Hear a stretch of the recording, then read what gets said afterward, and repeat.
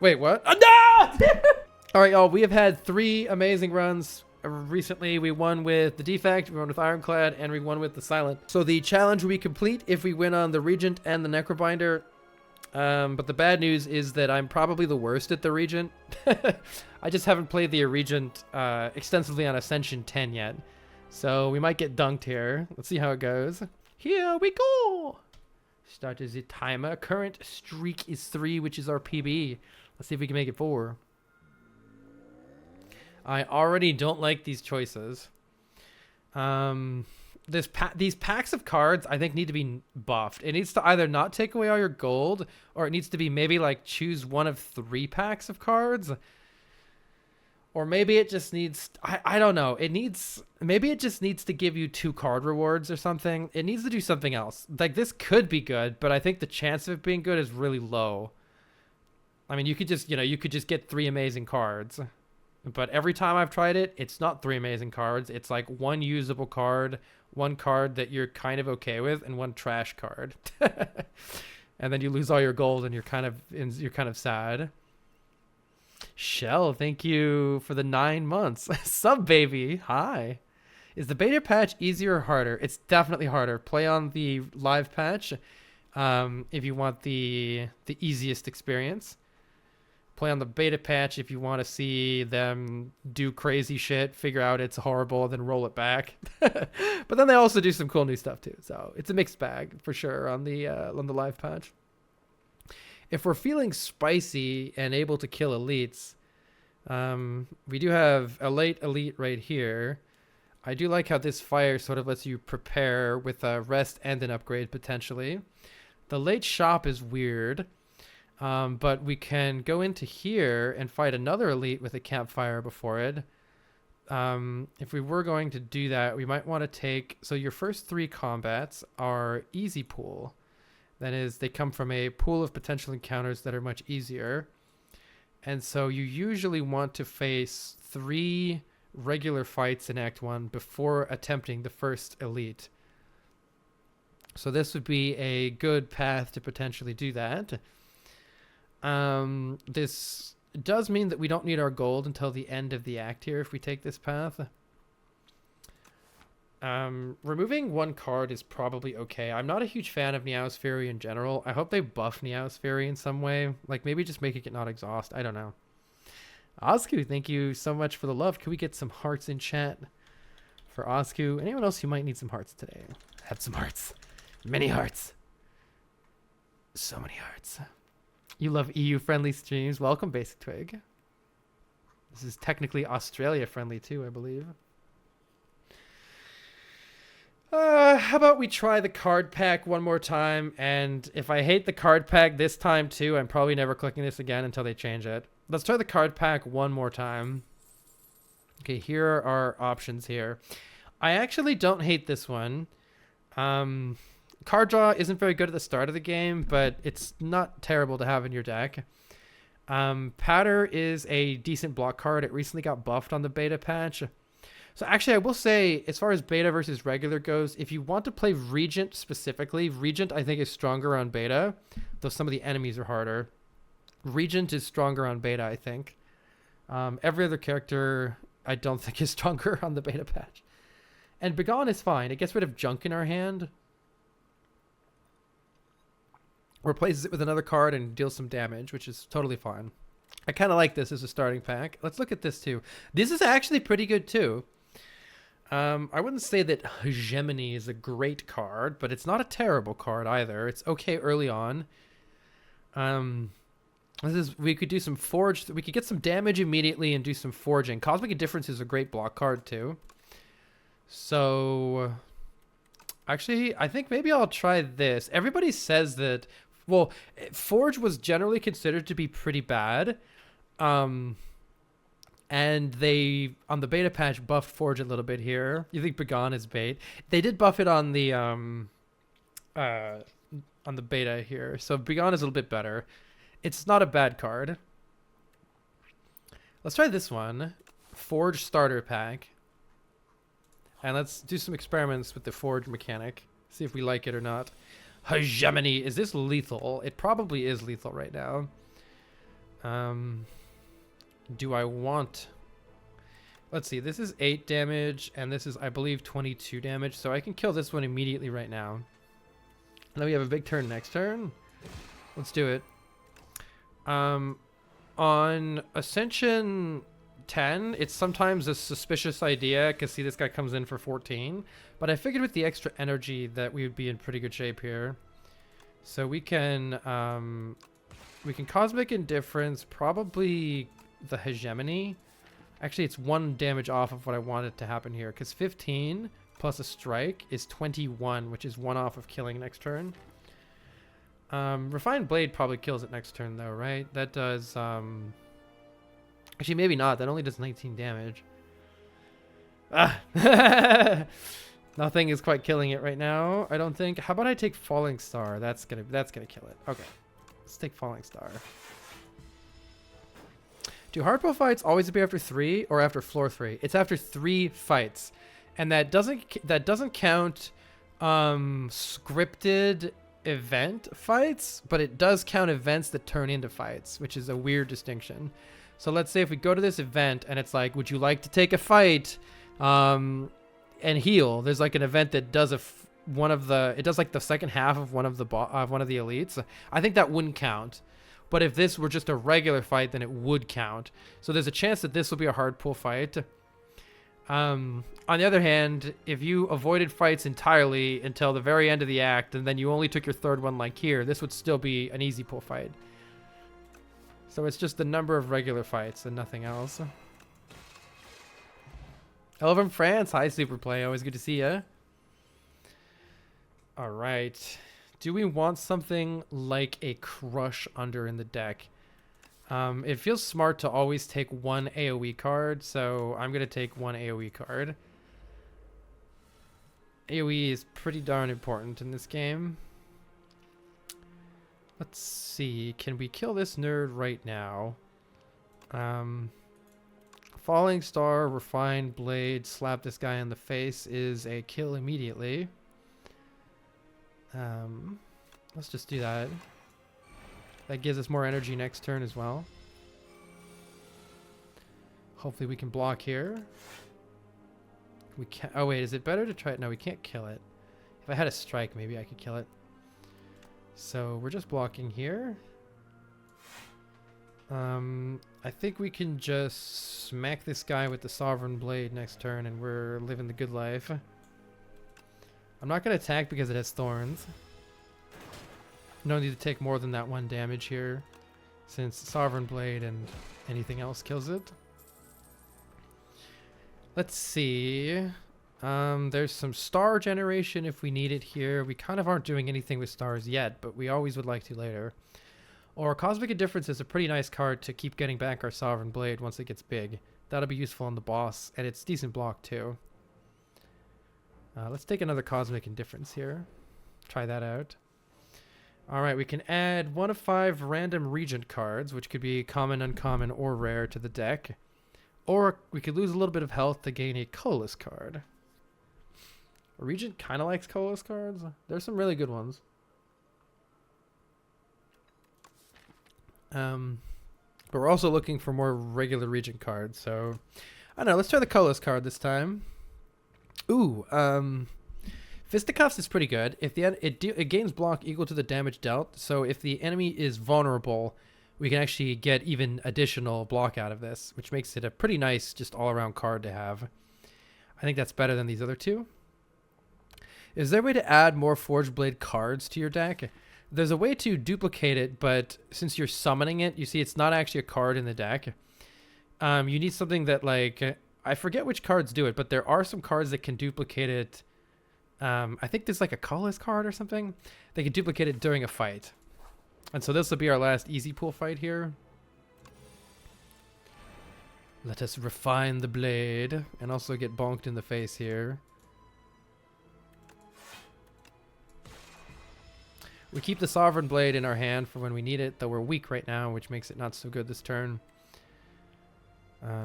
But the extra energy is really coming in handy here. Like to see that. Let's see. I'm just going to play Crush Under and Cosmic Indifference. That should be a full block.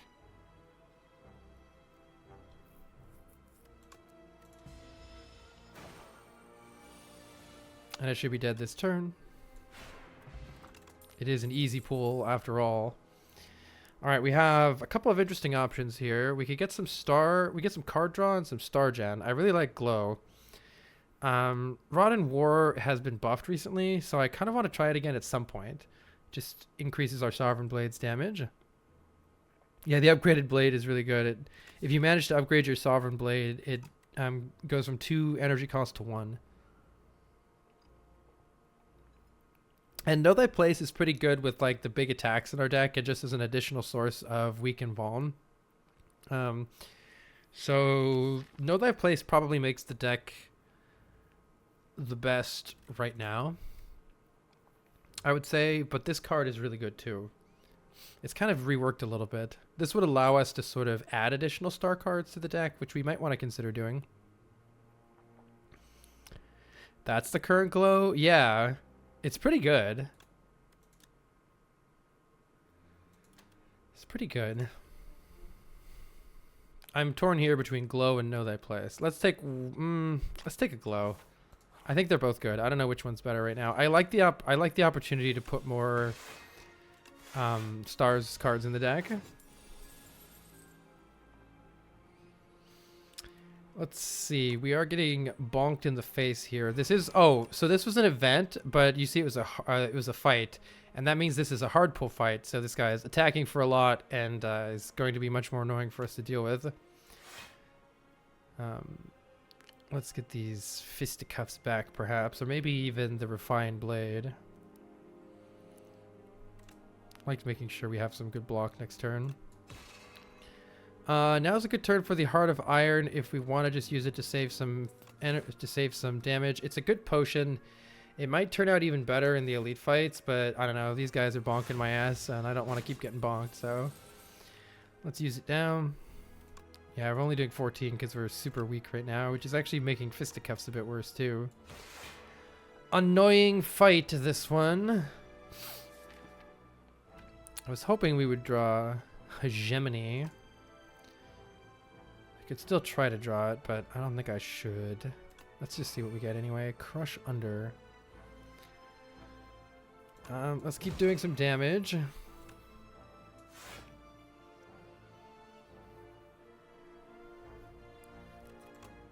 Let's see, this thing's at 29. We're going to be weakened again, which is really annoying. But with Falling Star, we can probably kill it this coming turn here. I might take Refined Blade in hopes that this could kill it right away here. It definitely needs to die. Yeah, it's only 14 damage. That's pretty sad. 21 is just shy of a kill. It's very sad. In that case, maybe I'll play Refined Blade so we have the energy to use next turn. That'll probably be useful. And then just kill it with that. This is 7 damage. Yeah, let's get the energy next turn, I think. So these guys come out, and this guy's got 37 of my gold here, which is pretty annoying if I can't kill this guy here, and it looks like we're just shy due to what I drew. This is why the hard pool sucks, man. This is why the hard pool sucks. Well, there's nothing we can do about it. He's unkillable with this draw. I need to draw another strike. I probably could have taken some damage last turn to get around it. It's clearly just one guy. Alas. Alright. Well, we have no money. Thankfully, we didn't have that much money anyway, but it is annoying. The glows keep coming. Let's see. I think we can either take another glow to use... the card draw is good with our energy, and it'll really open up star picks. Or we could take a Photon Cut, which has a couple of synergies, but not the ones that we're really using right now. So I'll add one more glow to the deck. And then hopefully we can take on this elite. This is interesting. I'll probably just heal 10 here. Also, you could consider clicking this a whole bunch and then just resting. Though upgrades upgrades would definitely help us. 2 strength is pretty huge here. And I think another way to play this would be to click this a whole buttload of times and then just rest, because you'll actually gain more health off of the rest. That runaway animation is cool. It is. I know, Fango. Sorry, Fango. I'm just going to take the 10 health and an upgrade. I think the upgrade is going to serve us well into this. I'm just going to look at some of these upgrades, see what the new ones are. This is a great upgrade. 2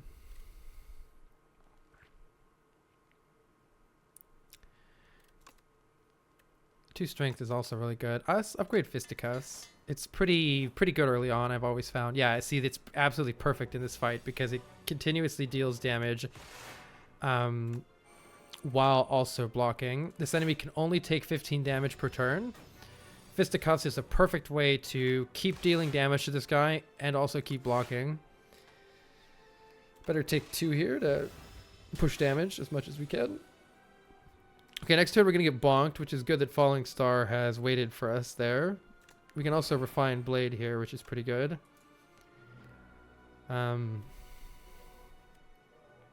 We really don't need this many stars. Yeah, it's 15 now. Hey, Marin. Hey, Rocket. I'm doing pretty well. Doing some fun science stuff at work. Getting some exercise. Doing good human things. Let's see. I'm thinking about which card to maybe Cosmic Indifference for next turn, if there's any. I mean, Fisticuffs again is blocks for 9. It's hard to turn it down. None of this really matters right now. Did Fango.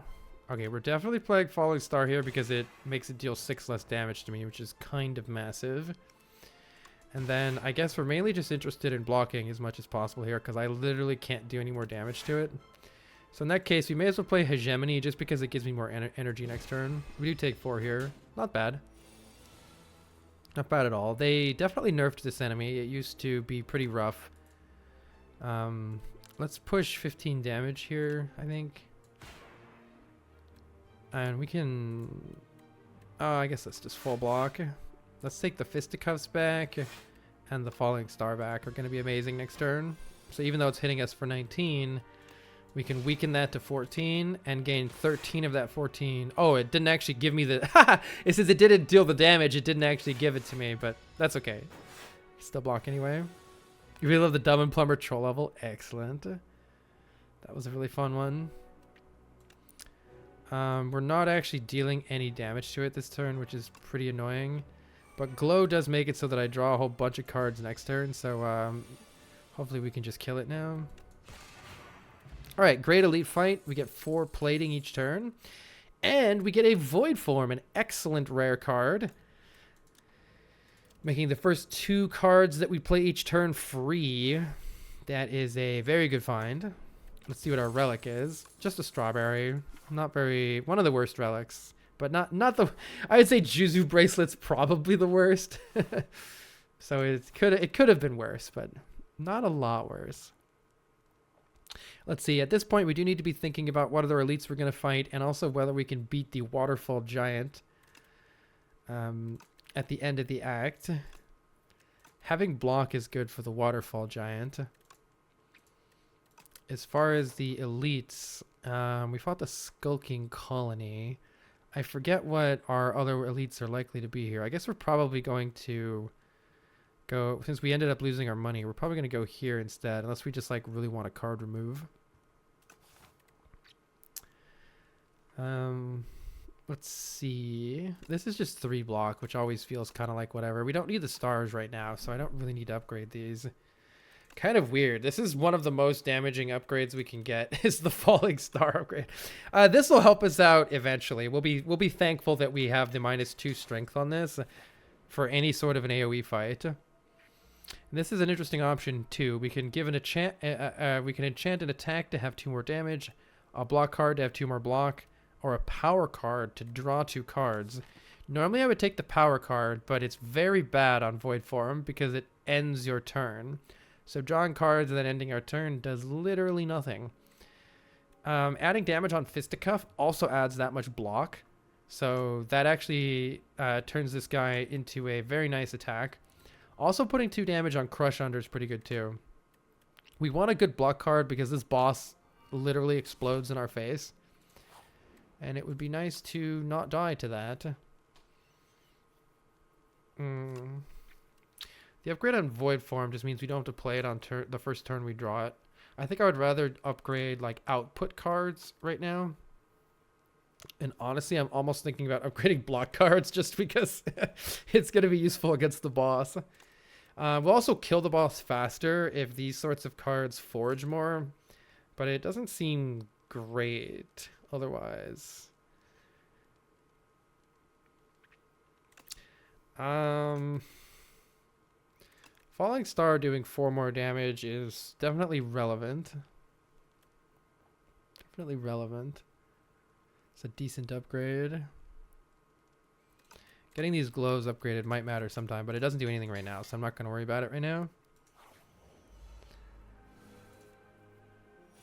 You really... The Uno Dos Tres Cuatro song? Yeah, that song, that was so funny. That was so funny. Alright, we have 11 block in the form of just this one card right here, which is nice. And I could try to glow to block even more damage, but I think it's smarter to just... oh, we didn't even need to with the plating anyway from our Gorget. So it definitely wasn't smart. I guess we're full blocking and playing Void Form right now. Now you can see we get 2 cards for free here, which allows us to bonk this nerd quite easily. Is it time to add an additional Forge card? This is interesting. If we want more card draw, we could take this one. Whereas if we want more just straight up damage, we could take this one. I think we already have a bunch of card draw, but with Void Form, we appreciate more and more and more card draw because this extra energy gives us something to spend it when we draw more cards. So I think, and also more vulnerable is really valuable here as well. So it's hard to know what to pick here. This just upgrades to Forge 8, which is pretty trash. We almost have too many card draw cards. I want to try these new Forge cards, so I want to pick one of these, mainly just because they buffed them, and I want to see if they feel better now than they used to.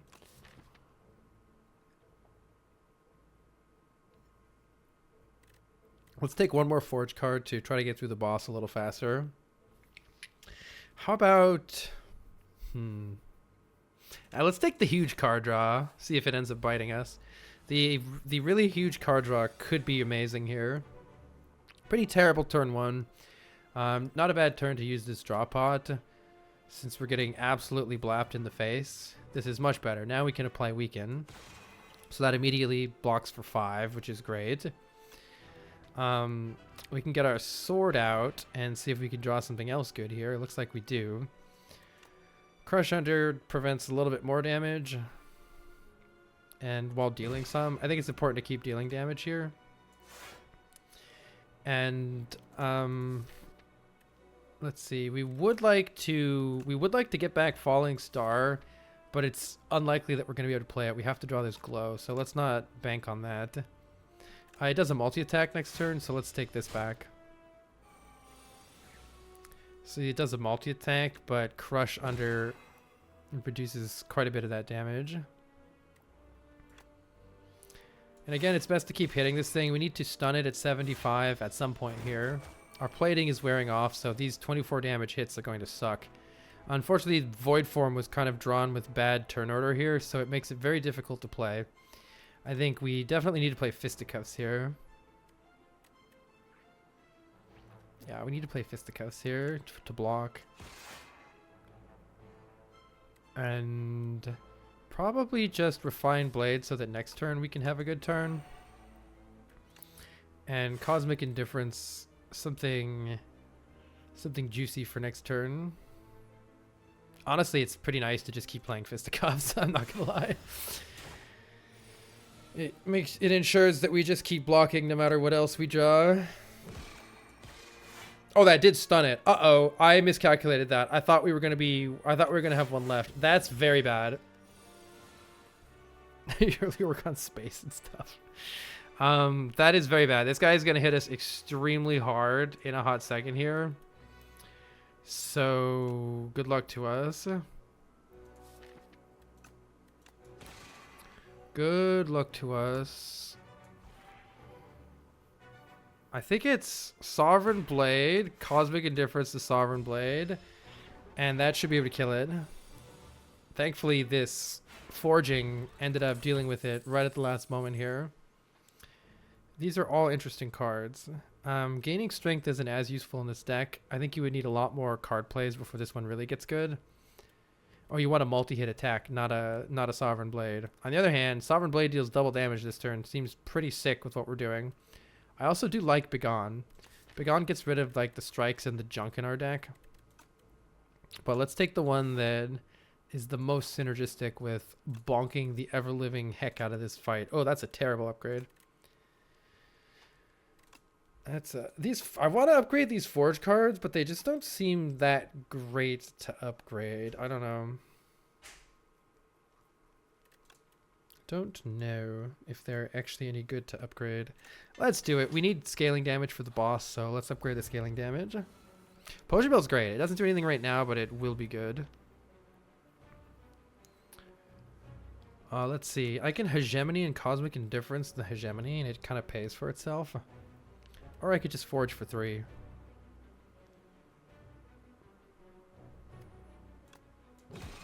I'll just forge for 3. It's a little bit of damage scaling for later in the fight. Okay, this is very good that we had a Hegemony last turn to get the extra energy, because we really need to play Void Form here. Don't make the mistake of playing Void Form first, though. It ends your turn. So blocking for 11 is excellent with Fisticuffs. This thing will stack Steam Eruption. It keeps going up and up and up. And when we finally kill it, it will explode for the damage here, which can be quite a lot. So we can do some extra damage here with Crush Under, because we're actually blocking fully with the 3 plating that we still have. Getting Void Form in play is huge. Now all of our card draw cards are going to be very, very useful. Can even play this.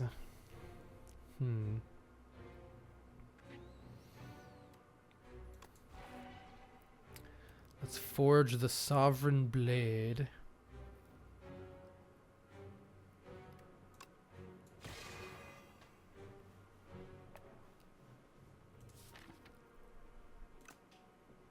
Let's see what we draw here. I think I should just probably bonk it. And no, we don't need to take damage, right? I think we're doing pretty good. I think the fight's pretty set up.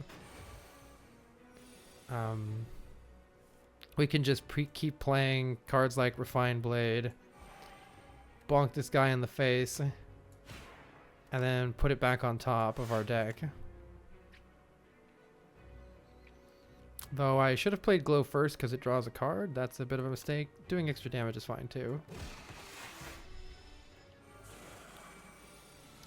I love how Juz read How to Mario and Mario keeps falling. Yeah, I love that room too. I'm glad you liked it. Okay, we do need to bonk this guy and keep dealing damage here. This thing does need to die. It's going to explode for 32 when it dies, so... Fortunately, we've drawn Conqueror. I should have maybe waited to play Conqueror, since we don't have the Sovereign Blade now. Though I could play Conqueror and Cosmic Indifference it to try to get it next turn. I guess there's no guarantee I'm going to draw it. Yeah, there's no guarantee I'm going to draw a Sovereign Blade, though. We do have a lot of card draw, though, so maybe it'll work out. Let's get Conqueror back. Is Golden Compass good? I don't think so, to be honest. Alright, that was lucky. That was lucky. Let's see what we draw with Glow here. Okay, nothing super good. This thing is still notably... Okay, yeah, it's dead. There we go. Okay. Tis dead. Now it's gonna explode for 35 next turn, so we gotta hope we draw some block here. Preferably weaken would be good. Yeah, we got all that, so we are Living the good life. It's hitting for 24. We're blocking for 21. Excellent fight. We get a Dex potion. And some interesting options here. The only way that we're ever going to really play 7 stars is with Void Form. On the other hand, we can cast Comet, I think, just with the Star Gen that's already in the deck. And Weaken Vuln are really helpful here. We kind of need more Weaken Vuln in the deck. So Comet's the card for me. But yeah, the Golden Compass Path, I think, needs a buff. I think it's okay, but most of the time the other ones are better. Can you stack Void Form? I don't know. Probably, yeah. First 2 cards. Actually, maybe it doesn't stack because it's the first 2 are always the first 2. Maybe it won't stack. I don't know. Let's see. If you end your turn with unspent energy, gain extra energy. This is actually pretty good just because we often end with extra energy. We can also exhaust our hand if we get a bad hand or just gain a bunch of relics. If we're already pretty happy with the cards that we have, we could just add a bunch of relics to the deck. I think that's pretty good too. You can stack Void Form. Interesting. This deck can use extra energy because we have so much card draw. Card draw, card draw, card draw. And the energy that we're already gaining makes it a little bit easier to start rolling that. On the other hand, Void Form makes it so that we don't really need any more extra energy. Let's maybe just take a whole bunch of relics. This also makes it easier to play Void Form, though. Fuck it. I'm a sucker for energy. We have a lot of energy, but I think we can use it.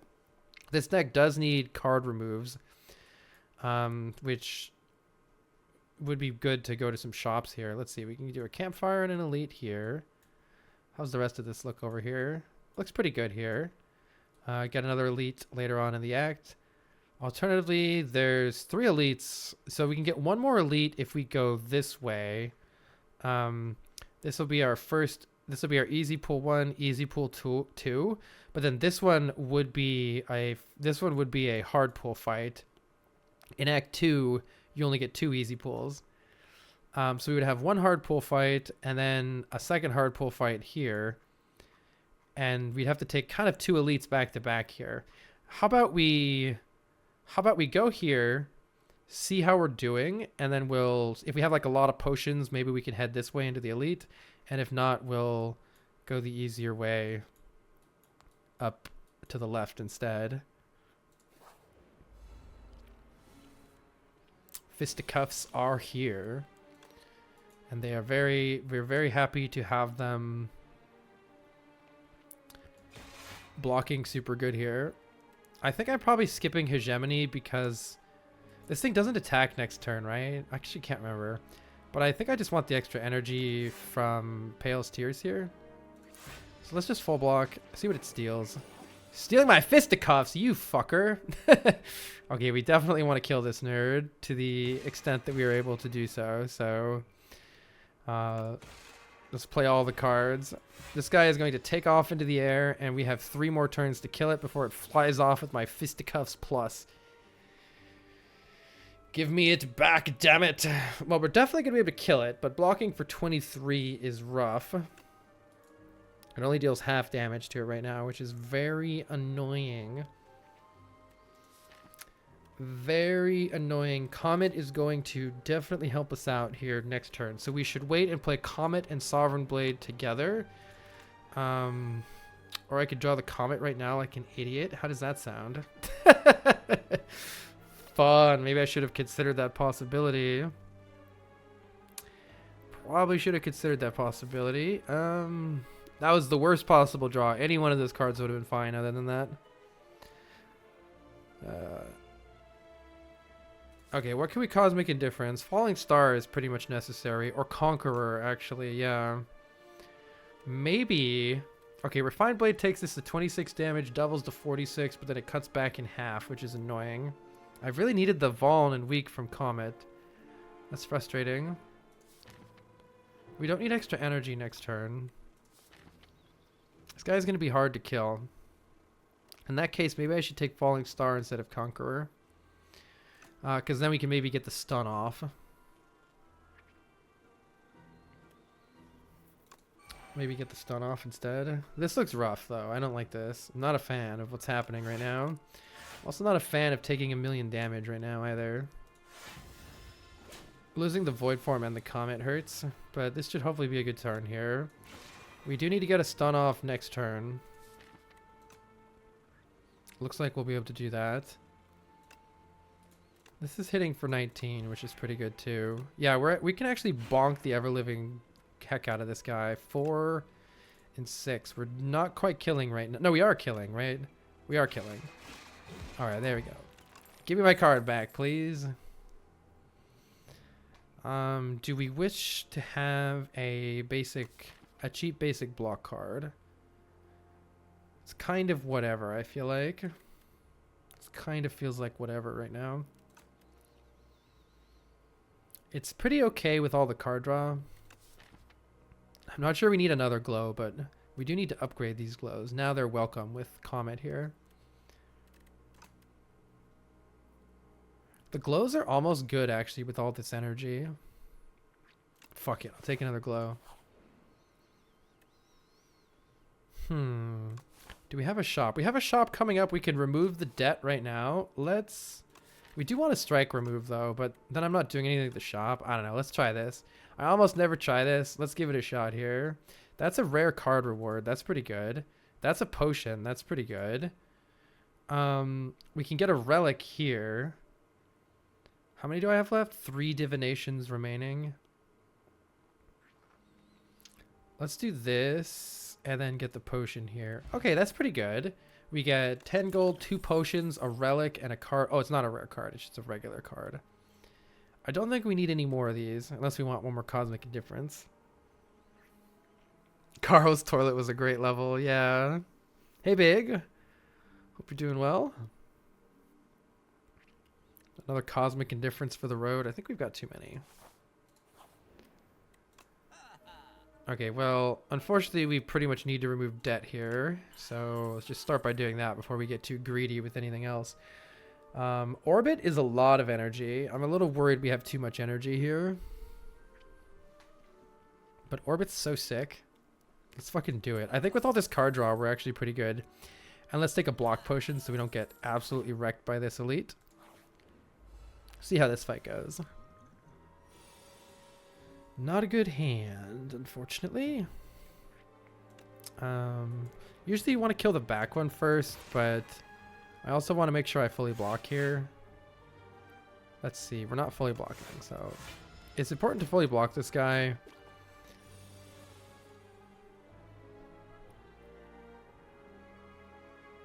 Orbit counteracts the relic. No, we just want to end with an extra one here, and then we're pretty happy. So yeah, I need to upgrade these glows to produce more. Wait, I can just bonk this guy. It only deals 26 damage. It only deals 26 damage. I need to actually keep the extra energy here. Yeah, keep the extra energy. You always spend mana. We want this extra energy. Look at all this card draw and all this energy.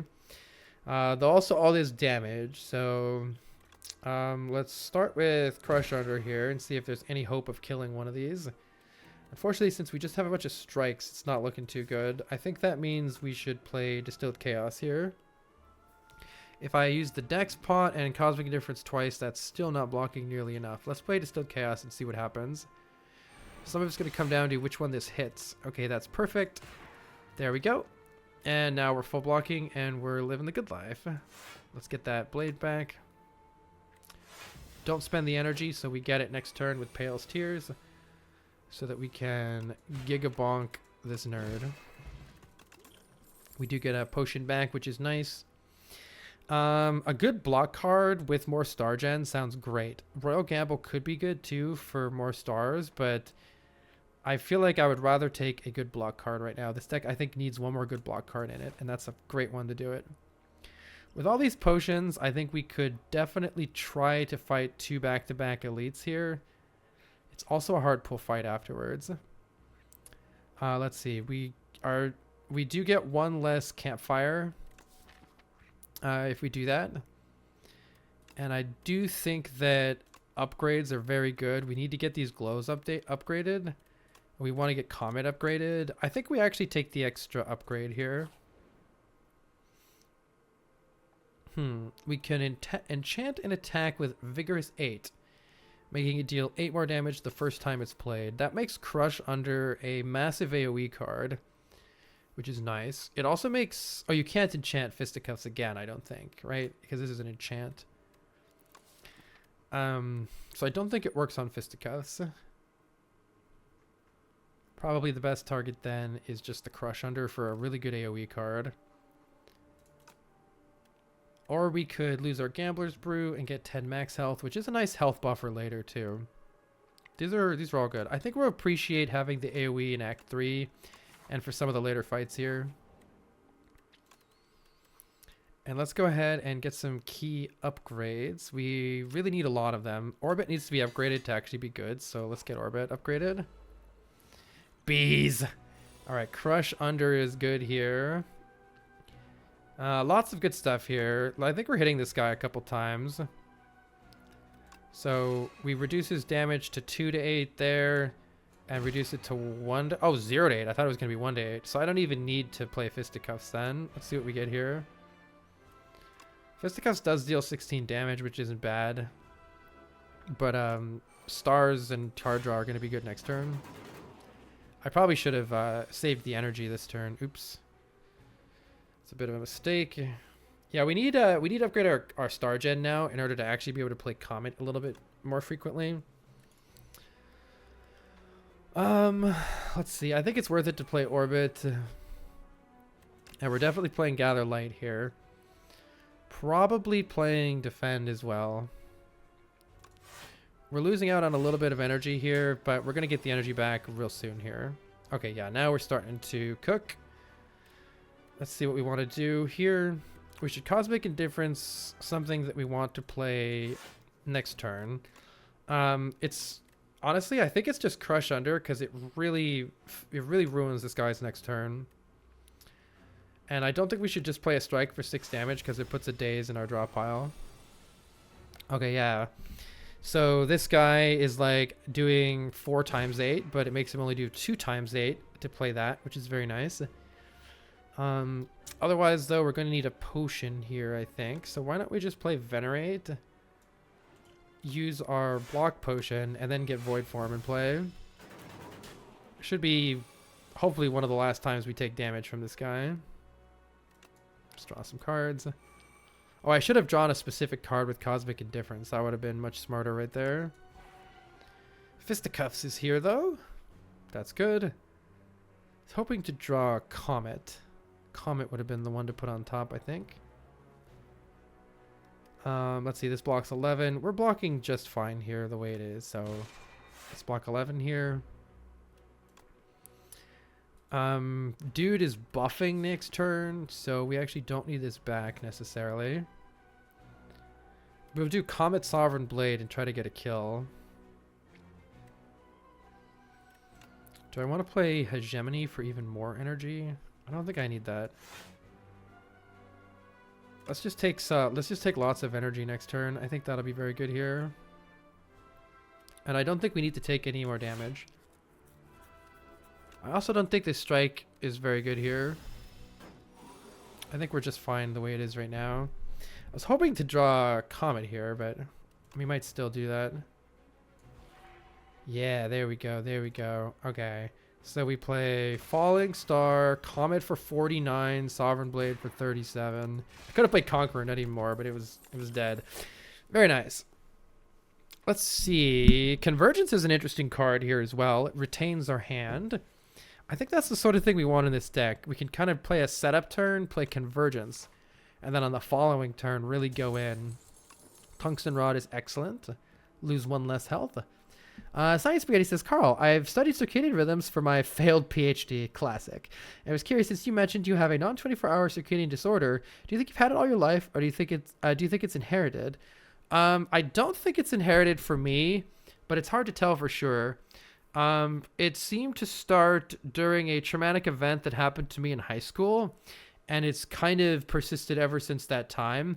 there have been a few times when for several months it's gone back to normal, but it always seems to devolve back to that. And I've tried basically like everything that you can read about in the medical literature to solve it. And all those things do is kind of like slow it down for me. They never seem to have a permanent resolution. But so I don't think it's a lot of the time the way genetic things work is like you might have a more likelihood of something happening. And so maybe there's like maybe the we have these like there are these brain pathways and particular cells in your eyes that detect light. And so your brain knows, hey, it's a daytime right now, or it's morning, when you see the light like coming in through the window in the morning and it wakes you up. And those things are supposed to affect your circadian rhythm to let you know, hey, it's daytime, it's time to wake up. And it also kind of tells your brain when it's going to go to sleep that night, in 16 hours or however long from that point. And it's possible that those systems like maybe just work slightly less for me, or there's like one component of it that doesn't work very well. It's hard to say though. Hard to say. Living things are complicated. What does this do? Just an additional star. I think we want to start getting these glows upgraded. I keep not being able to play Comet because I'm just a little bit short. So I think just a little star gen would be good here. Let's get like one of these glows upgraded. Falling asleep part doesn't work. Yeah, falling asleep is weird. It's like a combination of how long has it been since you last slept? Is your circadian rhythm, at the right time for you to sleep right now? Sometimes people get insomnia because their circadian rhythm is kind of off when they're trying to go to sleep. Like it's the same thing that causes jet lag. And so you're trying to sleep, but your body isn't really thinking it's the right time to sleep. So it's really hard. Or if you're stressed. If you're stressed and anxious, then it's hard to fall asleep. This is a great use of convergence here. We can draw a bunch of cards and draw cards next turn and play convergence. We'll retain our hand here, gain lots of extra energy, lots of extra card draw. Let's see, we definitely want to Comet this nerd. This thing's weird. It puts a debuff on us called Tender. It says whenever we play a card, we lose 1 strength and 1 dex. So our ability to block and deal damage is going to rapidly fall off a cliff here. It's like these will block for 6, 5, 4. For that reason, I think I should play the Comet later in the turn. And get the block in first while I still can. That's 14 block. That's enough block. We can play the Comet to deal some damage. And I think I should probably play the Hegemony as well, so that I get a lot of extra energy next turn. And let's pair that with some card draw next turn as well. I probably should keep the extra... Well, maybe I've already got a bunch of extra energy. Maybe I actually go straight in with the Refined Blade. Yeah, because it gives us energy anyway. Let's go straight in with the Refined Blade so that we can bonk this guy with the Sovereign Blade this turn. Sovereign Blade is dealing 34, so we're probably not killing this guy. Crush Under does really good work here. Let's do that. Only makes him hit for 12 here. And we can block that fully with this Fisticuff, so let's do that. Deck is feeling pretty good right now. Deck is definitely feeling pretty good. Let's do 13 damage. Oh wait, you're dead. Alright, never mind, we have lethal.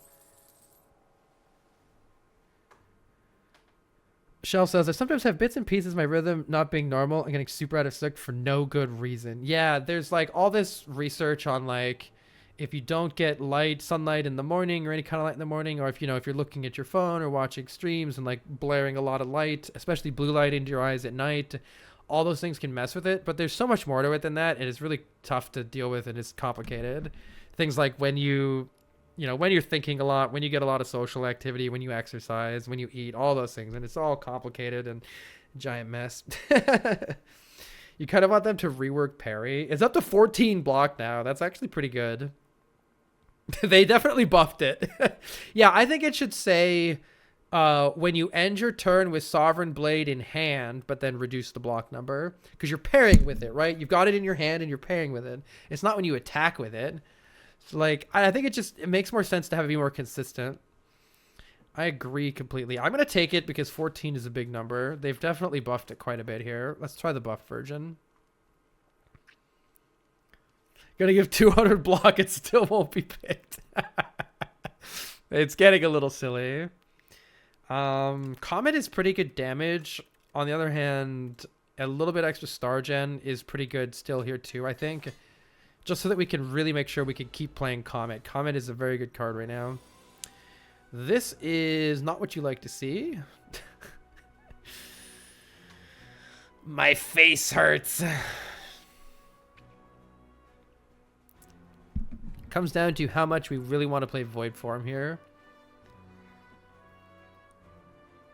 I'm kind of thinking I'm just going to play Glow and go from there. Losing the Void Form hurts a little bit, but oh man, this is why we need more removes. The removes are what you want there. We could use the Gambler's Brew here to discard all of these cards immediately here. And see if we can get something to apply weakness, maybe some better block. Nothing is looking excellent here. Unfortunately, we do get 1 energy back from slapping this guy, but that's just a strike right now, which is pretty mediocre. Let's go ahead and use 1 Dex Potion here, but we shouldn't use the other one. Does it attack next turn? I think it does. So playing the Void Form is still tricky next turn. Still tricky next turn. I may as well strike. It's not really doing much either way. And I'm tempted to play Refined Blade for the energy next turn. I'm trying to decide if I want a Cosmic Indifference to Void Form. I forget if this thing takes a turn off, but I think it's... Does anybody know? I think next turn it attacks, but then the turn after that it takes off. That's the turn we want to play the Void Form.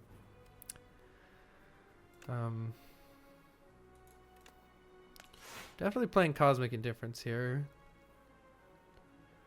Keeping the star count up is okay, I guess.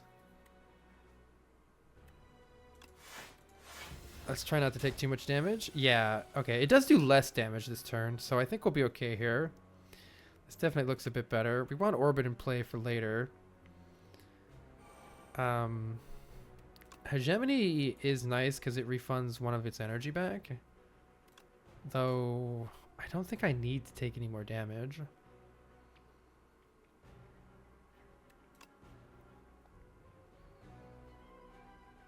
Oh, wait, that's nearly a full block as is. Wait, we could just play Gather Light. I'm fine with this. I'm fine with this. We're only taking 1 here. It does attack again. Okay, I was not planning that appropriately, unfortunately. Okay, well, in that case, we do want to lower its damage there, but yikes. Yikes. Not a good series of events for us, so it looks like we're resting.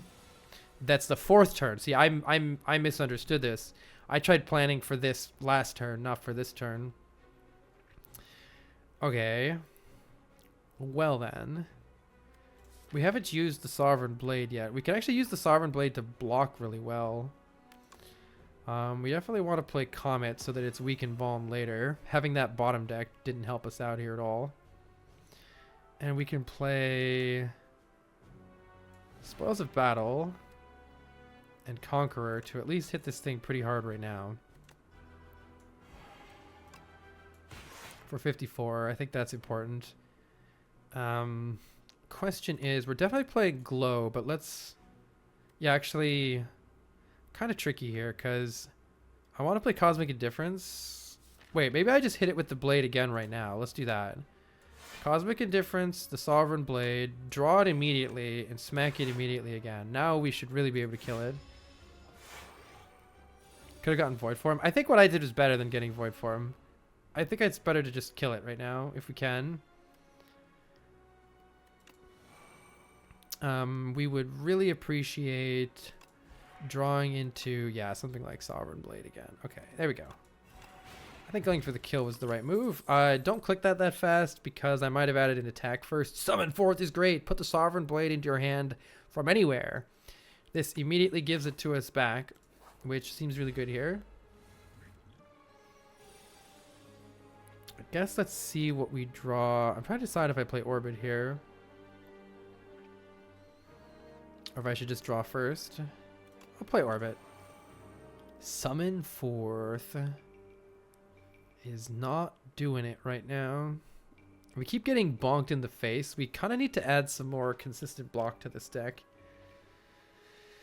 Classic Regent problems. I think that means skill potion here. See if we can get some block. Sadly, we don't have much in the way of block. We just have weak.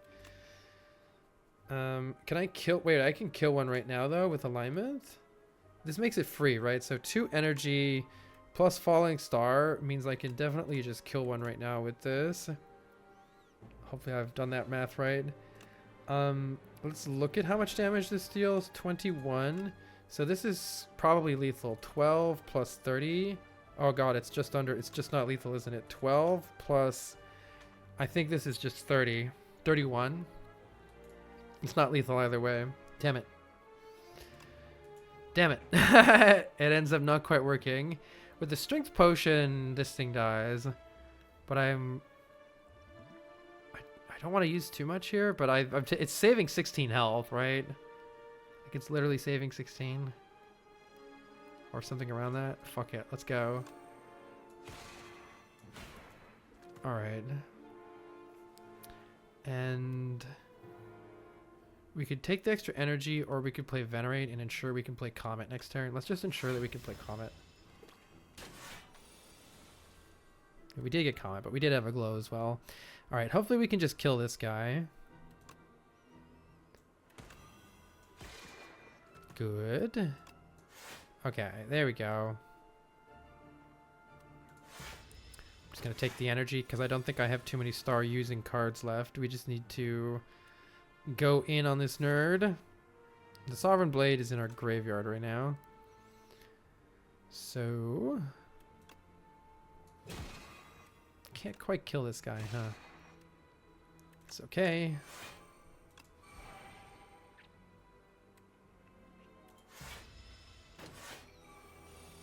Hey, world champ. I'm doing well. Okay, we made it out of that fight, but it was a little bit sketchy. Deals 3 damage to all enemies for each star gained this turn. Not really what we're doing. I'm almost thinking we should take another block card, but it's not a very good one is the problem. It's just 7 block. I don't know. We definitely need to rest against Knowledge Demon here.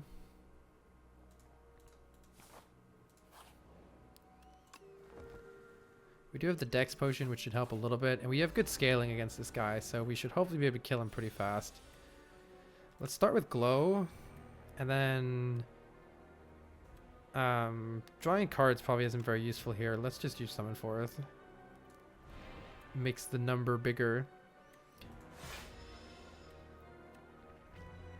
Drawing one fewer card actually doesn't affect this deck that much. Maybe we should take this. Let's try it out. I don't normally try this. But this deck is drawing a lot of cards right now. I would like to play Void Form here, but look at this. We definitely need more block in the deck. I probably should have just taken one of those block cards.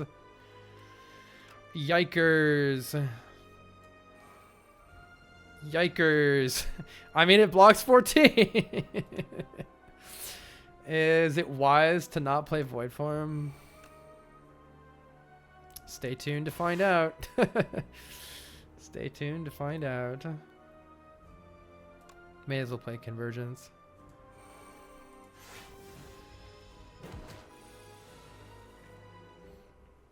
I'm thinking with Orbit we're fine here.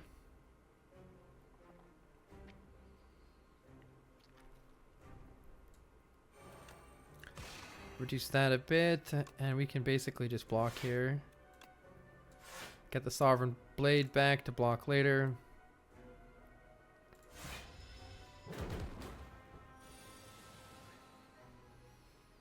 Yeah, it's working. It's working. Just block with the bonk. Block with the bonk. And we may as well play everything here. We're getting extra energy back from Orbit anyway.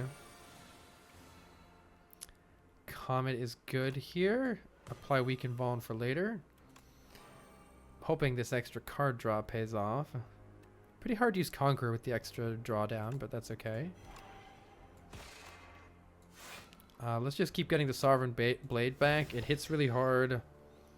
Can I play more than 3 cards a turn? Let's just try this. I never take these options. My thinking here is we'll just set up the blade and block with the blade. I don't know. 3 cards. So I do need to... We're already full blocking already. Let's keep some card draw going next turn. Or maybe just forge, actually. Fuck it. Okay, make sure I don't play too many cards. I never take these options, so I'm kind of just seeing how it goes. Now, this is the problem here. We didn't... did not draw anything that blocks this turn. No block here. Is it better to refine the blade? I think so. This is 22 damage right now, but this will be more than 22 damage later, hopefully someday. That does hurt my face. Okay, Summon Forth is here. That's really good. I would like to play... I could play Summon Forth... Convergence... and try to kill next turn? Or I could just play Summon Forth, bonk with the blade, and put it back on top. I think that's the play. Summon Forth, just bonk with it, and put it back on top. The lack of playing cards there definitely hurt a lot that turn, though.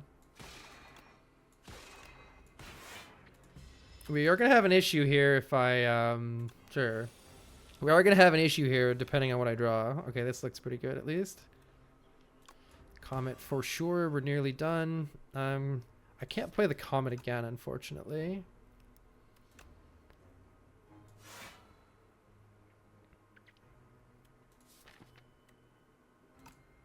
Oh, wait, I can't play the Comet again. I should have, whoops, I should have played that in a different order. This thing needs to die. Let's just kill it with pretty much any attack next turn. I think overall this was not the right way to do this at all. This is not the right way to do this at all. Mistakes were made.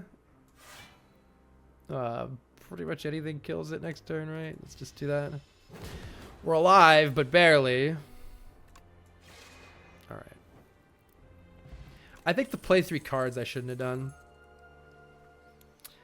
Let's see. Additional card draw, but exhaust cards. I kind of like this. It helps shape the deck by removing this trash. So I kind of like a Tyranny here. This is difficult to play without Void Form, though good if we do get it. I'm going to try the Tyranny here. It helps shape the deck if we kind of need some help right now. Very interesting options here. Delicate Frond gives us 4 potions at the start of every fight. That's pretty good with the extra potion slots. On the other hand, 999 gold is a lot of gold. But if we do take that, we have to go a kind of a weird path here, skipping a fire or 2 potentially. I like this path more. Fight the elites later, restock on anything we need just before the end there. There are a lot of combats leading up to it though. So we could just take the potions, take 3 upgrades, fight 2 elites, and get a shop. How important are the upgrades? This makes it innate. Actually, the upgrades aren't that important right now. We've kind of got all the good stuff upgraded already. Yeah, we've kind of got all the potions upgraded. I mean, all the cards upgraded. If I do take the 999 gold, I do like how we get 2 card removes, actually. 3 card removes if we want. I'm not sure we can survive that path, though, without potions. I think these are all good options. I'm going to take the gold just because it's honestly kind of fun. But this could be a mistake. This could definitely be a mistake. All right, Convergence will be good for next turn. Save energy. Yeah, Glow and Venerate are good upgrades still. Let's see, we can gather like Comet here. That's pretty good. Get some big damage in on this guy. And tons of energy next turn. Feels pretty good now that we don't have all these debuffs. It's good to play another card here just to make Orbit go down. At least we have some block here. Can we play Comet next turn with any combination of things here? Not really. Oh yeah, if I play the Void Form, we can play the Comet next turn. Let's go ahead and play the Comet next turn and just try to kill it with Hegemony. I think that'll just kill it. We're not taking really much damage this turn. I think it's fine.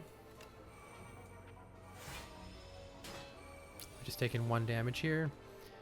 And it should be... Oh my god, it's so dead. Everything is killing it. Kaboom! Touch of Insanity is a really nice one for later. Make a card free to play this combat. That makes the Sovereign Blade free for a long time. I don't think any of those other things are good. And we have 1,200 gold, so please give me this shop. Oh, Strikes and Defense gain Ethereal. That's amazing. They'll be exhausted from my hand when I don't play them. That's kind of like removing all of them from the deck right now. That's extremely good. Extra card draw is good. Extra damage is good. Get one of these strikes out of my deck so I don't even draw it in the first place. Very good. Couldn't be better. Draw is amazing. All of our potions now are excellent. An additional parry sounds funny, so I'm going to click it. Dark Shackles is an excellent block card. Let's click that too. The first attack or skill you play each turn is placed on top of your draw pile.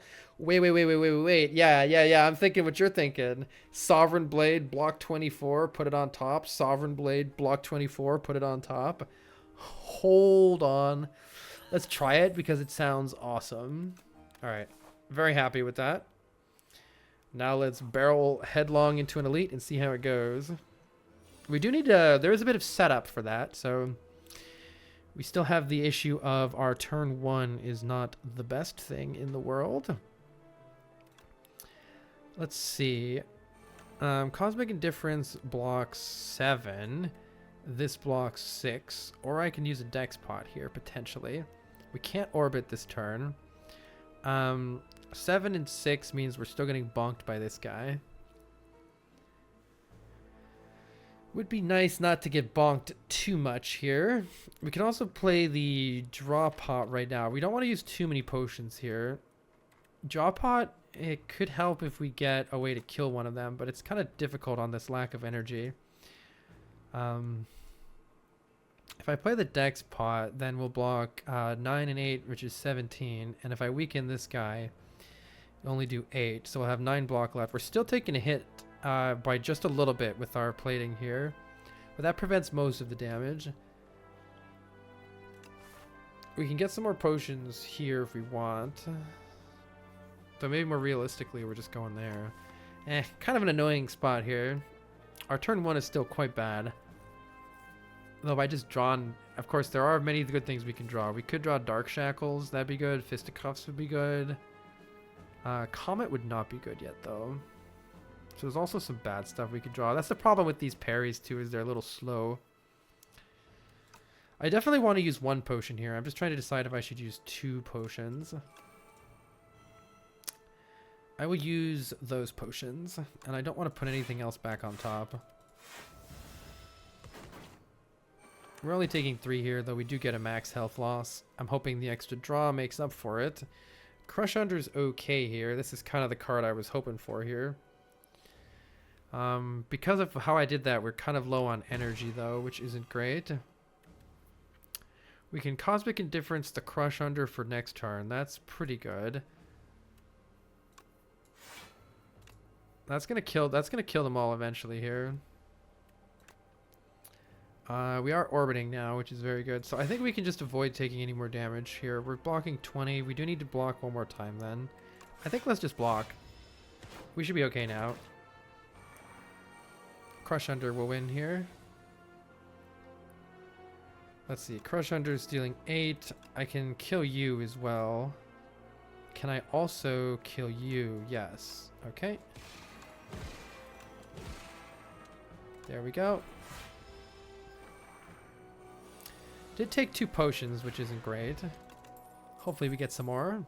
Prophesize could be big on some of our turns when we start to really generate a lot of energy. So is another Summon Forth could be good too. I'm going to take this. I think it has pretty good potential here. Do we want to get hit or do we want to get big? I guess we're upgraded. Oh, it's I don't get to choose the upgrades. Oh man, the upgraded defense are actually okay, but everything else is pretty trash there. Kind of a yikes turn one here. I think we need to actually generate the energy for next turn this time, so I'm not going to play this other parry. We need this extra energy so that we can actually do some big things here. Conqueror can kill this guy, maybe? Let's see. It's kind of bad still. We do block for 14 with the Sovereign Blade, so that's good. Conqueror hits this guy for 26 plus 15 is actually not a kill, which is not great. 26, right? Because it's 13, 13. Plus 15 is 41 plus the strike kills, and we're blocking for 14, so I think that's the play. Nope, I can't play that many cards. That's not the play. Heck. That is not the play. Defend Sovereign Blade blocks 23 plus 3 is 26. We're only taking 4 damage if I just play Sovereign Blade and defend here.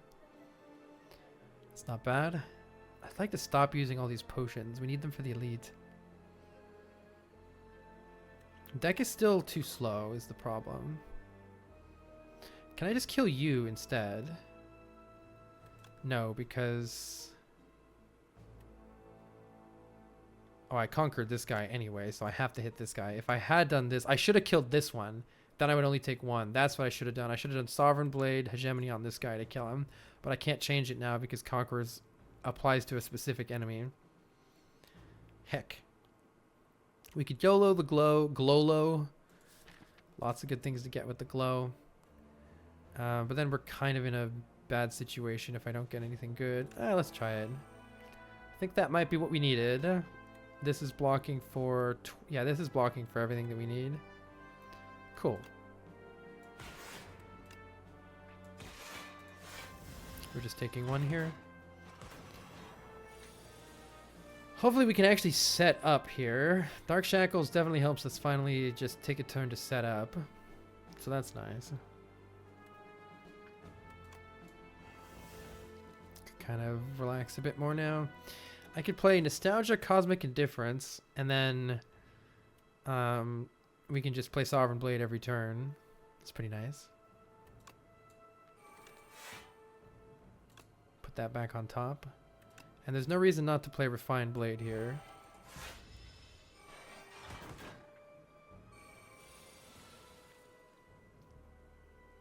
The first attack or skill we play each turn is placed on top of our draw pile. It only deals 26, so I guess I'm still killing you. So it gives us 14 block and goes back on top of the draw pile. That's pretty darn good. We're already fully blocking here, so let's just play Orbit and call it a day. Save the stars for Comet. Blocking with Titanium Rod. Tungsten Rod, yeah, true. True. We're not killing this thing. That's kind of a problem. Might need to play Prophesize then. Now we're killing stuff, right? Nope, we've bottom decked the Comet. God damn it. Let's see. Summon Forth. I think it's good enough here. Summon Forth makes it so that the Forge just kills this guy. Is there something better I could do? Crush Under is some decent block here.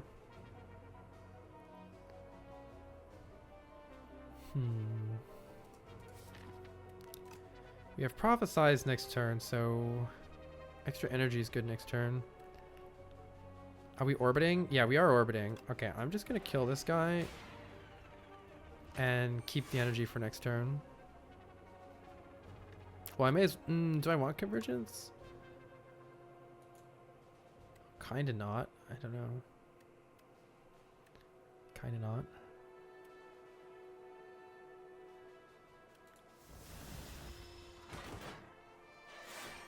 Kind of weird fights. There's lots of options for different cards to play. We don't want to put Comet back on top, I don't think. Or do we? Let's see what Prophesize draws. We want to redraw our Sovereign Blade here. This is orbiting. Okay, I think we're pretty set now. Now this thing is like one-shotting these guys. And going. Yeah, let's get that guy ready to kill. Put our blade back on top. Gotta remember that I have nostalgia. Since I don't always want to be nostalging the things that I'm nostalging. Okay, now this blocks for 24. Wait, it didn't kill that guy. I just kind of assumed it was going to kill that guy. Oops. Whoopsies. Not taking any damage, thankfully. Okay, I didn't play that fight very well, but...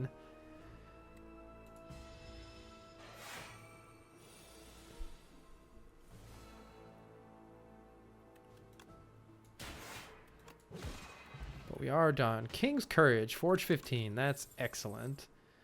Would you like more energy? Kind of. Orbit goes really... Extra orbits go really well with our Prophesize. It is adding more setup, though, so we have a chance of, like, bricking really hard and taking giga damage on one turn here. Alright, 23 damage. I think we're just playing... Cosmic Indifference is pretty good here, so that next turn, assuming we draw any kind of star gen, we can weaken it again. This looks pretty good. Though how am I blocking? Definitely want to play Orbit here to get that rolling. Am I just smacking with my Sovereign Blade to block here? Maybe. Morbid. Yes, we need Morbid. I could also play Prophesize, but things might not get better. There's lots of good stuff like Dark Shackles and Fisticuffs, but there's lots of bad stuff too. So how about we just play it a little bit safer? Definitely want Parry in play. Summon Forth is blocking pretty well here. Be better. I wish we could block better than this, but seems fine. And then I can either play... Oh, I should have played the Nostalgia and then smacked with it is probably what I should have done. I'm also pretty happy to get lots of energy next turn.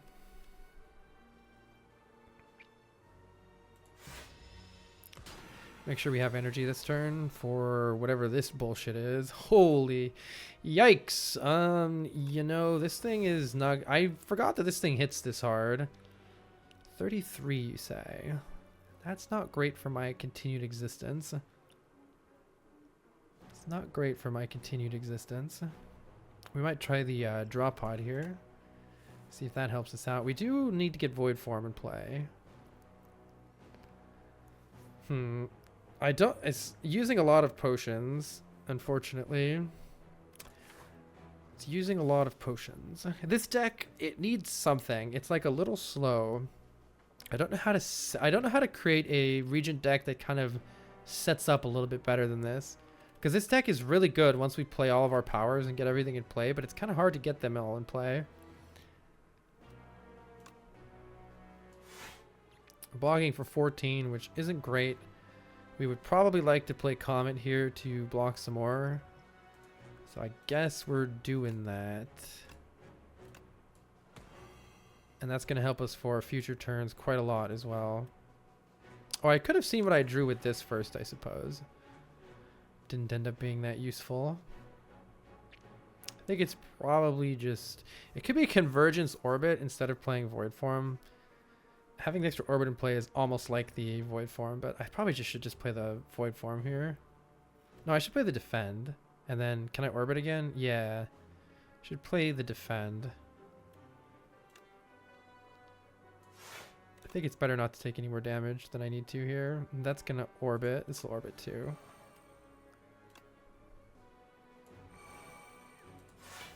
Okay, only taking 4.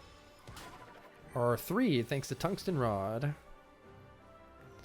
Alright, hopefully we can start doing some good stuff now. We do have lots of energy now. Still getting absolutely slapped around, which isn't great. Do you want Tyranny in play? Or you can just play everything. Let's get that Sovereign Blade back, right? Or maybe the Summon Fourth is even better.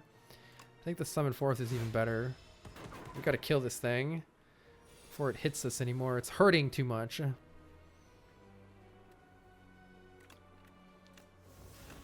Okay, Summon Fourth. Hits for 55. That's good. And blocks for 10. We need this extra block in play. We need all this card draw very badly. Okay, now we're finally cooking. Now we're finally cooking.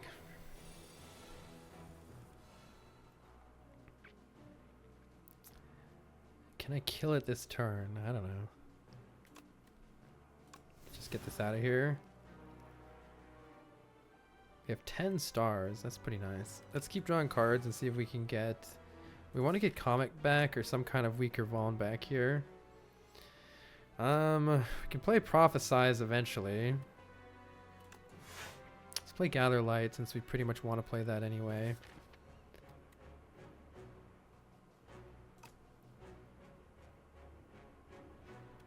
Let's draw some cards with this. There's our blade. We can just kill it with the blade, I think. Yeah, we can just kill it with the blade. Okay. Finally out of here. Oh, I should have just killed it immediately. Why kill it? Why kill it now when you can kill it next turn, too?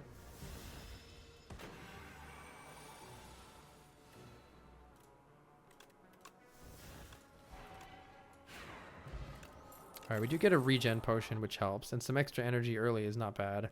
I also don't mind a Bulwark in this deck. This deck kind of needs more block, and it's a Forge card. Let's do it.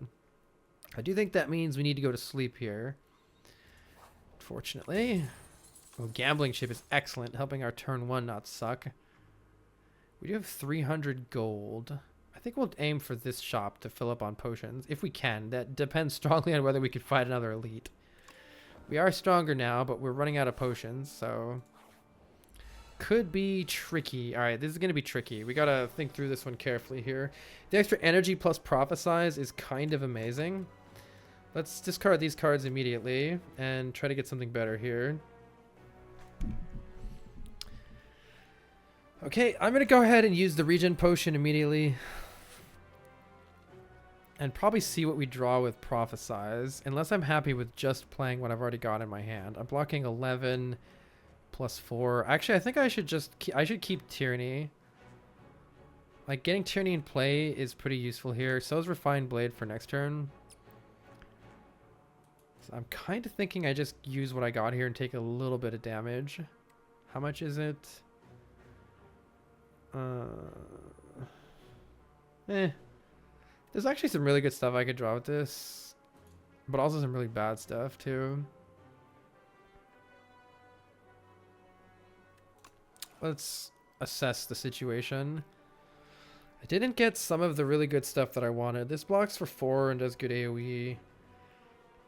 It could be Orbit, Crush Under, Fisticuffs is pretty much full blocking here. I kind of want to play the Tyranny. I think we need to play the Orbit for energy now that I'm kind of using a little bit of energy here. Refined Blade is pretty good for more energy next turn too. I think I need to play this so that they're dying.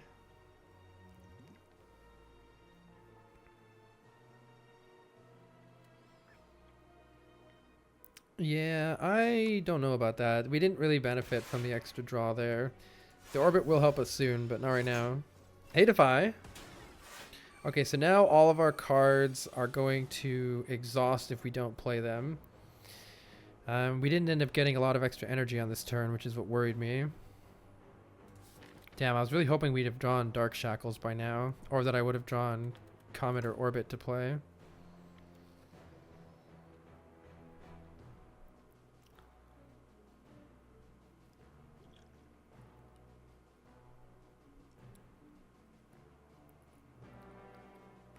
Not very good.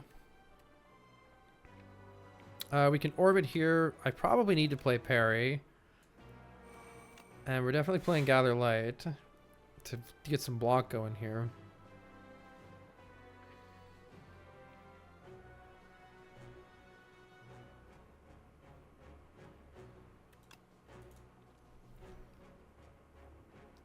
Don't like how this fight's going.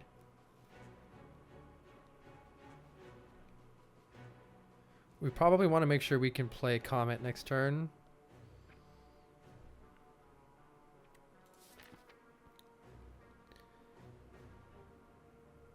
We can Cosmic Indifference something. Ugh. We weren't able to get Void Form in play either. We're really struggling with that.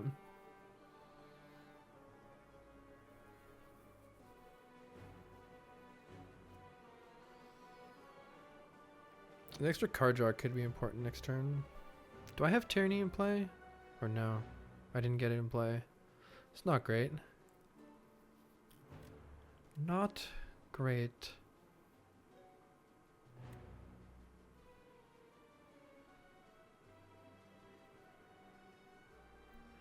I really need to get more energy.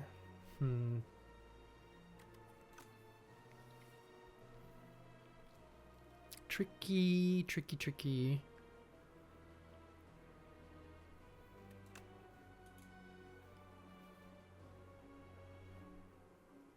I need to make sure I can play Comet. I do have two. I have Venerate and 2 Glows left.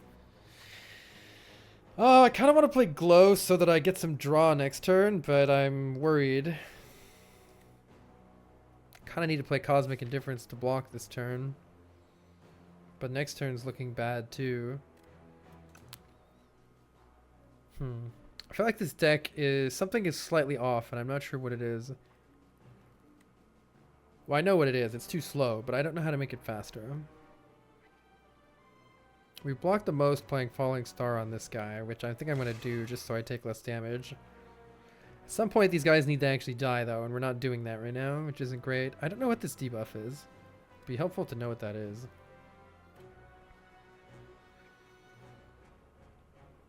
I think I'd better play Glow. It's going to make our next turn a lot better.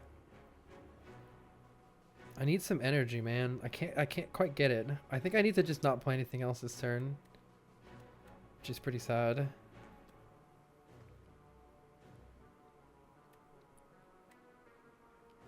Oh, is that the downgrades? Yeah. Yikes. Your upgrades are no more. We finally got the Dark Shackles, but 'tis definitely late. Yeah, this hand blows, man. No. Do I have parry? I do have parry. We can use the potion and smack somebody, but I didn't draw Comet. I need to use the blade with Comet. This is the worst bottom deck of all time. This is very bad. Very bad. Taking too much damage. Nothing's going right now. We can orbit here. Help for next turn a little bit. Not great, though. We're just kind of hemorrhaging life, and they're not dying. But this is our good turn. All right, this is our turn to go in here, I guess. Or to set up, because there's not a whole lot of good stuff to go in on here. Should have played the orbit. Oh, I definitely want to play... I want to play 1 defend, I guess. Or no, I'll play both defense. I'm trying to see if I can play... I'm trying to see if I can play everything. I think I can't quite. Blocking for 7 of this 9, and then I can play Convergence.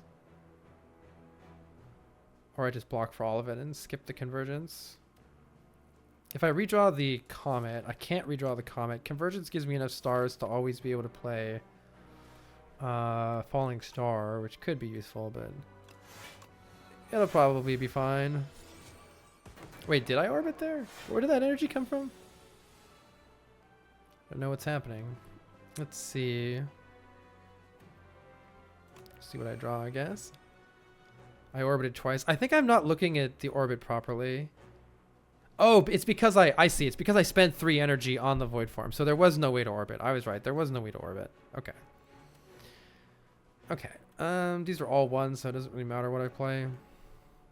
Also, we're dying, so that's good. Let's see. This is a problem. I think I should have gone for this guy first once I realized I couldn't kill this guy. there any way to not fucking die here? 67's too much, so I think I'm pretty cooked here. I can play pretty much everything, but it doesn't help. Yeah, we needed to get more of our powers in play sooner. Even with the King's Courage, the most amount of damage I can do to this guy isn't anywhere near enough to kill it.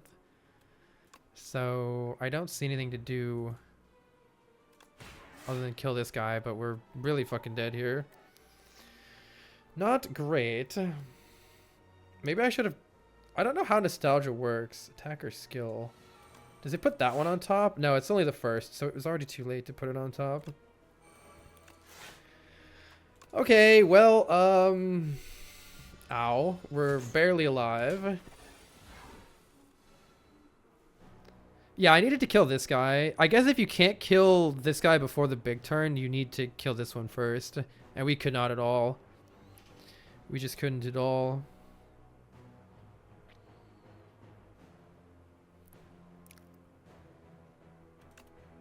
Hard to know what to pick here. Lots of options.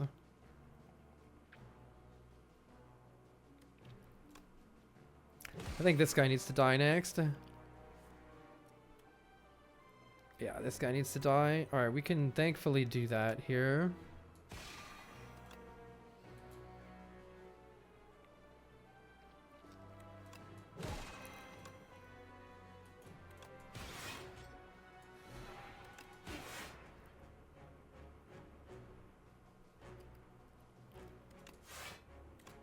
Put it back on top.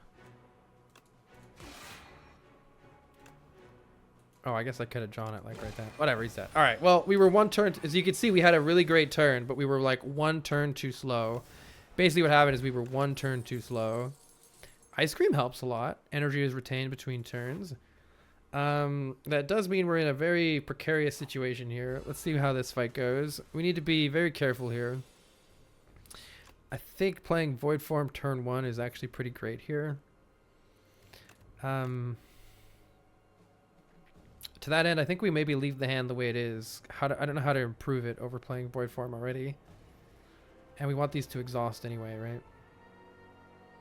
So let's just play Void Form.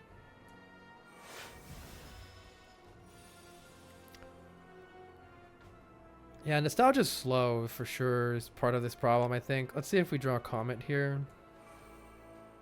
Yikes. At least we can kill this guy. Looks like we need to. And let's get nostalgia in play to see if we can combo anything off of it. And we want to save energy here so that we can use our Pale's Tears.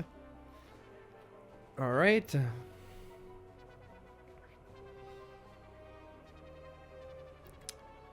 We haven't used the Sovereign Blade yet, right? So I can refine Blade and then use it immediately to smack this guy. Seems pretty decent.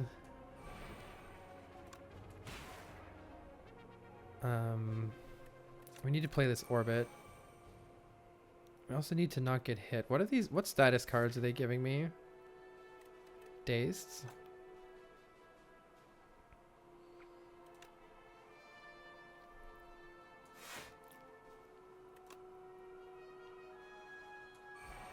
Oh, I didn't pay attention to nostalgia. I need to make sure I pay attention to nostalgia properly. Let's see. Blade deals 36 damage. That's pretty good. But I don't have parry in play, but we do have another parry coming, hopefully. We're missing AoE really badly here. The card that lets the Sovereign Blade hit everybody would have been good here. Okay, this parry's pretty big, though. And Conqueror's pretty big here, too.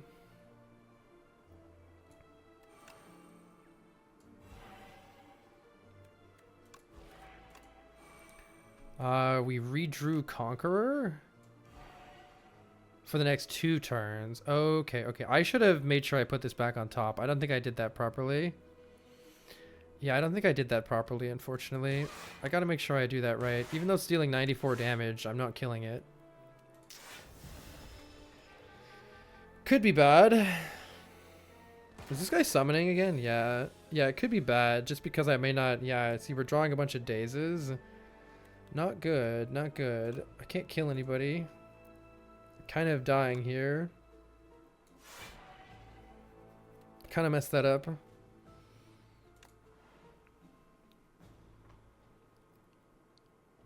Conqueror Nostalgia is kind of a non-bow. Yeah, it kind of is. The extra 2 turns didn't matter because we couldn't put it back into our hand. I think I maybe needed to use the potion right there. Am I dead? I'm not dead, but I'm not very alive either. Summon Forth gets us out of the fight and just kills this guy. If I don't draw Summon Forth, maybe I should. No, this guy dies to Comet now too. I think this guy just needs to die. If we draw Summon Forth or Comet, he dies. But once again, hemorrhaging too much damage.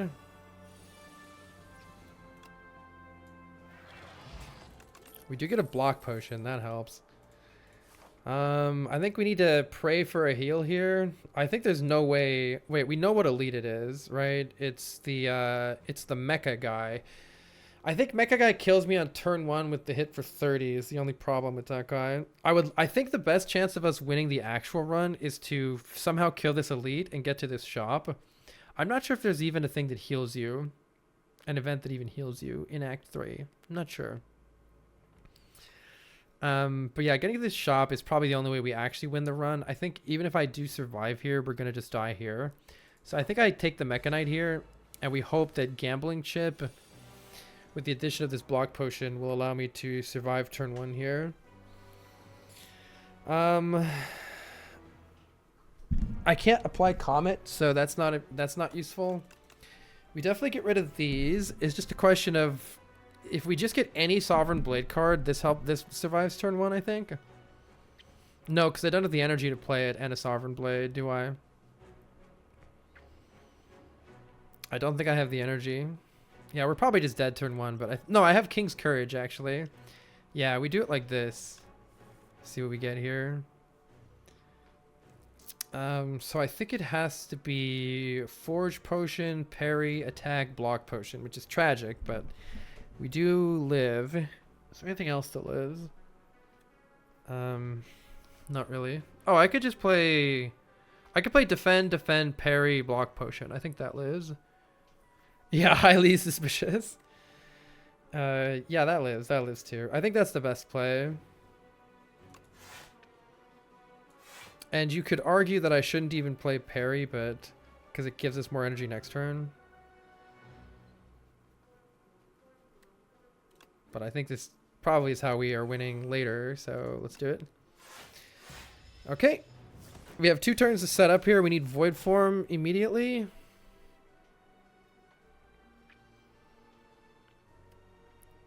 Probably don't want to draw here in case we draw Void Form. Going to be very tricky. How can we set up a loop that we're always safe here? Gotta think about how I'm playing with Nostalgia very carefully, I think.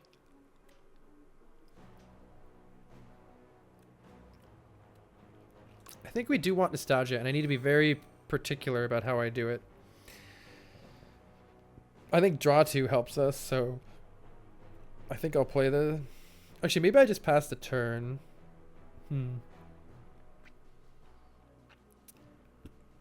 I either pass the turn... We're going to get Burns next turn. It would be really nice to get Orbit or something in play right now, but if I draw Void Form, we're pretty much dead. I really need to get Void Form in play. That ain't it, unfortunately. Okay, we're looking pretty dead next turn. I could block... Falling Store might be good.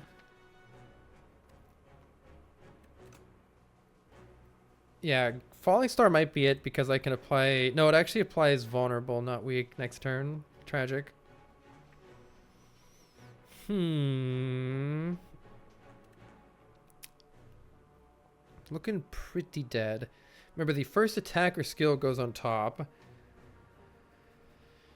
Oh, yeah, we'd like to prophesize for Void Form, but I need to not die to a 40 attack next turn. That's the thing I'm mainly thinking about right now, is how do we survive the 40 attack, possibly.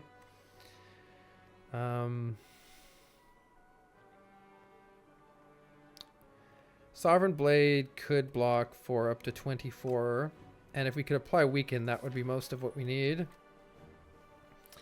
was hoping for a good convergence turn. We could still have a good convergence turn theoretically here. I think this needs to get played. Shoot myself a little bit in the foot here with the prophesize. I need to be able to play void form if I draw it though. So I think that means I play refine, prophesize here. We did not get it. We did get convergence though, which actually is kind of huge.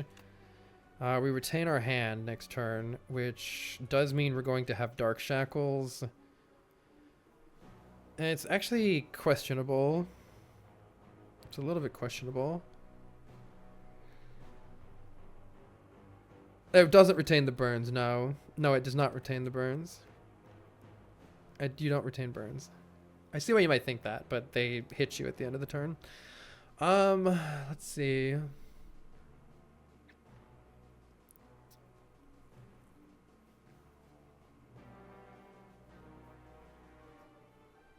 I want to play Hegemony for the energy next turn and Convergence just to clear out my hand. So I have an ass load of energy, an ass load of card draw, but sadly one of those cards is going to be probably my Void Form now. I'm hoping I could somehow... Oh god, this is quite a bottom deck. I was hoping to get more block. We might just be dead. Yeah, I think we're dead. I can put something... Okay, the first thing I play... Hold on, maybe there's a way to do this. I can draw anything that I put on top. I can't play Dark Shackles, which is terrible. I have Cosmic Indifference. I can Cosmic Indifference the Falling Star with Dark Shackles to apply weakness. I can also play Sovereign Blade to block for 14. And that puts it right back on top. So I can... Hold on, this block is actually not that bad. It's not that bad. Even better to just play the Gathering Light, right? Gathering Light, Glow, Gathering Light blocks 24. This blocks for 38. And Cosmic Indifference keeps me alive. I have a parry in my hand. Holy shit, I just realized I have parry in my hand. So we're actually alive here. I can also play Conqueror because that takes off this artifact, which is actually kind of interesting. Okay, we are very alive right now. That's good. That's good. Trying to see the best way to do this. I need to get Tyranny in play to deal with the burns very badly here. Do I have Orbit? No, I need to get my Orbits in play.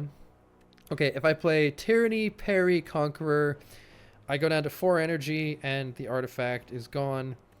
That means I can make this nerd go down to 36 damage with Dark Shackles.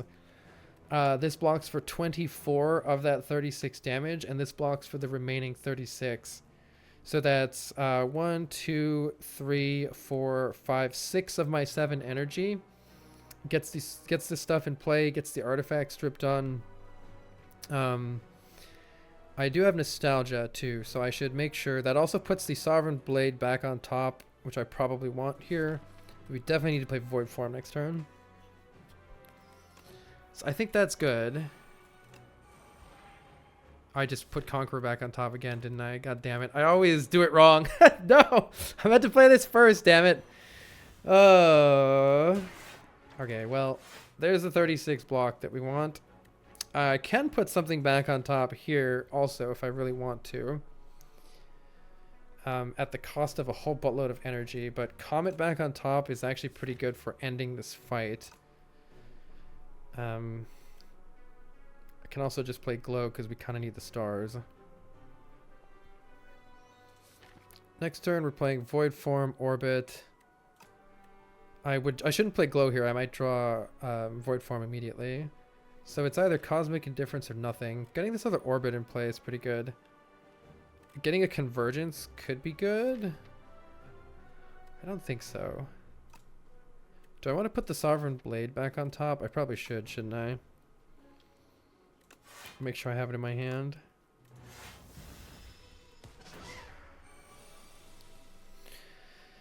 Okay. I think we exhaust this defend.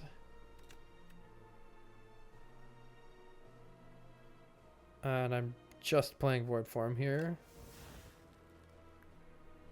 which is kind of sad. Okay, we can start exhausting these burns, which is nice. Get this orbit in play.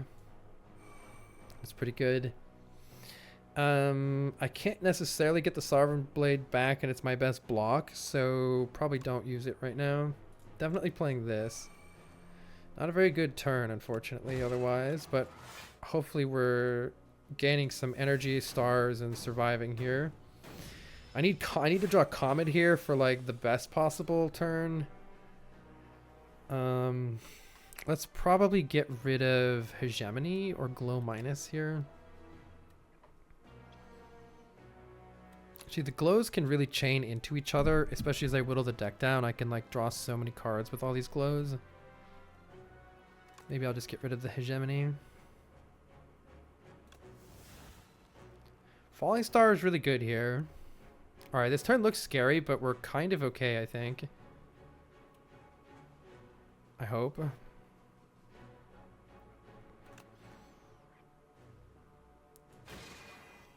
So then we only need to block 37, and this is already blocking 24 of that 37, which is pretty good.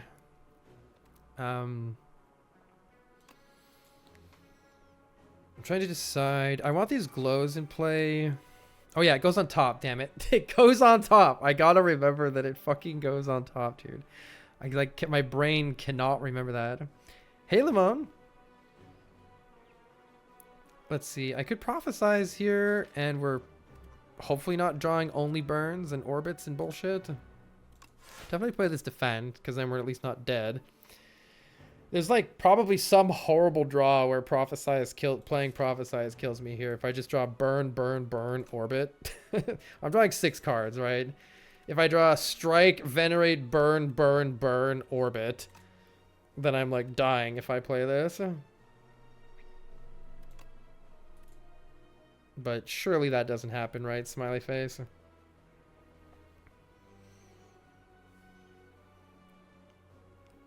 The first card is glow. Does it draw first, then put it on top? Yes, it completes the card first, I think. Okay, it seemed very unlikely that we would draw specifically all those cards, so I felt safe enough to go for it. Okay. So we can work on just killing here. We'll kill with the Sovereign Blade and with Comet, I think. We do need to block a little more. Cosmic Indifference is good enough for that. We can Cosmic Indifference the Sovereign Blade back on top. Or we can just summon it. We do need to block a little more here. But not much. Try to decide if I play Convergence. This hand is kind of all the good shit in the deck, so I'm thinking about playing Convergence here. Seems wise. And how about we just cycle through... Well, we need the Sovereign Blade back, right? I guess I could have just maybe cycled through that over and over again. Alright. Looks pretty good. I think we got this fight. Hopefully with this much retain and damage and good stuff and exhausting the cards that don't do anything, we're going to be set here. So let's play Comet for free, which is insane. Let's bonk the ever-living bonk out of this guy. Actually, no. Let's do all this first. Yeah. Replay Comet. And do the biggest Sovereign Blade you ever seen. There we go. Alright, we get a potion. We get some weakness. We get one of the best block cards in the game. Reflects damage back. And we make it to the shop alive in time to buy a bag of prep. Oh my god, I kind of want to take this. In time to buy a bag of prep, which is super good. I also think alignment is pretty powerful here, helping us do something when we draw more cards on turn 1, potentially. Fasten's not bad. We also should look into the potions here. Liquid Memories can save our ass at any time. So Liquid Memories is a potentially massive potion. Skill Potion could save our ass too. Feels like this deck wants an alignment. It's especially good with Ice Cream. We can use the energy eventually. To go with it, I think rather than another parry, which is kind of funny, if we get the system working, the parry is kind of funny. It's not going to block on the door the turn that Doormaker exhausts, though. Actually, it still can. Summon Forth can return the Sovereign Blade even from exhaust. The potions are the safest bet, I think. We also have enough gold for a third parry and one of the potions. Right. Or actually, no. Yes, we do. Math. Oh, let's see. We did not draw burn, burn, burn orbit. Butt plug. I don't know enough to know whether these like parries are going to actually be the thing that saves us or not. It's definitely our best block right now, but it's a lot. It's just like adding more setup. Hey Fuzzy, trying to get to a 4-streak here with a very clutch Regent run. Liquid Memories is probably the single best potion.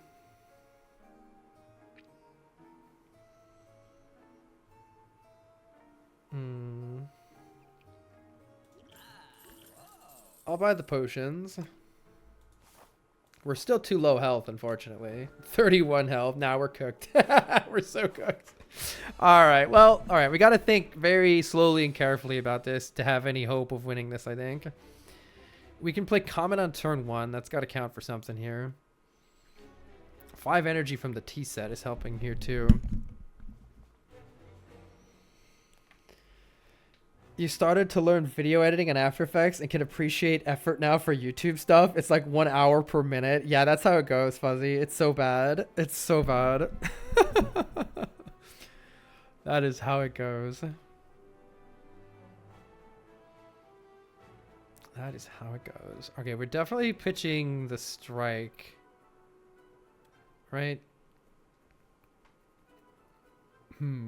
This is tricky because we would kind of like to play Orbit Tyranny here to get them into play. This probably isn't it. These are probably not it. Though leaving this in my hand would actually be better to let it exhaust. I'm not sure we have the luxury of doing that right now. Ideally, I would like to play these. I don't know if we have the luxury of doing it right now, though. We got to think about that carefully. We need to not take damage here if we can avoid it.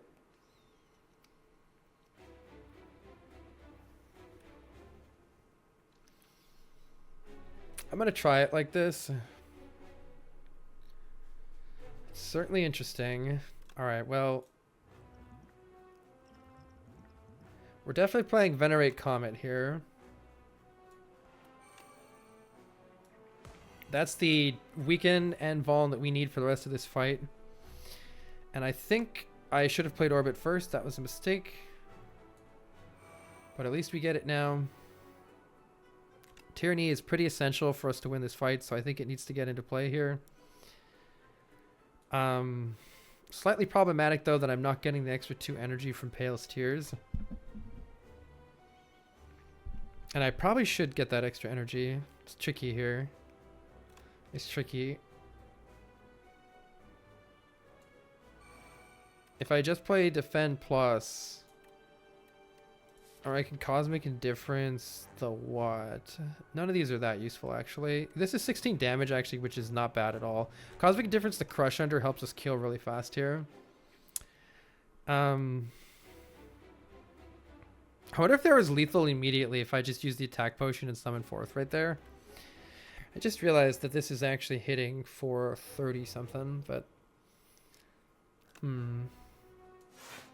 think I want this Crush Under, and I'm going to block again, and we're going to really hope that I can kill it on this turn. Or, oh, the next turn's actually pretty good here too. Okay, choose a card to exhaust. Try to choose this a little bit carefully here. We're actually looking really, really good on this turn here. I could get rid of Falling Star and just try to keep the Vuln up with Comet. If the deck gets small enough, that's fine. Otherwise, I could just ditch the Crush Under or the Conqueror. I don't think so. They have potential to win the fight for us. We're definitely not keeping... We're definitely keeping Glow and Reflect. It might be the Defender the Falling Star here. There's some ways in which this card is bad and some ways in which it's good. As long as we can keep drawing the Comet, we don't need it. And I'm hoping with Tyranny we can keep redrawing the Comet. Or with Cosmic Indifference. Convergence is actually kind of sick here. Okay, look at this. This blocks for 16. So we're already not taking any damage this fight, or from this enemy. And it's very close to dying. So I think that means we have the luxury of playing Convergence. And no matter what, I can kill it next turn. It is going to hit me a little harder. But I'm taking 1 here. I think I'm okay with that. Oh, let's just play the Defend. I don't even need to take 1. It'll die next turn for sure. Nailbiter at the end, but that's a good phase 1. We do need to play Void Form as soon as we draw it. We have not yet drawn it, though. We need to make sure we can kill it right now. And also set up as much as possible here. I think Defend minus we don't need in the deck right now. Let's get rid of it. Okay, I think in order to kill it, I do need to smack it with the Sovereign Blade. I also need to use the restroom chat, so we will sit here and stare down this turn for just a minute. I'll be right back. I think I have to play... what, like Conqueror, Sovereign Blade? I could also Cosmic Indifference, Glow, and just try to kill it with, I think Fisticuffs doesn't quite kill it, unfortunately. Okay, I'll be back in just... Let's just say I had some spicy curry yesterday. Yikes. Alright, this thing needs to die this turn. Don't want to use any potions if we can avoid it. I could just play Conqueror, Sovereign Blade. Then it's dead. Maybe the attack potion's not a terrible idea. We do need to get Void Form in play soon. I wish we could somehow do it this turn.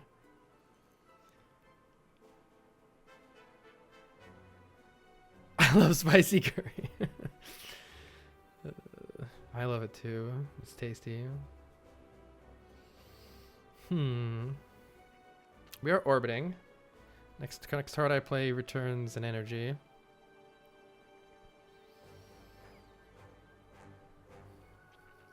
That means I could play Conqueror, Sovereign Blade. And then I can Cosmic Indifference something if we want it for next turn.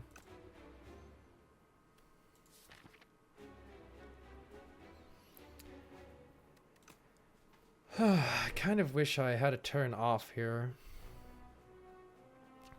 I can't see how to get it really. Losing this Reflect is not great. We kind of want it to block. Is there any block in our pile here? There's not a whole lot of block here, which isn't good. There's 2 parries. We need to get the parries and the Void Form in play really, really badly here.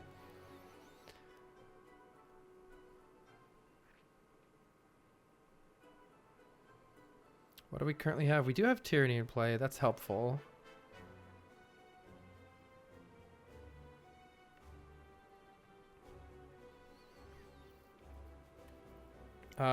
Playing a couple glows would be really good here for next turn. Though it's pretty awkward. Here, I'm going to play 1 glow right now and see if I happen to draw... Okay, I wanted to see if I would draw Void Form, because if I did, that would change the turn quite a bit.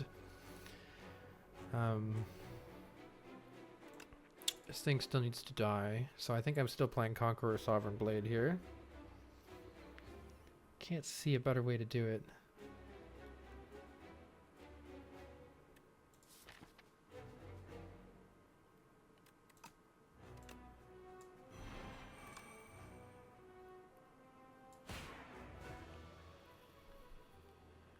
And I can still glow. Glowing is a bad idea here.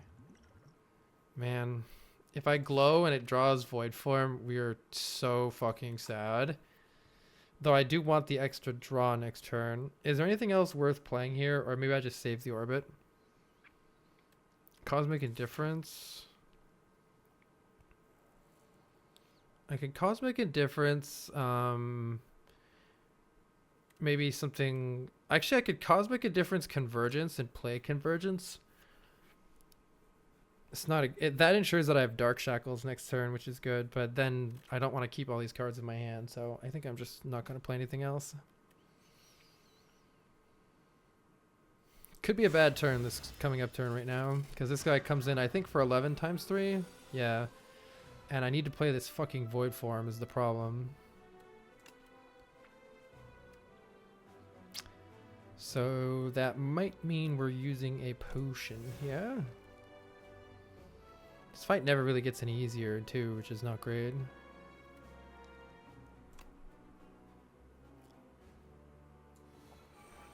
I think that means I need to try to get some block from the skill potion here. I Am Invincible works just fine. And it's a good card to have in the deck too. So we are full blocking almost. And we can play either Alignment Void Form or just Void Form. I think the Alignment Void Form is actually just fine here. And then I can play Hegemony too, just for fun. Do a little bit of extra damage. We're keeping all of our extra energy now, so we're going to stockpile a lot of extra energy here. Oh man, okay, thankfully we have Reflect here. This thing needs to die though, and the rest of the hand is not great. We need to... We need to get that blade back. I don't know, this is tricky. This is tricky. I think... Man...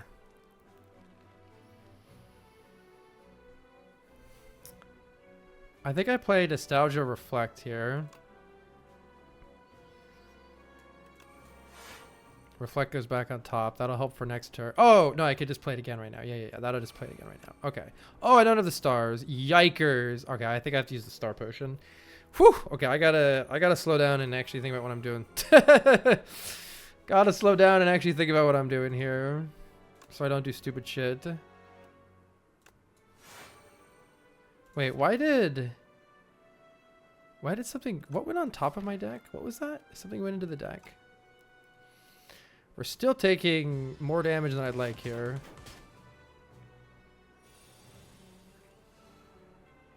Lost the wound. Dark Shackles is here though when we need it, so that's good. This guy needs to die.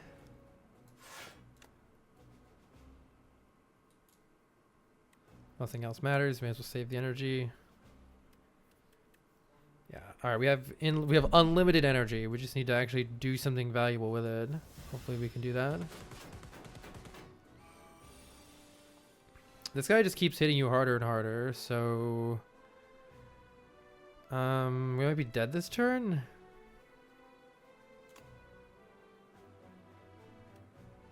Might be dead this turn. Do I get any? Oh, every 3 turns draw a card.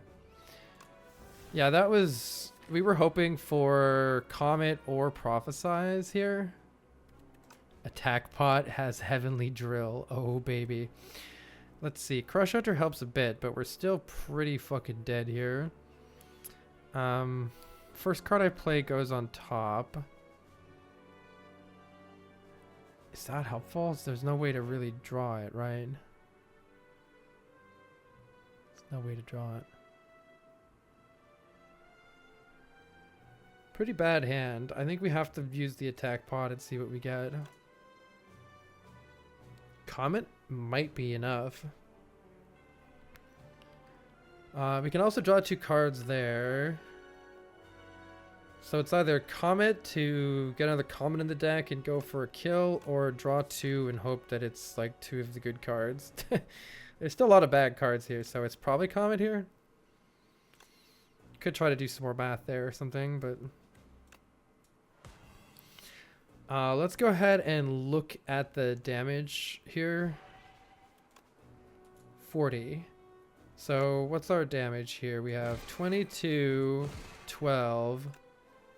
Looks like we are exactly there without using the Forge Potion. So that's good. We can Cosmic Indifference the blade back on top. Actually, it's better to get Sovereign fourth, or Summon fourth, because it makes the blade bigger. We should hopefully draw Prophesize soon. Okay, there's Prophesize. That's good. It's more card draw as well. That's good. Double Comet. Double Comet's pretty good, minus the fact that this nerd is intangible here. We do need to block. Do I have block here? I can Cosmic Indifference and then draw with... I think we'll keep Prophesize and maybe get rid of Spoils of Battle here. Though the card draw could come in handy with 21 energy. I guess I'm getting rid of a Comet then.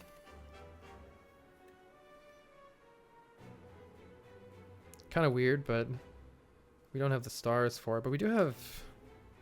I don't know, it's weird. It's weird. It's kind of weird. I gotta get rid of something. And I've got a use for every card in the hand. Oh, sure. We'll just keep Prophesize for card draw. Kind of silly, but at least that's weak and Vuln for the rest of the fight here. So that's good. And we can play the Comet every single turn, which is pretty sick too, if we want to. So... kind of a weird setup turn. I think what I want to do is play Convergence with like every single good card in my hand for next turn. I do need to block right now. Let's Cosmic Indifference. I want Reflect for next turn. I want to make sure that I have Reflect for next turn. We're going to draw a whole buttload of cards next turn too. I do need some block right now. Making the blade bigger is a good use of our time and energy right now. I think we've got the fight in the bag now. This is ethereal, so let's play it. I mean, this is all amazing for next turn.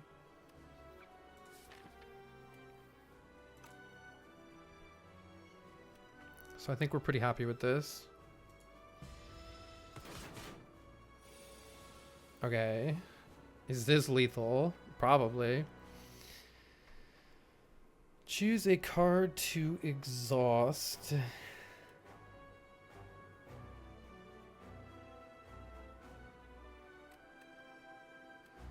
I don't know how much block I actually need. Probably not this much right now. Okay, I'm assuming that this guy is fucking dead here. Let's see if he's dead. Feels pretty dead.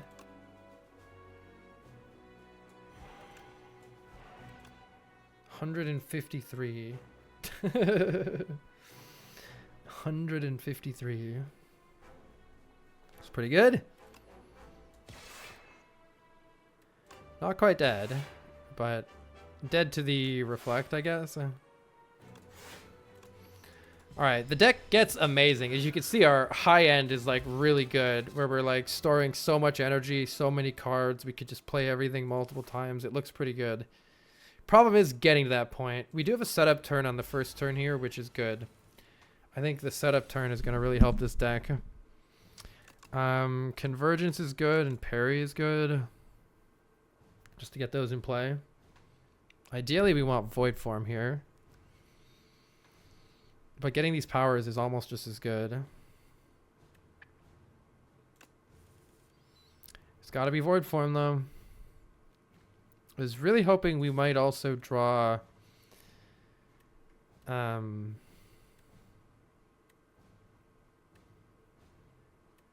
where is it? Wait, do I have it in my hand? Where's Alignment? Oh, I must have just been here somewhere. I was hoping we also drew Alignment. Yeah, there it is. But sadly, we didn't.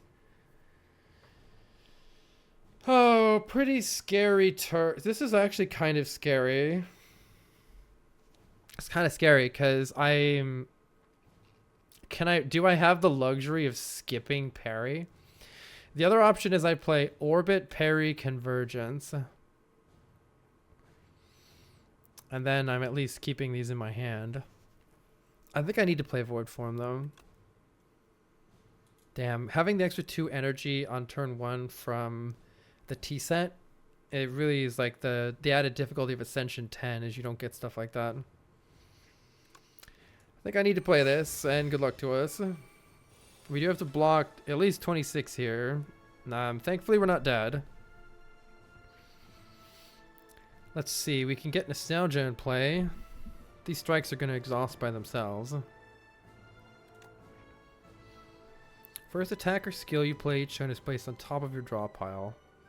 We can't draw additional cards next turn, which is a little bit suspicious too. Is this going to go on top of my deck, or is it going to exhaust? It's going to exhaust. Okay. So, may as well just do that then. All these exhausting is honestly kind of a good thing. We're alive. We do need to block. Thank frick. We have everything that we need to block here. Reflect and Falling Star are amazing here. So Reflect is fantastic. And Falling Star, Reflect back on top is actually not needed. But maybe I can actually keep it in my hand until later. Should have maybe thought about that. But we are full blocking here, no problem. We're getting Tyranny in play. That's good. If anything, we need to exhaust Venerate at this point, to be honest. We are full blocking here. Additional card draw next turn is very good, so playing Glow seems good here. And rather than summon the blade, we should just refine the blade. Don't play any more cards to get extra energy next turn. Unless we just want to pump up the blade a little more in exchange for that extra energy that maybe we don't need anymore with Void Form. We already have 1 extra energy next turn plus Void Form. I think we can actually just pump up the blade as much as possible. Okay, this is good. This is probably one of the best things we could have, one of the best ways this could have gone that we could hope for here. We don't need Crush Under, I don't think, anymore. Let's get rid of that. Okay, and applying Comet is fantastic here. This is actually not a great hand because we're not really guaranteed. We're guaranteed to draw Comet next turn, but I should have maybe considered putting Reflect on top. I should have played Reflect first. I always forget about Nostalgia. I should have played Reflect first. At least we have Parry, but if I block with Sovereign Blade, it exhausts it. That's actually not as bad as it sounds, though. It's actually not as bad as it sounds. Stars don't matter anymore, so I think I play Alignment here. I'm pretty sure that stars don't matter anymore because we can always play them with Void Form. Unless I like draw or something like that. I think it's better to do this. And we don't want to hit for 66 here and lose our blade. We're going to use the blade to block this turn if we need to. There's no reason not to drink this potion, by the way. Okay, it's only 26 damage. Dark Shackles is here when we need it. That is perfect. Defend minus can go, honestly. Good. Oh, and Reflect is here, though we may not want to use it, actually. Same thing with this Comet. Anything I play right now exhausts. Let's see. Anything I play right now exhausts. Yeah, Nostalgia Reminder, right? Reflect is perfect for next turn, so... Oh, it doesn't work. Fuck, it doesn't work. Nostalgia doesn't do anything, because everything exhausts. There's no reason not to play this. Okay. I think I just... This blocks for 15, and this blocks for a good bit too. I think I'm mostly just playing these 2 cards this turn, and nothing else. Because I don't want to exhaust any of these. We'll play Orbit. We'll block for 15. And we'll cut you down to 12. And I don't want to exhaust these cards. I want them for later. Hopefully, we don't have to... Well, we'll be fine this turn, right? Because we have Sovereign Blade to block for 14. It's pretty good, actually. This is the turn where you can't draw additional cards. So what I have in my hand is what I have in my hand. We have Weaken. That's really good. I think I get rid of Spoils of Battle. You could also argue to just get rid of the fucking Defend, but... Okay. We're definitely... Oh, it's already... Uh-oh, it's already weak. I didn't... Oops, I didn't calculate that it was already weak. Gotta be a little careful with that.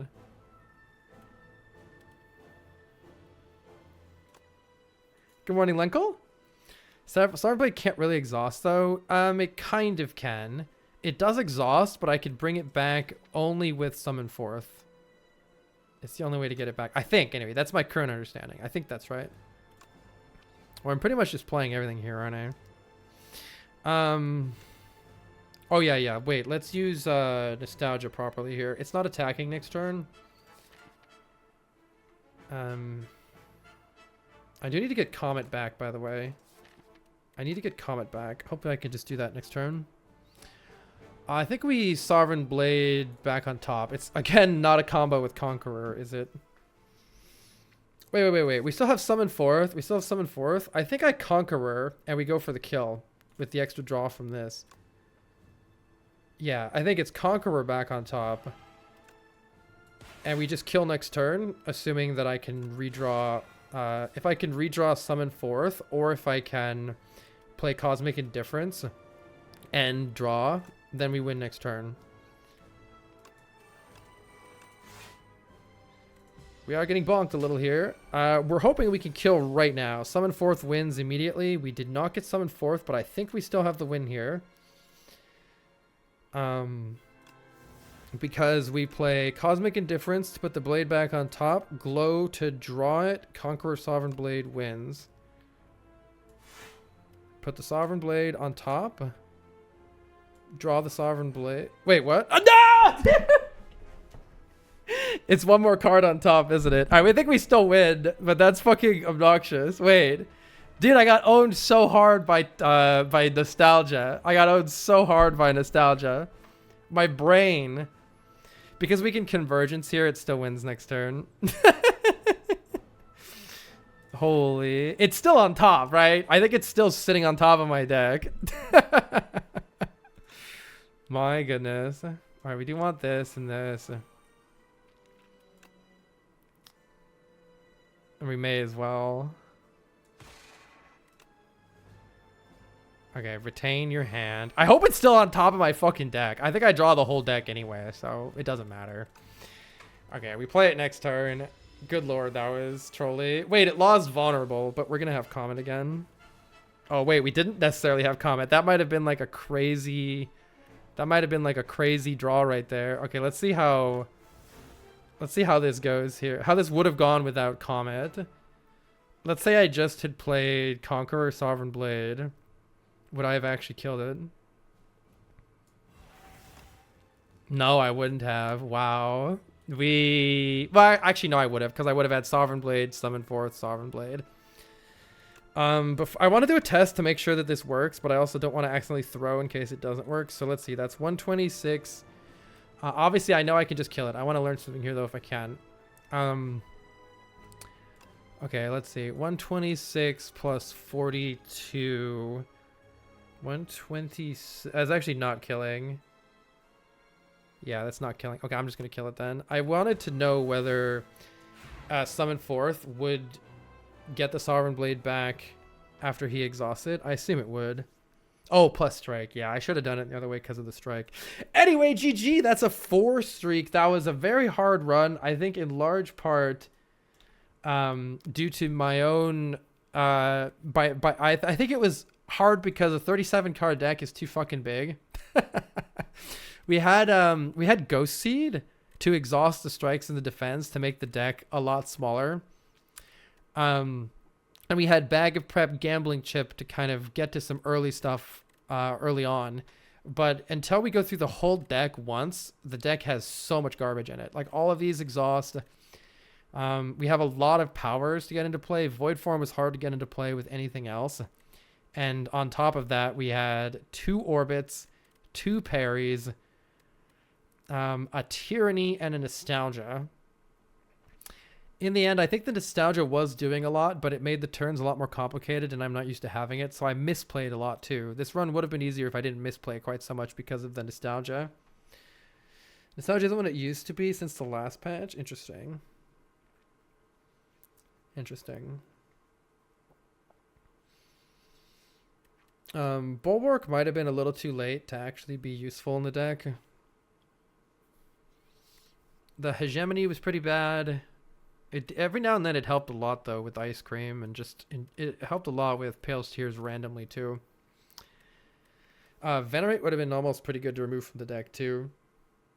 Oh, Nostalgia isn't what it used to be. I see. You're being nostalgic. They've changed a lot. I don't know. The Loud Fool returns. I am neither loud nor a fool. Face me. Kablamo. That was an exciting run though. We are only one win away from completing the challenge.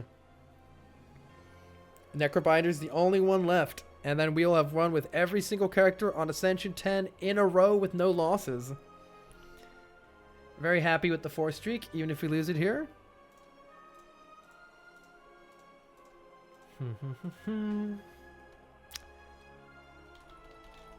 Let's go one more time, chat. Necrobinder.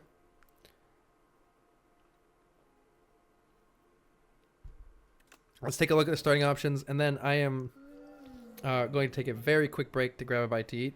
I do see Silver Crucible. I usually like this one quite a lot. All right, Necrobinder time to try to get our 5 win streak in a row. I really like the Silver Crucible, giving us 3 upgrades right at the start. Let's start with that. And we could roll those 3 upgrades from our 3... Hey, Pylo! From our 3 easy pool combats into a shop, potentially. Then we'd be pretty safe to fight this elite. Kind of a weird path after that.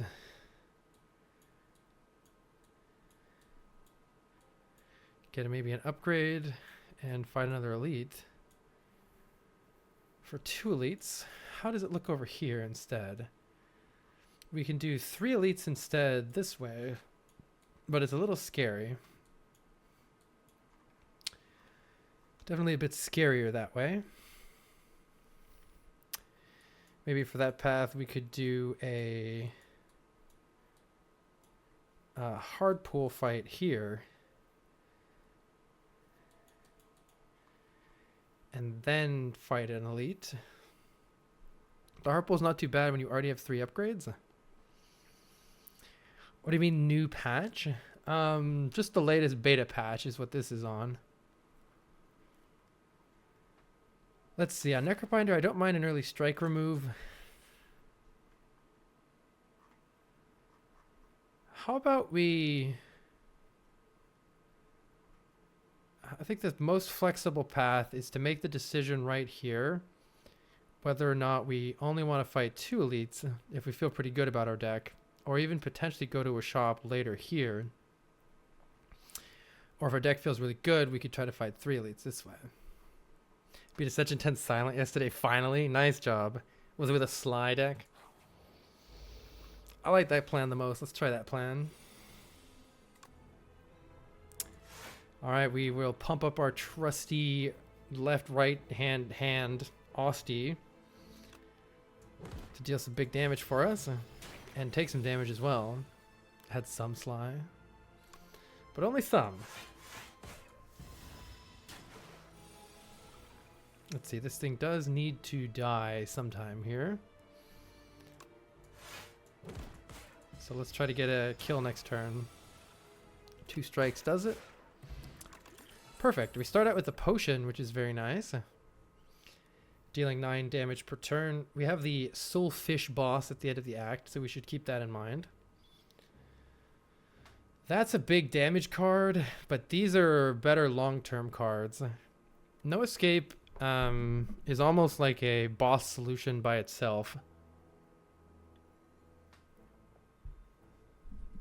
But Asti attacks can go really hard. This deals a lot of damage. Let's try the big Asti attack. Sly and Poison, a lot of block. Got the Barricade card from Ironclad. Barricade on Silence sounds crazy. I love that. So Flatten becomes 0 cost whenever Asti attacks. And so here, we only have 1 energy left, but we can attack with Asti, making that free.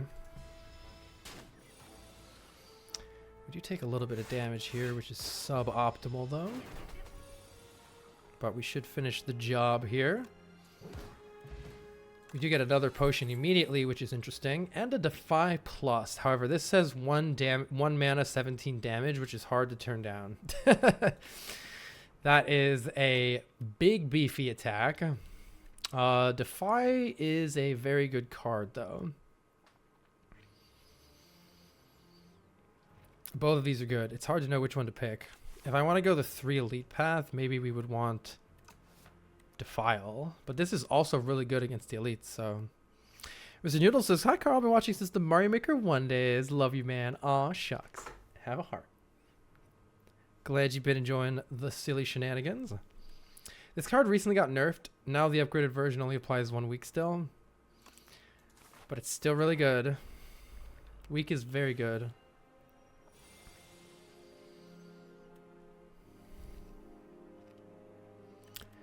Let's see, this is 23 damage, so it won't kill any of them.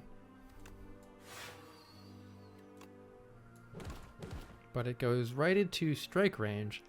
And I think rather than striking this one, it's better to get one about to die so that 1 strike will finish it off whenever we want. And, well, we want to. But you're not forced to do it. And with any luck, we'll get a kill here. Or Defy is just as good. Yeah, Defy is just as good. We are frail, but Bodyguard bypasses that, which is nice. Rip old Defy. Another Asti attack would be good. We don't get that. 1 for Summon 9 is good, or Lethality Plus is a big smacking card for any of our longer fights. We could also decide to suddenly pivot to Doom. Doom pivot. Lethality does work with Asti attacks, yes. It works a little bit less well with a card like Flatten, because you kind of want to play the smaller Asti attacks first. Can you skip card rewards to get more value from the relic for an upgraded card later? I don't think so. I think it consumes it as soon as it makes them upgraded, but I'm not. Yeah, because see, it's already consumed. It's already consumed. This is a tricky decision here. The lethality is pretty bad on the strikes, but it's probably good later. Whereas the afterlife makes our current life a little bit easier, but has a little bit less late game potential. The lethality can be really good later on in the game. Let's try the lethality. And let's take the event first here. See what we get. 1 of 5 cards. I think regular cards are pretty good because we're looking for synergy. We're looking for Asti synergy or to get out of Asti stuff. Let's see if we can find some Asti synergy. We have several really, really, really good cards here. Capture Spirit is a ticket into Soul Generation and is very good. On the other hand, Fetch is the perfect card. First time it's been played, it draws a card and only costs 0 to make Asti attack. It's the perfect card to go with Flatten, but is bad to go with our lethality. On the other hand, Bone Shard says, well, rip Asti, but deal some really nice AoE and do some really nice block. I feel like we're not really using the lethality right now, but if we get something like Squeeze, we'll be able to use it later. So let's take fetch right now. And let's see how the hard pull fight goes. This guy sucks. Fuck this guy. This guy sucks. I almost want to throw the powder demise right now, just because we might get another potion. We had 2 potions for a couple fights here. We can play defend, bodyguard, or we can go in for some damage here. I want this guy to fucking die, so let's just do that. And just keep Osti big here. So this guy inflicts us with Smoggy, meaning we can only play 1 skill per turn. However, we can bash this guy in the face for 28, and I'm going to do that. Now this guy starts to summon these bombs, which blow up and absolutely suck and are super annoying and dumb, and I hate them. We can kill it at least, though, no matter what, right? Can only play 1 skill, so let's play fetch and see what we redraw. This is fine. We can kill this guy and bonk you, and thanks to the 9 damage per turn, it's going to be dead here right away. Okay, we didn't need the potion. I panicked a little bit. Let's see. Do we want more weaken? Some block with some soul added, which is kind of nice. Or this recently got rebuffed again. Some energy generation. This works better once you have card draw. We've got a little bit with fetch. It's not bad. I think this is probably could be really good for us, especially if we get more card draw or dredge later. 2 defies ain't bad either. Thank you, Fusion. Do I feel like I can take 2 elites right here? Do I have a good upgrade? Okay, upgrade. This is actually a pretty good upgrade, though we don't need it right now. Do I want more elites or more upgrades? Can I bail from this? Yeah, we can bail and not fight the last elite if things go bad. Let's try the 3 elite path. Ooh, we can have a skill block and attack deal more damage, or a power draw cards. I think almost always you want to take the power one, unless you have attack that hits multiple times or a block that blocks multiple times. Having lethality draw 2 cards seems really good here. And we can get an upgrade on potentially bodyguard is a good one here. And this borrowed time might be amazing though, just depending on how things go. It's pretty much never a bad thing to have bodyguard upgraded. It always feels pretty good, and especially if you're doing Osti things with your deck, and we are. 3 more damage on fetch is like okay, but we're not really doing a lot with it right now.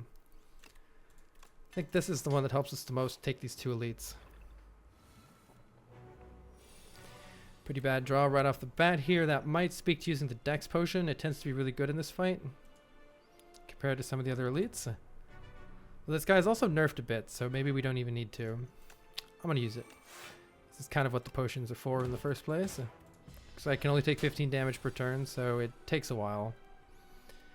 Fetch makes flat and free, which is really good. And Defy is pretty much all the block we need.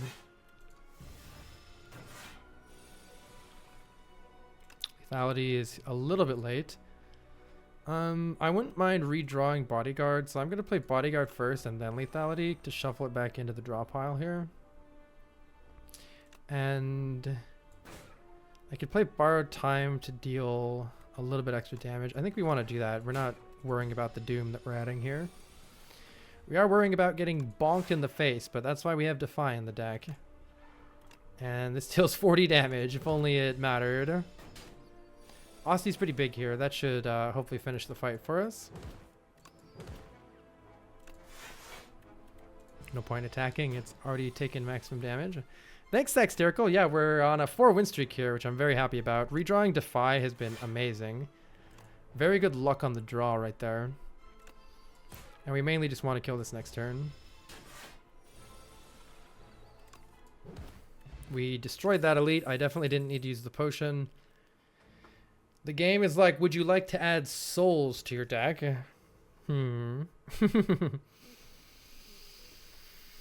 As nice as Devour Life might be, I don't think you can take it at a time like this. So I think it's either skip or we take Capture Spirit because that's a fucking lot of souls. I think Capture Spirit is really good with Borrowed Time already in the deck. So let's take Captured Spirit and add some card draw to the deck. Denzel says, Carl, your latest YouTube videos were amazing. 10 out of 10. Thank you very much. It's greatly appreciated. All right, we have an AoE fight here that we're not really prepared for, so that's a little bit of a problem. Could just play 3 defends and hope things go better next time. These things also do need to die, though. They do scale up their damage, so we can't do that forever. Let's see. Let's bonk. I'm gonna bonk this one, but we'll see what happens. Okay, lethality is here finally. Though it's not helping a whole lot this turn. Defy is helping. Applying Weaken always helps you the most on a multi-attack, so we save 3 damage on this guy. I think we'd only save 2 damage on either of the other ones, so we defy that one for sure. Now we need to actually kill one of these. 16 takes this guy to perfectly half, so if we redraw Flatten, it'll kill that guy. Though actually with lethality, it might even be easier than that. Let's keep blocking here so that our Osti can get nice and big and healthy. And we're going to really hope to redraw Flatten pretty soon here. Capture Spirit came at the bottom, which wasn't great, but maybe we can block this turn. Oh, we did just immediately redraw Flatten. Kind of a weird turn for it, though. Flatten deals 28 damage. Alternatively, there's not much else to do, actually. It's almost better to use Flatten on this guy at this point. And just because it's getting more bang for our buck. Even though we are losing a little bit of health because of that. Oh, loses 3 health, huh? This is the best. This is the best block. Like we take the least damage if I do this. But we might take more damage on a future turn because I don't have anything else that can deal that much damage.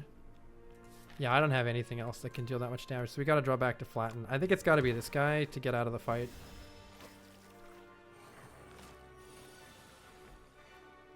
Defy is here. That's good. Unleash is not quite killing this guy. Do we have anything to do it? Nope. Oh god, that draw pile. Draw pile is kind of ass. Let's see. If I unleash you for 12, you'll get 7. And then this will take 5 of that away, which means we only need 6. If I draw a 50-50 to kill, actually. If I unleash this guy, it's a 50-50 to kill. Let's just do it. It just depends on what this draws. We unfortunately lost the 50-50, but this is still pretty good. Let's see. That's blocking 14. We do need to play Borrowed Time for the other defend here. And this guy dies next turn no matter what, but these guys, hopefully one of these guys buffs. Oof, nope. Not great. There's not enough damage here because only the first one deals 10. So, unfortunately we're getting hit here. Not much I can do about it. Flatten kills any of them. I wonder if it's actually in my best interest to hit one of these guys again instead of this one. Because I can kill this with anything. I wasn't counting lethality. I did the math without counting lethality. I only counted lethality on the first one, so I was right. Let's see. Alright, we did draw a Flatten here. This is kind of bad, but not that bad. This guy just dies to Flatten, which is why I wanted to leave that one alive at 28, because it was the exact kill there. And that's why I left this guy here to just kill with a strike. And that's pretty good. We're taking a little more damage here, but we should be done now. Okay. We get a Funerary Mask. At the start of combat, add 3 souls into your draw pile. That's extremely good. And these are all very interesting, but I think Friendship is the winner. Extra energy is going to go really far with these extra souls that we're drawing. So I feel like the deck is really coming together now. We could heal, or we can make one of our defends a little better. I think I like the heal because it essentially means we get an extra upgrade. Now that we have all this card draw, upgrading Borrowed Time becomes actually pretty good. Alternatively, this becomes a 16 block if I just upgrade the block If I take a Spiral, a card gets replay on a striker defend. It makes the defend, if I upgrade it, block for quite a lot. I think both are good options. I'm going to take the upgrade on Borrowed Time. I think it's going to go really hard with all these souls. And we can consider doing another elite now too, depending on how we draw. Very good draw so far. This guy isn't doing any damage to us. This guy does steal our gold though, so we're losing 20 gold every time we get hit. We do need to do something about that. Kind of tempted to play Capture Spirit, put the souls in the draw pile, and then start drawing. Unfortunately, we did not get what I wanted. Well, I might still get it with lethality. I don't want to take too much. I really wanted Borrowed Time or another soul. Let's try it. There's a pretty good chance to at least draw another soul. Okay, that's good. Draw Borrowed Time. Draw Borrowed Time. Draw Borrowed Time. All right, there we go. I figured we could pretty much draw the whole deck. It's Gremlin Leader. This is why I upgraded this. Now we get to do cool shit with all this guard draw. Can bonk this guy. Kaleidosky. My favorite streamers playing the game your best friend made. What? Made? That's crazy. Love you, Carl. You've brought me so much happiness and laughs over the years. Can't express how you've made my life better. Thank you. Aw, that's a really sweet comment. Thank you for the very, very sweet comment. Thank you. We have a free flatten on top. Let's get that, I guess.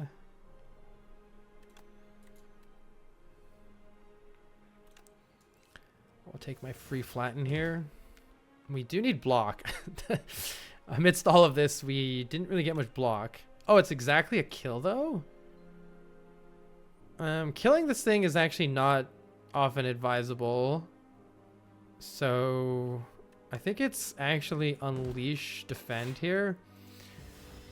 Reason being, we're not taking any damage, and it works a lot better to kill this guy, apparently next turn, based on this draw. It works a lot better to kill this guy when you have extra stuff to actually kill the guys who are about to escape. We can draw a whole buttload of cards right now, so let's do that. Surely we draw something good here. There we go. Flatten that nerd. Give me my money back. I guess we don't get the money yet.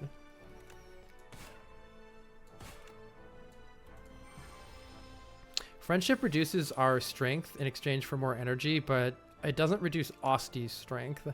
So even though we have -2 strength, our strikes are hitting for... I have no damage reduction on their amount they're hitting. So we get our gold back.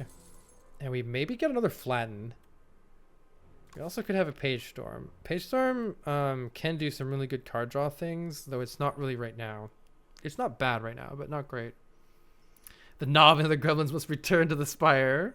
I love that enemy. I love that enemy so much. It's such a cool enemy.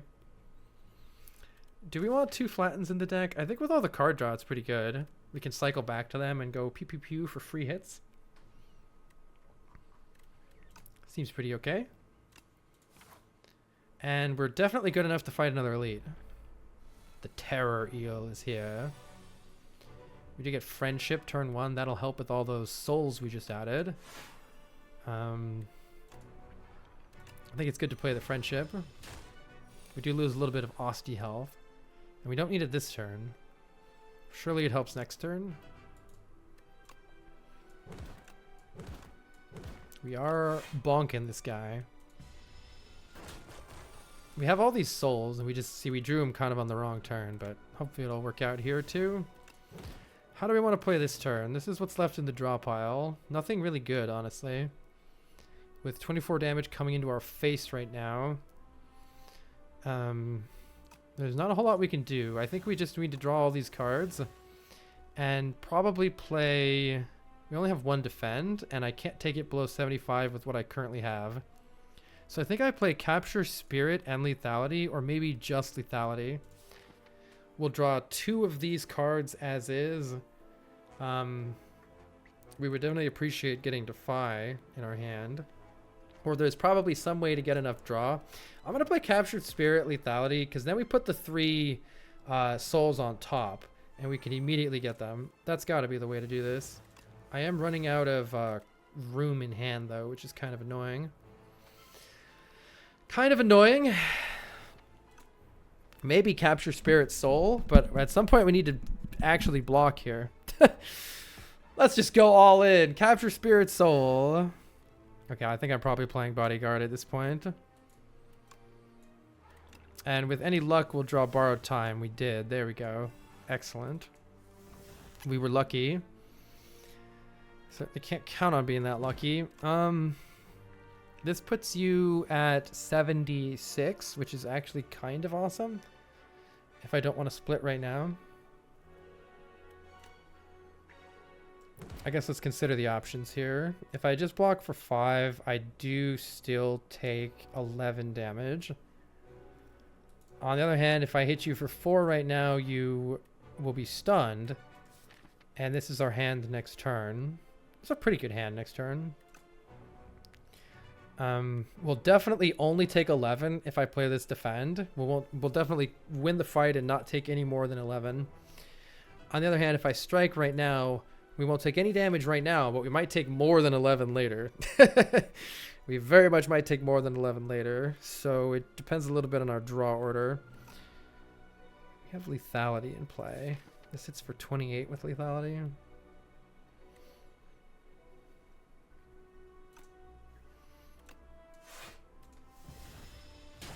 I think I'm taking the 11 here and trying to win the fight here. Strangely, it's better to hard cast the flatten here, I think, rather than get the flatten for free, because it deals extra damage with lethality. And it also shuffles it back into the draw pile so that when I play fetch, it can redraw the same flatten, which it did not draw, but this is still very good. And I could play Borrowed Time to keep the Defy alive. Whew.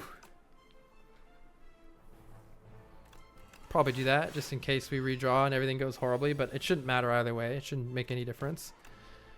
Because with hopefully any reasonable draw we can kill on this turn, smiley face. Yeah, we can kill it, no problem. All right, GG. What the hell is this? Whenever a non-minion enemy dies to Doom, heal 3. God damn it. That's not what we're doing. Barry. We can cast Barry. We shouldn't get it though. Yeah, I don't know. I feel like we would have gotten hit if I didn't do it in that order, but hard to say for sure. I'm probably just skipping here. Drain power can be scaling for a boss if you are desperate. Do you heal 3 if you die yourself to Doom? Non-minion enemy. Nope. It says enemy. Do we need scaling to kill this boss more than we already have? Hopefully not. I think we just skip here. Already got most of the good upgrades anyway, and I would like to take another one here. Specifically, I would like this flatten to flatten harder. I would also like this to make more souls at some point. 2 upgraded flattens go pretty hard. This is a very good turn 1. Let's start with the lethality. Oh, I should have played fetch first? No, it's the first attack, so it actually doesn't matter. Okay, I think I may as well strike then. And then play fetch, because it does like a little more damage. And we should definitely play Borrowed Time here to get the souls in our draw pile. Drawing a bunch of cards with souls is kind of bad against this guy though, because the beckons... also kind of a yikes turn here. The beckons, we currently only have 1, but as they get more of them, we're going to just draw them by using our souls. But we need to get friendship in play right now, so we're pretty happy to just eat it here. I think it's insane not to play double flatten here for like giga damage, but that also does mean I'm getting bonked in the face for a whole lot, which could be bad. Good luck to us. We only lose 8 thanks to Austie. Definitely don't want to lose Defy here. Kind of an awkward set of turns, but I think we keep the beckon in our hand and reshuffle. I think that's the key. We reshuffle right now while the beacon is still in our hand, and then we play it and put it in the graveyard. Stacking a week for next turn is pretty useful here. I'll draw. We could get something interesting. Unfortunately, we didn't really. Actually, no. Capture Spirit is still useful here. Goes in my discard pile. Okay. This turn sucks. Let's draw literally anything else. Ooh, terrible turn. Yikes to that one. There's a chance we lose here. I'll use the dex pot if I'm taking damage again, I think. Pretty bad draw order so far. Though we do have a good turn this turn. And it's the intangible turn. Don't you fucking love it? Classic. Actually, maybe I can play souls and play the... Let's see. Maybe I can play souls and actually just kind of block a bit. I kind of want to shuffle the bodyguard back in this turn, so let's do that. Shuffling my flattens out, though. That's bad. That's kind of bad. I'm popping the deck spot because I'm scared.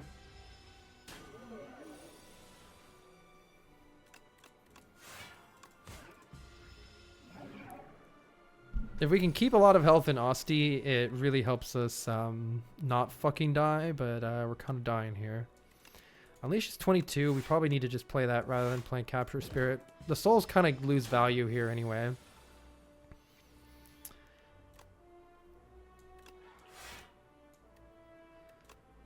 Is it better to deal 7 or get the souls? I guess the souls can help us, but we kind of need to use borrowed time to make them work.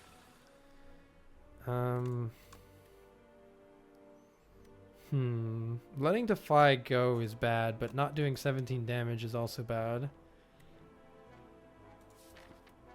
We're not playing the Defy again. Is it intangible again next turn? I keep drawing the flattens when it's intangible, which is absolutely like aggravating as shit. I think it needs to die. Okay, we're mainly just blocking here. Yeah, I think we just stop playing cards. I think we just do this and cry a little bit. Okay, I need to kill it very soon here. Hopefully this turn is going to be really good. Hopefully we draw fetch. We did. Okay, that's good. That's good. Let's reshuffle fetch and flatten into our draw pile. And then draw another card. Don't shuffle the beacon in. Unfortunately, we're weak, so we're not doing that much. Oh no, we're just losing our strength. Yeah, the strikes are pretty bad still. Alright, this ain't great. This ain't great. We got 25 damage coming into my face, and there's a lot of beacons in the draw pile. We're close to, on the verge of losing here. It might be smarter to not play this fetch. But if I draw flatten, we're going to be really sad that I didn't play it. Flatten, bodyguard. These beacons are bad, though. It might just be play strike here. Defend, beacon, strike here. It's also extra damage. Let's try it. Okay, I don't think I play this soul, though. The soul could go very bad for me. So let's just play this. We're drawing so many here, but at least it won't hurt us too much. Okay. This is good. This is good. This flatten is 28. Okay, we're out of the fight. Very scary. Yeah, lethality is definitely a bit awkward with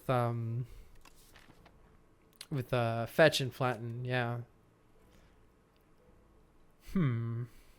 Soulstorm kind of works with lethality. Oblivion works with Book Repair Knife to heal us every now and then. Kind of funny.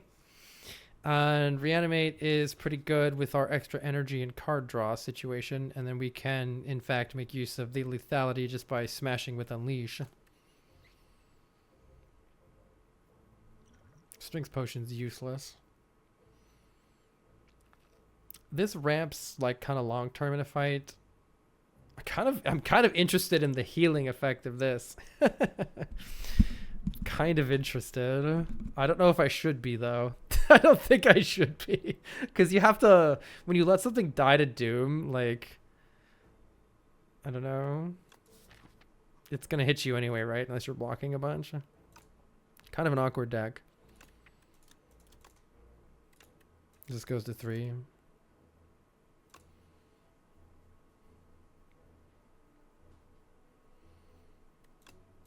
Let's take the reanimate because it's fitting what we're doing right now.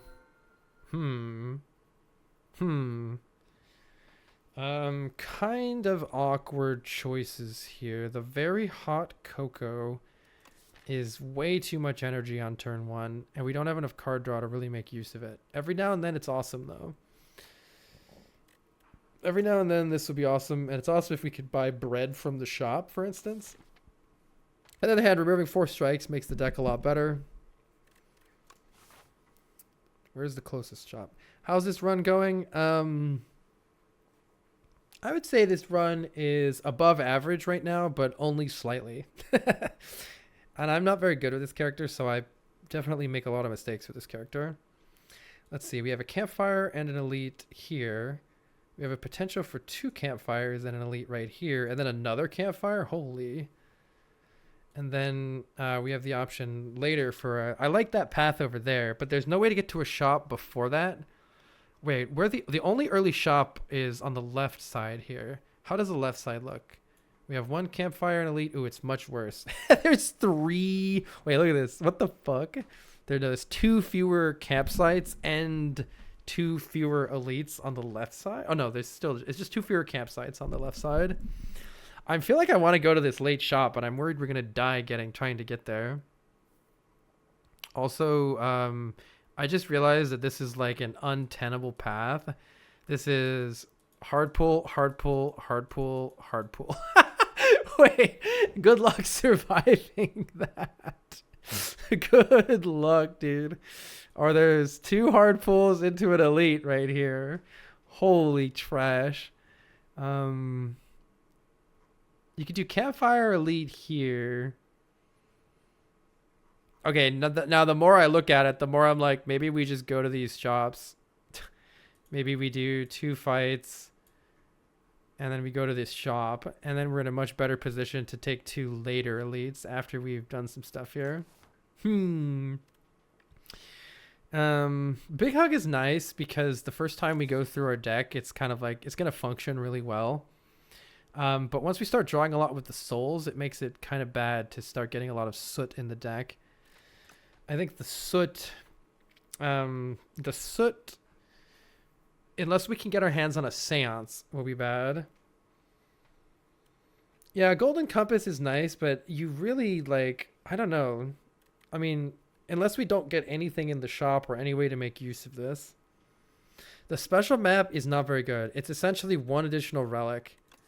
I honestly think the special map is very bad because it gives you very little long-term. It's 1 extra relic and a little gold. It's really not very good. And of course it makes your map good, but there's a plenty good map just on the left side here. The whole deck is pretty much upgraded anyway, right? I guess we need to upgrade Reanimate.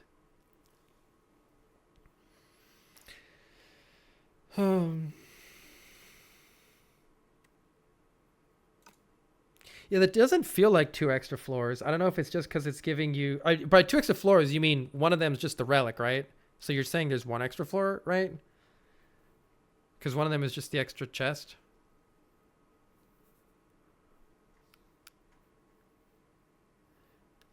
The special map is what? 3 campfires? 3 campfires, 2 elites? Yeah, the special map is always the same. Yep. Man, if only we could get to here, but I can't imagine this is wise. I can't imagine this is wise. Not with what we have currently. So I think that means we have to go to this shop if we're taking any of these, which I think is fine. I'm leaning towards the cocoa just because this requires us getting something to deal with the soot, or else it's going to cause a lot of problems. Let's just take the cocoa and see what we can find over here. It does work if we draw any of our card draw turn 1 like we did here. That's nice. If with any luck, we'll get something big. Yeah, Reanimate. Much better. So you can see we already got a lot of value out of the hot cocoa just on the first turn here. The special map is bad. I think it's bad. It's not very much long-term value at all. Holy damage. Asti deals 47 damage. Wait. It's almost a waste to kill that one, right? Let's just do this. The hot cocoa has a lot of potential to really pop off. We're drawing fetch guaranteed here.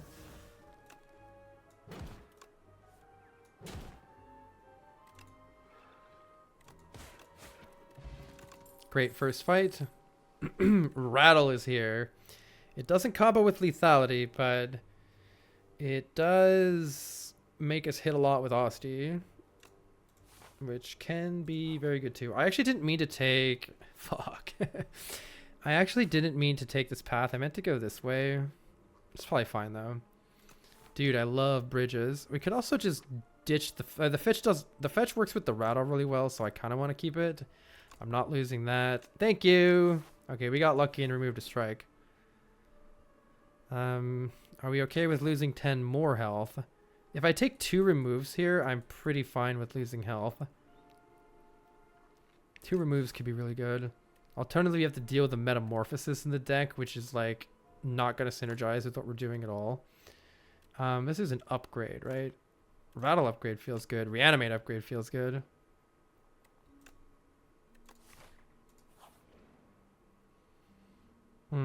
It's a bit late for the cheese, though common at cards are kind of annoying because we kind of have to do it. We're running into a lot of life loss here, which I'm not sure that we can sustain. I'm going to take the cards, and I feel like, yeah, I felt like we're going to at least get like Fear or Defy or Grave Blast. I want Grave Blast, Fear, and Defy here. I think Grave Blast goes really hard because Grave Blast gets us back Rattle or Borrowed Time at a moment when we need it. We also do need the extra damage from Vulnerable at some point in this deck, though. So it's hard to know. Hard to know which one of those is better. All right, we're looking for bread here. Oh, membership cards here.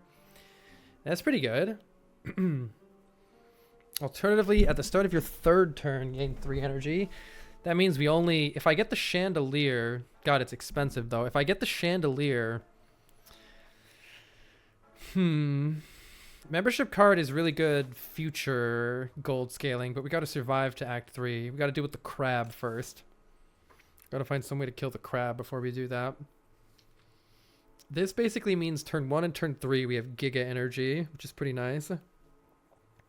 Grave Blast is awkward with lethality. That's a good point. I often don't use lethality, so I'm clearly making some weird choices because I'm not used to having it in the deck. Yeah, I like this on sale Putrefy. I could just buy the Chandelier and the Putrefy for the most value right now, or I could buy the membership card, take a remove here, and then go to this shop and see how things are looking. Maybe buy some potions for these 2 elites. The Chandelier feels pretty good with the fact that we're shuffling 3 souls into the deck. And Capture Spirit. And just card draw in general. Yeah, the crab isn't so bad, I think. I'm just trying to decide if I need to... I'm just trying to decide if buying the membership card is going to get me killed. Don't really know. 300 is a lot of gold, yeah.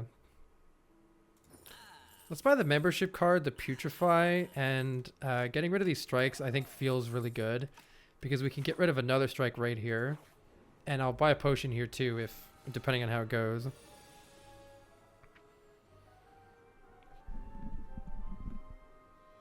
I think I'm just Grave Blasting this defend. I think I'm Grave Blasting the defend here.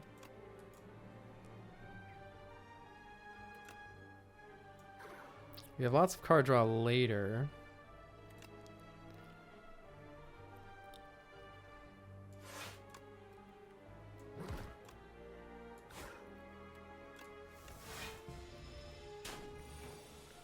Alright, we do need to go in on this guy now. could just play lethality, flatten, and then leave all of this good stuff in here for later. It'd be nice to get friendship or putrefy this turn though. Let's play the lethality and see what we drew. Best thing we could do is double cast Defy right now, or if we got putrefy it'd be pretty good. But if we draw reanimate, we'll be a little sad. Next turn, we could just leave the souls in the draw pile too. Kind of awkward turn, to be honest. I'm gonna just see what I draw. See if I get friendship. Okay, now we at least know what we're dealing with a little bit clearer now. Fetch flatten will do good work with vulnerable maybe next turn. I can keep it weak right now with defy, or I could just play bodyguard. Right now I could play bodyguard, unleash, flatten for just trying to do lots and lots of damage to it right now. I don't know if that's smarter than just playing double defy here, because it's going to hit us next turn probably. And we need to... It just depends a bit on... I'm assuming I can draw these souls and just draw most of the cards that are here. If I play putrefy, fetch, flatten next turn, or just putrefy, flatten actually deals crazy damage with lethality, right? That's enough to stun it. Just putrefy, flatten alone next turn solves the whole turn. I think this is good. It could be awkward. There's probably some horrible draw in here that's gonna fuck me. Hopefully we don't get that. Hopefully we don't draw that. If we just draw putrefy or fetch, yeah, we're pretty much good here. Okay. So putrefy, flatten, stuns it already. We're good. Nice. Morning, Noctis.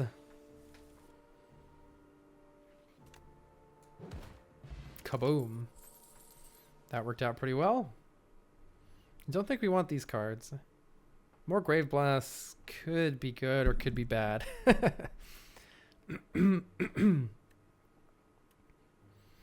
This is upgraded and it heals us.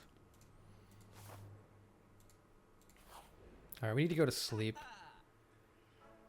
Or we need to buy Dredge. We need to buy the Gambit. I do have 4 defend cards with Fasten. Could be good. Dredge, I think, is amazing with Borrowed Time. So I'm definitely buying Dredge here.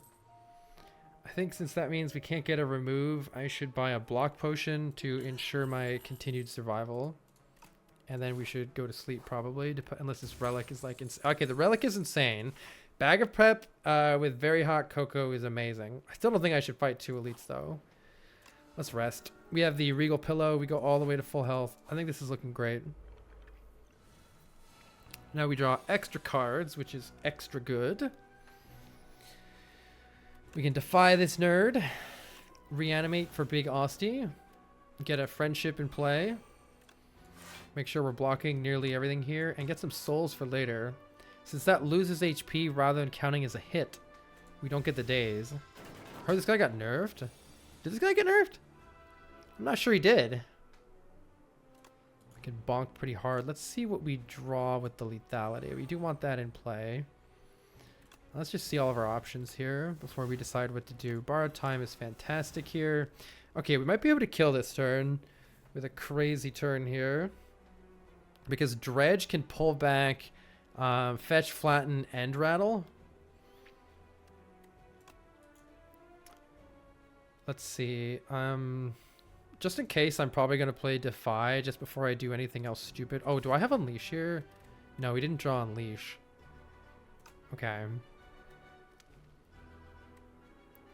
I see. It's going to add 20,000 dazes to my deck is the problem with trying this without actually doing the math. Oh, god damn it. This adds so many dazes, man. If I play a Fetch, Flatten, let's just calculate... it's actually, it'll be without lethality. So it'll be 28 plus 3 is 31. And at that point, Rattle will only hit for... 7 times 3 is 21. So Rattle hit for 21 plus 28 is 49 plus 3 is 52. Okay, then I dredge, and I dredge all those cards back again. 52, 55. 55 plus 16 is 71. It's not lethal. Rattle will hit for 7 times 6. So it's not lethal. It's a lot, though. It's like 90 damage, but it's not lethal. This is why this deck needs vulnerable, too. So in that case, let's not worry about doing anything super dumb here. And let's just block nicely and bash him for 28, I think. Again, we don't have Unleash, right? Yeah, I could dredge Borrowed Time, Defy, and Bodyguard. It's pretty good. No, it's not going to attack next turn, right? So I actually don't need to get...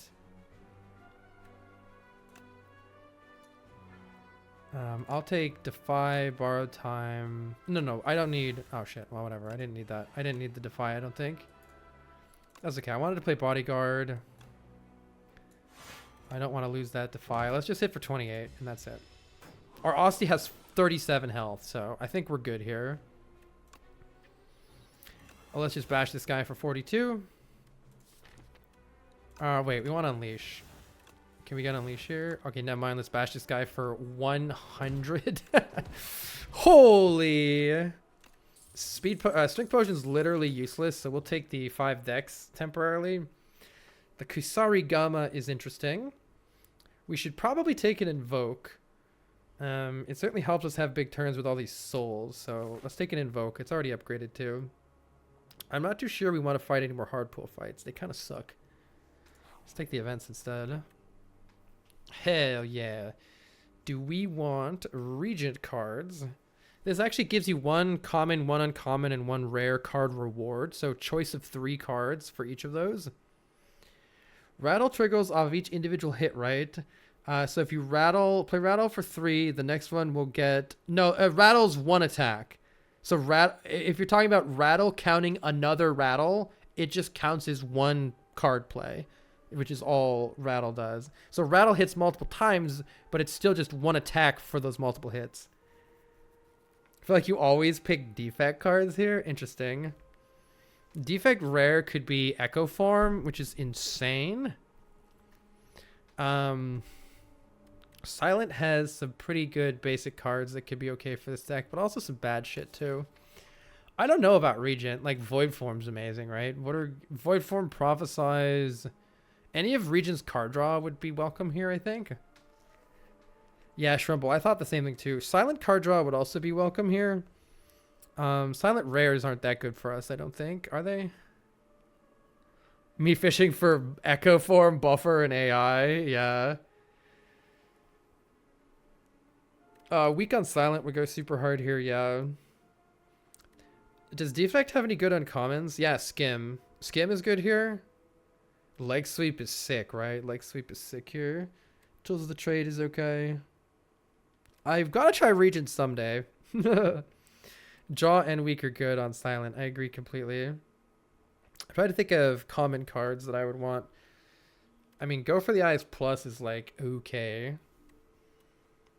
Synthesize? What? Does tracking work with Austie? That might be, yeah. Lots of fun options here. The nice thing about Silent is the commons are really good. That's what I like about Silent because, yeah, Acrobatics is really good. Yeah, I mean, we're not thinking about the orb slots. We're thinking about all the wonderful rare cards like Echo Form and Buffer and all the wonderful uncommon and common cards even. Like Skim would be very good too.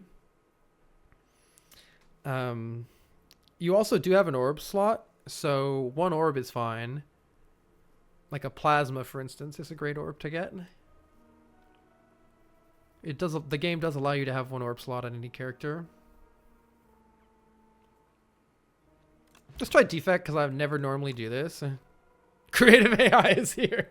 Is this good? I'm gonna do it, but I don't know if it's actually good. I'm gonna do it.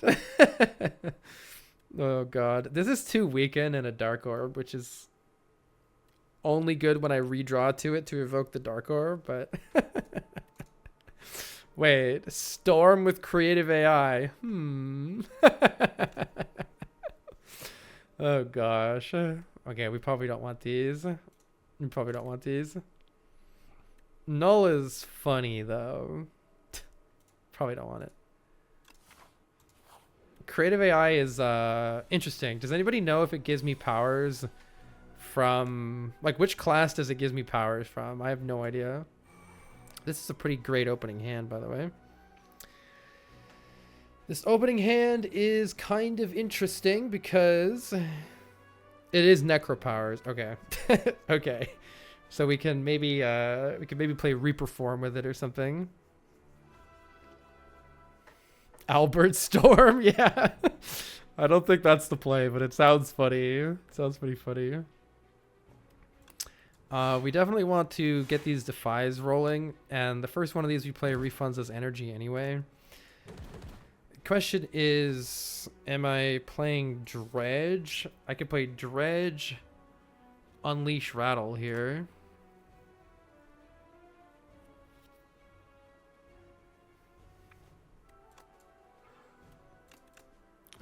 I have to choose a third card. Let's choose this one because I don't want to play it actually. Be nice if you didn't have to choose that. This is not that much damage, but this is kind of good damage, right? To the extent that I should probably just do it again. 35 damage right now. I do take 2. Kusarigama going in. Seems pretty good to just do the bonk while we got it. I do think it's better to play the flatten, at least one flatten first. Let's see what else we draw here. Bodyguard, you say? Better to play the flatten to benefit from lethality. Putrefy is slightly late. Probably should have blocked somewhere in there. Probably should have played a block card. Next turn looks suspicious. Invoke would actually go pretty hard next turn, since we have some high cost stuff here. Though I'd like to save the block pot for the crab if I can.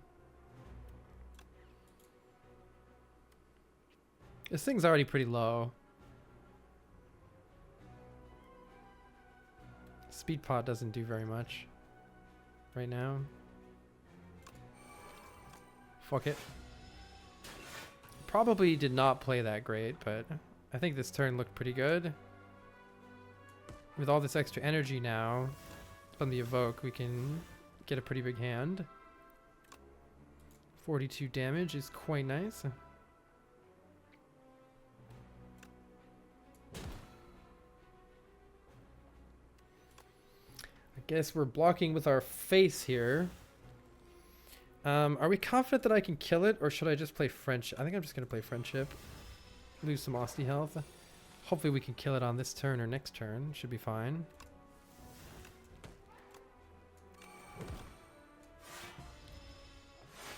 Lord Manatee, hello.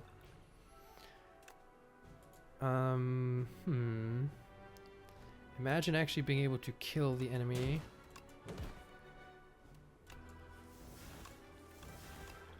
There we go. Awkward deck. Hey, we get the block potion back and even more healing. I don't want any of these cards though.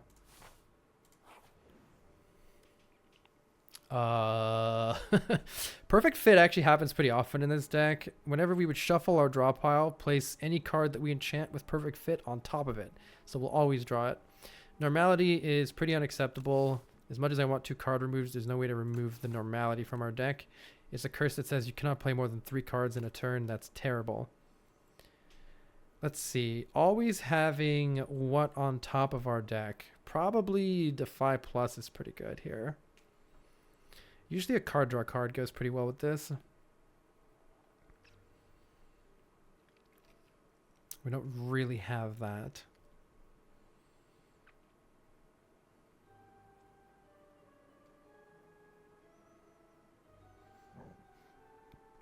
You could do Unleash potentially too. It might backfire though. I'll just put it on Defy Plus. Ensures we're always consistently drawing our block cards. And in order to play Creative AI, we should probably upgrade it. Though I do want an upgrade on Dredge so that it retains and we can use it on the best possible turn. And I want an upgrade on Rattle for damage as well. It just depends on if I'm playing creative AI in this fight or not. I really don't know if I am.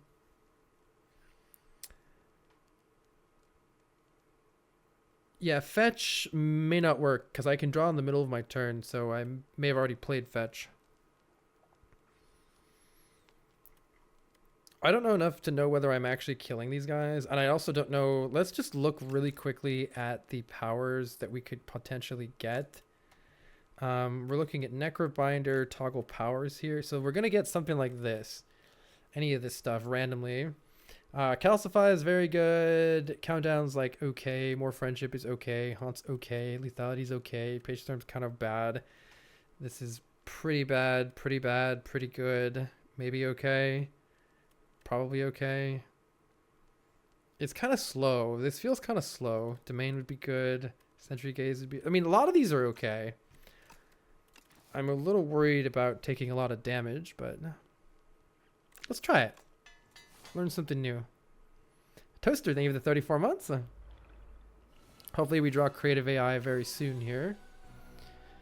We don't yet. But this is a good opening hand nonetheless, because we can play Reanimate and also block, which is going to give us a nice little buffer here. We definitely need to play Reanimate and turn around, or Defy and turn around on this guy, which is pretty good.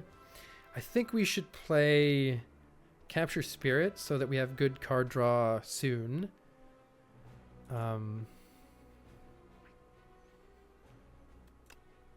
I think I'm just playing Defend Bodyguard here so that we keep Osty as big as possible. Big Osty paired with Lethality will allow us to do a lot of damage on a key turn. We would really, really like to draw our Borrowed Time here. So let's see if we can get it. We did get it. That's super, super helpful here because now we can draw all these cards and try to actually plan a good turn. Unleash hits for 1 billion right now. Is there any way for us to draw it? Big Crab. We don't have any more access to card draw, right? There's no more card draw. So unfortunately we can't do it this turn. Preserving as much Osty as we can would be really good here, especially if we can pair it with an Invoke. Let's see what I do have one more card draw here, but it kind of ruins the whole thing. Let's just do this because I don't have enough extra energy. Whew. I'm probably going to try playing creative AI, but it might be like a serious mistake. I feel like I should dredge here. You know, I'm going to play creative AI and I'm going to dredge back 2 free flattens, or at least 1 free flatten and the Defy, so that I can play Invoke here. I want to kill this right side one first if we can. And hit with Kusarigama. Okay, I think that's pretty good. We do want the Invoke for next turn, because we still got 3 souls in our draw pile. And I could Grave Blast the Borrowed Time again and play both defense to keep Osty even bigger. Let's fucking do that. That's going to mean Osty has more health, which means we actually get out of the fight sooner. Of course, it makes one of the worst possible powers. Whenever you play a card that costs 2 or more, gain 4 block. Kind of yikes. But Unleash is massive here, so that's good. And if we get Putrefy, it's even more massive. So we can Unleash all over this guy. Question mark. Souls on top. 89 damage is pretty nice. That's a good start to this fight. And then I think we're turning around with Defy here. Do I want to play the Strike for 9 more damage? I don't think so. I want to... oh no, we're already fully blocking, so I probably could have. Oh well.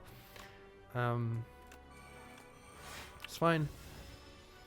So we're going to draw the Defy Plus here. Because of making it perfect fit, it'll always be on top. Which, in case we can't kill this guy this turn, will probably be good. But if you play an Ethereal card, gain 4 block. That's 4 more block from this Defy. It's okay. Our blocks don't do very much, but this is actually a really good speed potion turn if we want to do it. I think we can kill if we draw... Let's just see what I draw first. I think perhaps it would have been killable if I drew Unleash, but we didn't. So let's just block. Let's just use the speed potion. It's a really good speed potion turn.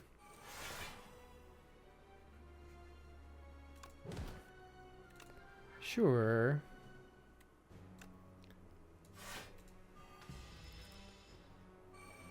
And now we've kept so much health on Asti. When we do draw Unleash. We made another lethality. That's kind of funny. Alright, sure. How much is this? 81 damage. Kaboom, I guess.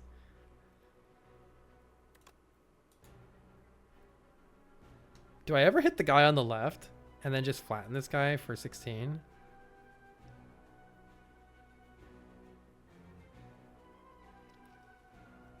Nah, I'm going to take damage. Let's just kill this guy. Get him done.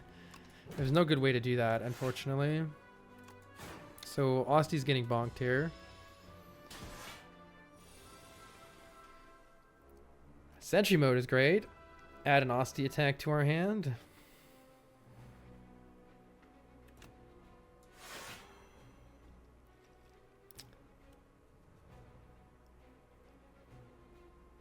You needed to flatten first. Yeah, but then I would have lost all the lethality damage if it wouldn't have worked right.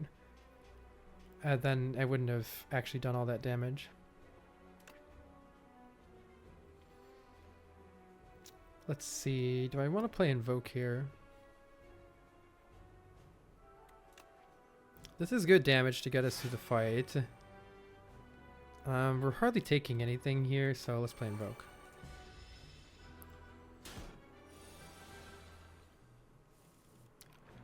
Creative AI, I don't know if it's good.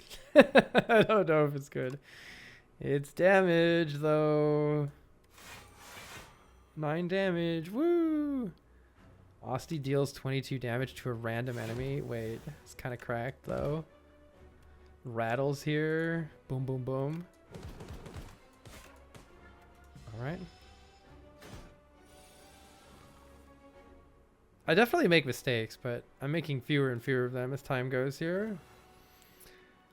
Let's see. Do the damage with this because it deals more damage with lethality. More Sleight of Flesh. We're gonna just play all the cards kind of a situation here. Osti's dying, but so are they. So are they. Oh yeah, 18 damage with Sleight of Flesh is pretty sick. Do you want a real sentry mode? To always have some... This problem with this is the deck is kind of slowing down, which is going to punish us on these early fights here. Banshee's Cry is funny. Deals 33 damage to all enemies and costs 2 less for each ethereal card played. Every time you play a Defy or a Lethality, it makes it cheaper. That's kind of it, though.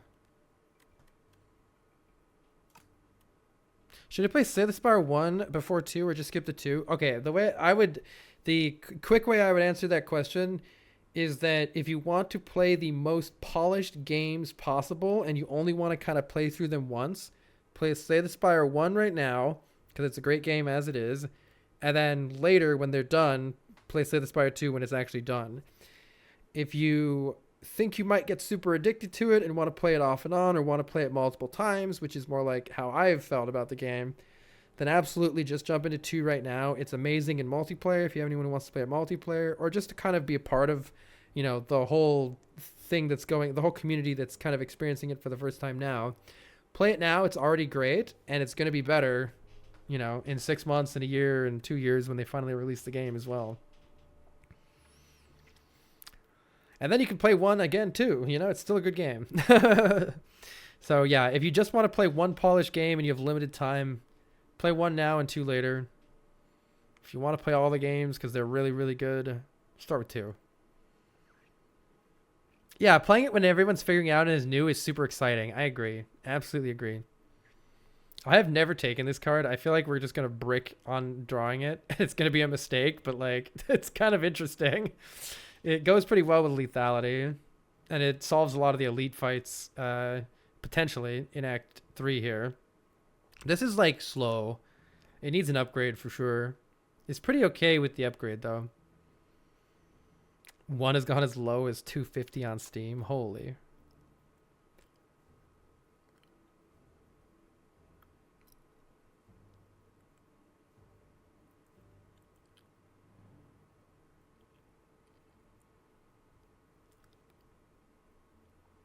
Yeah, this takes a while to get going.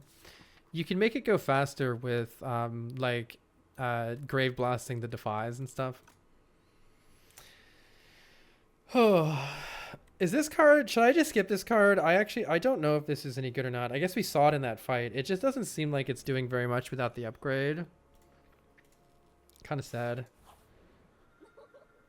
Well, there's the upgrade. Fuck. 999 gold with membership card is absolutely nutty if we can get 2 shops. We can get 2 shops. 1 here, 2 there. But the path to 2 shops is atrocious. It's still pretty good. 99 gold is still pretty good even with just 1 shop. Man, there's no heals. There's 0 heals if you go that way. It's the only problem there. Feels like we might just be walking into doom to go through that. What's a more realistic path? Let's say we instead go to this shop. Where's like there's a 3 elite path here that at least has 1 heal in it. Still a little bit suspicious, but we will get a lot of power here. 99 gold in the shop refreshes items. Yeah, that's crazy. I'm trying to see what Apotheosis would do. This is a good upgrade. This is a good upgrade. Good upgrade. Good upgrade. Good upgrade. Okay upgrade. Okay upgrade. It's good on the defense. Apotheosis isn't bad here because we have Bag of Prep.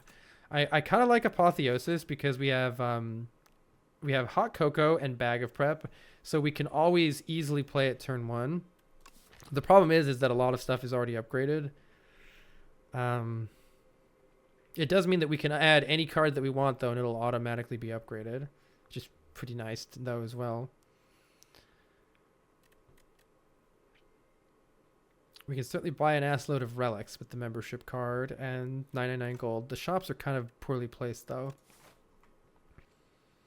I'd say it's either 99 gold and go here, and that's the only shop we're gonna get though. Or it's Apotheosis, and we're still kind of looking at this path anyway. The most value out of the act is the 3 elite path with this 1 fire. Unless we're fighting 1 elite. We basically trade 2 elites for 1 more campfire this way. There's also an easy path this way. Question mark could be a shop. True. Let's see. We have test subject and queen coming up. Just having the defense upgraded and the other defy upgraded, like just the basic block upgraded, is actually going to really help this deck not die to the late game bosses. But it does feel like the deck needs something else even beyond that too. Like some more value from the relics. I think this is the most fun option, but I actually think Apotheosis might be really good here with Bag of Prep and Hot Cocoa. I'll take the gold because it's fun. Do we want the possibility of 3 elites and 2 shops?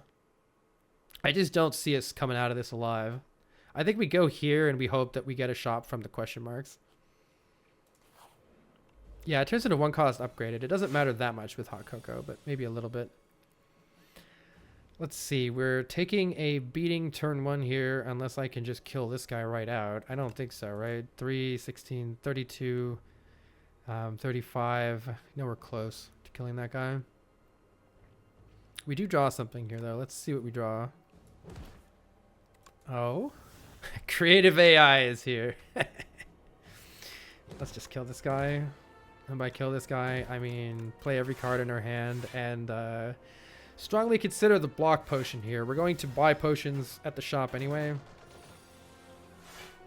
And isn't center path on par with the right one? What do you mean? If you want these fires, yes. If you want 3 elites, no. It just depends on what you want here. Is that what you mean? Or do you mean this left one over here? This one has 0 rest sites. There's not a single one. The reason that I took the one here is it has this one. So crucially, if we're dying, I have Regal Pillow and I go to full health right here and can fight this elite. That's why I did it the way I did it. Hopefully that makes sense. Dredge is really good here.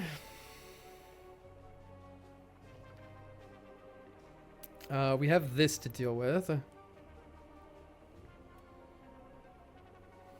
Necro Mastery. Because we can play Borrowed Time, Dredge, Borrowed Time, and see what else we want to do with our life. Let's see if we can draw maybe a Defy or something. Okay, we didn't though, so that's less good. Yeah, that's kind of unfortunate. We can at least get a bunch of block cards, I guess. This guy's only dealing 15 right now. I'm assuming I couldn't kill anything super important here. Let's see. What's our current block situation at? It's kind of sad, but I feel like I'm just dredging a bunch of block cards here. Hey, Senator Boss. I'm up early. You can heal on shops. We can heal on shops. True. That doesn't help this situation even a little bit. That in no way helps that. But it does mean that taking some damage here is fine. If we take up to 15 right now, it won't matter. Probably should kill this guy and invoke. To kill him, we just need 1 flatten.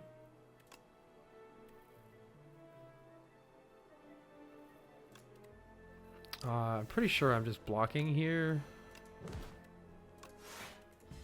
I could have played friendship maybe, but I think this guy won't be too hard right now. That's what I'm hoping he just kind of gets cooked here with what we got. I think he does.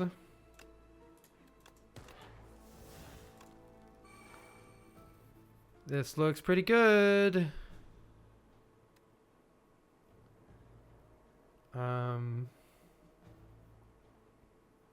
A lot of things look really good. How do I actually kill you? I can't play Unleash, Reanimate. Maybe I could. Maybe I should have instead of using the soul.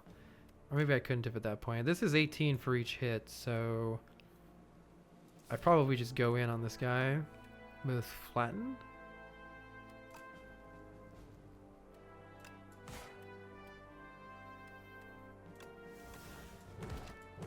Yeah, that's lethal. Okay. We don't need these cards unless we want Snap to add Retain to something. I don't think so. Would anything be sick with Retain on it? Doesn't work on Defy. Kind of no. I don't know. Hey Q, doing well? You're not allowed to reject. Okay. I don't need this much gold. As much as this looks, I think this is bait. I literally, with membership card, I cannot spend this much gold, even as is. I think it's bait. I literally can't spend it.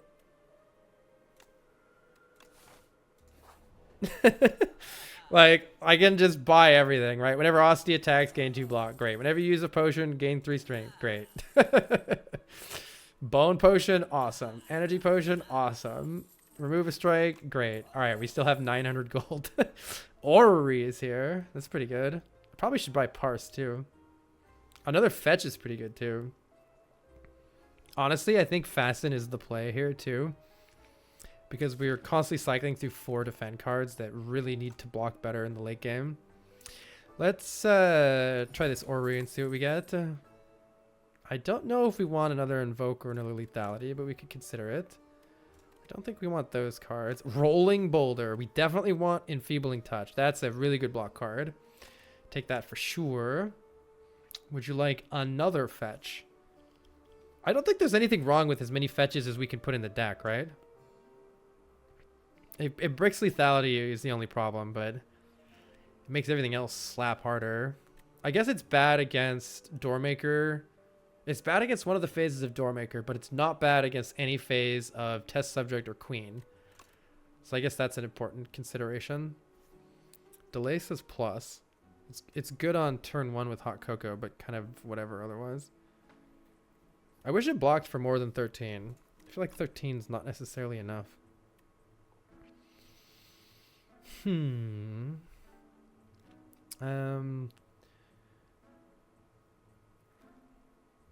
I don't think we need 2 invokes. I think that's too many. And we're not actually using the lethality all the time, so I don't know about that. I'm taking fetch. I don't know if I'm taking delay plus. Delay is huge value for the inevitable dance macabre that the AI will spit out. You're so right. I don't have enough experience to know whether this is like a bad card to take right now. It's an okay block card, but only okay. Against Queen, it only blocks for like 9 for 2 energy, which is pretty trash.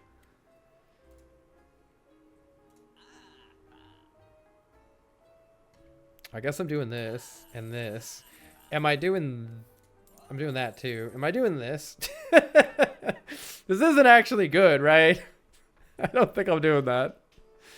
Do you want to roll the boulder? The boulder! The boulder thinks it's a good idea. Please add boulder. Someday I need to do it. Okay, here's what we need. We need to high roll another fucking shop right here. Damn it! You're the opposite of a shop, you nerd.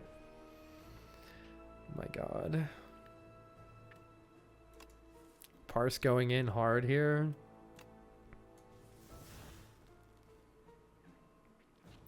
Okay, whatever.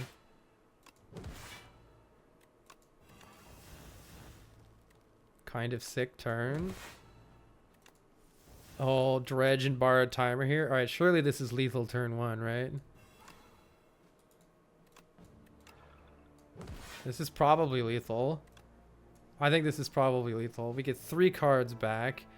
It's got to be flatten, unleash. Oh, I don't have. Oh, I didn't play rattle. Oops, I meant to play rattle already. And me big dumb. Whoopsies! Did that in the wrong order. Still probably lethal. Yeah, and I have another one of those, by the way. I could have done that again. I think we do want the energy potion because turn 1 we don't need it, but turn 2 or later when we draw these we do kind of need it. Well, you know what? The deck is kind of working. Is this good? I don't know if this is good or not. It's kind of good. Is this good? Scaling. I'll take an Afterlife plus. I'm not sure it's any good though. Whenever Aussie attacks gain 2 block, we definitely want that. Ooh. We definitely don't want to get rid of any of these things. Because the Bone Flute and the Funerary Mask are really good for us. But I think we can get rid of Meal Ticket here. We're probably not getting another shop, and our first hand being upgraded is great with Bag of Prep. Okay, now we have to decide. I think we should try the 3 Elite path to get as much power as possible. The deck's performing really well. We'll see how much we regret that after this first turn here. So this turn is still pretty good, I think. Feebling Touch blocks for 11. Afterlife summons a lot. Fasten blocks for... Look at these guys blocking for 15. Holy. Let's see. How did it go last time? Dredge retains, so I probably should just keep the dredge here. I don't know if I should kill this guy or this guy. I kind of got confused about that. This guy attacks for like 40 billion in a little bit, but we have a little bit before that happens.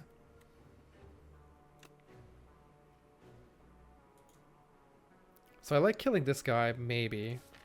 Yeah, let's wait to dredge.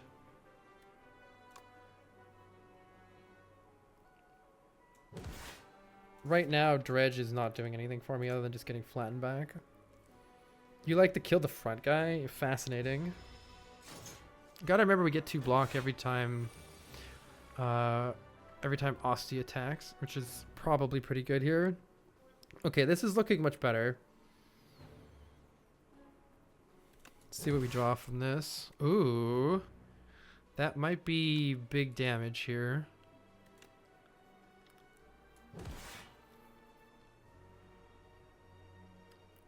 Dredge can hit Flatten, flatten, fetch for 6 block, which is a non-useless amount of block here. I feel like I should play friendship or the things are going to get really bad for me. So I think it's defy on this guy probably, unless I don't need the block. I think I do need the block though. I think that means I'm letting unleash exhaust though, which is kind of suspicious. Unless I'm using the energy potion. Or skipping. I either skip friendship, use the energy potion, or exhaust unleash. That guy is gonna fuck our life up soon, so we do have that problem impending. Fetch doesn't draw another card, does it? But it is block and damage. Dredge is 3 cards. Okay. I think I need to play friendship or we're gonna be in for a bad time when I draw all these souls.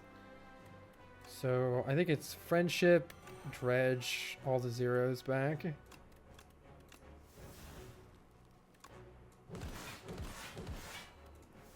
That guy is dying, but so's Osti. And now we don't have any upgrades. So we do need to make some stuff happen right now. Lethality is here. Let's see what it draws. We're looking for borrowed time here. Fetch and putrefy are okay too. I feel like we're getting bonked by the Magi Knight, and I don't know what to do about it. Do I just abandon ship on the middle guy? I think it's too late for that. Okay, Soul's good, Fetch is good, Creative AI! I might need to play Invoke here. Rattle kills you. So we're probably doing that. Okay, now our cards aren't going to go away at least. We draw a lot next turn. I'm kind of worried. I actually think the back guy would have been the right play here. I thought the deck was maybe going to be a little faster, but it's kind of like it either pops off turn 1 or it goes slow. And so I need to remember that if it doesn't pop off turn 1, it's actually probably going to go slow. I think Invoke is the play here because we have Grave Blast and Parse coming up. So I think it has to be Invoke here. And I could use the energy potion if I'm afraid right now. I will lose this perfect fit Defy, which is kind of unfortunate.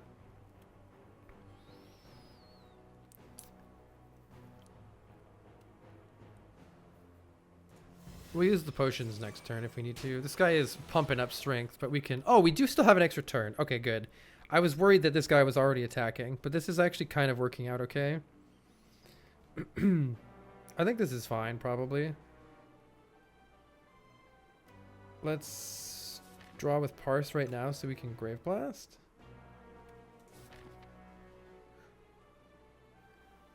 Enfeebling Touch fully blocks... Oh no, he's not multi-hitting me. Never mind.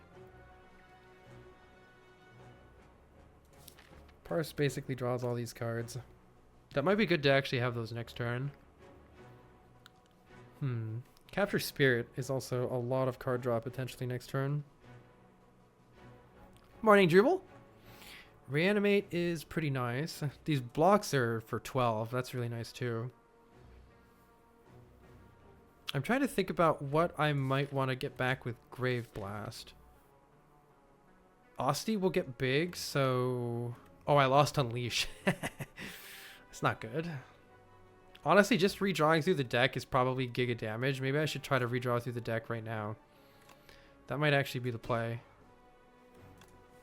Let's maybe try redrawing through the deck right now. Because this allows me to play a lot of fetches. I don't have any weak... I don't have any vulnerable, though. This is one issue. But I can do a lot of damage to this guy right now just by going in hard. Yeah, look at this. Rattle is doing a lot, and I can Grave Blast the Rattle.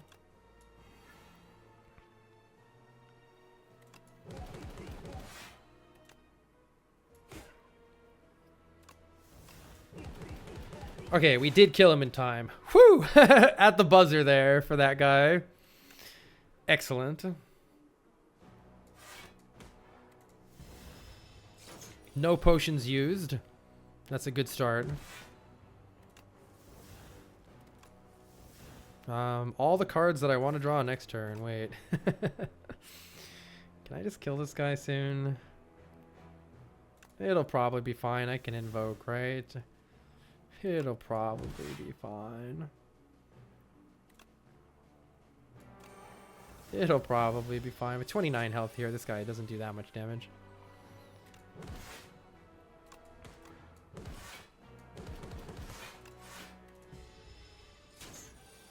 That guy would have hit me for 40 if I didn't kill him that turn. So, got him just in time. Okay, that was great. Vulnerable Potion is actually pretty good. So is the Energy Potion. Book of Five Rings is pretty useless. I don't think we want these cards. Death March is interesting, but with lethality, but I don't think it's that good. It's kind of a toss-up here. Energy Potion could go in really hard in order to get Creative AI in play against one of the bosses, but Vulnerable will definitely help us kill. We kind of need another source of Vulnerable. Hopefully we could just get that with a card. Pocket Watch is good. Whenever you play 3 or fewer cards on one turn, draw 3 additional cards next turn. That's really good. You always get Book of Five Rings. Yeah, at the very end, it's just like, god damn it. God damn it. Okay, this guy hurts us for 6 damage if we play a power.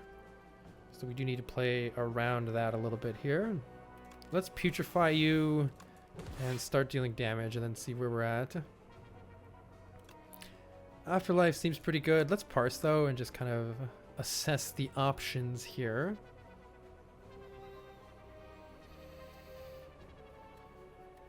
Afterlife makes Osti big, which we appreciate. Invoke makes next turn good, which we appreciate. Capture Spirit makes next turn good and doesn't rely on powers. Unleash does good bonking.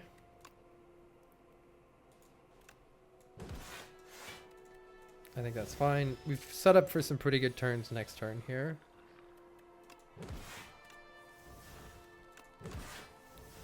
I think this guy's just dead. Not quite, but almost. And we have so much block, we can just play that and take 6. Good fight. Reanimate. Dredge the Unleash.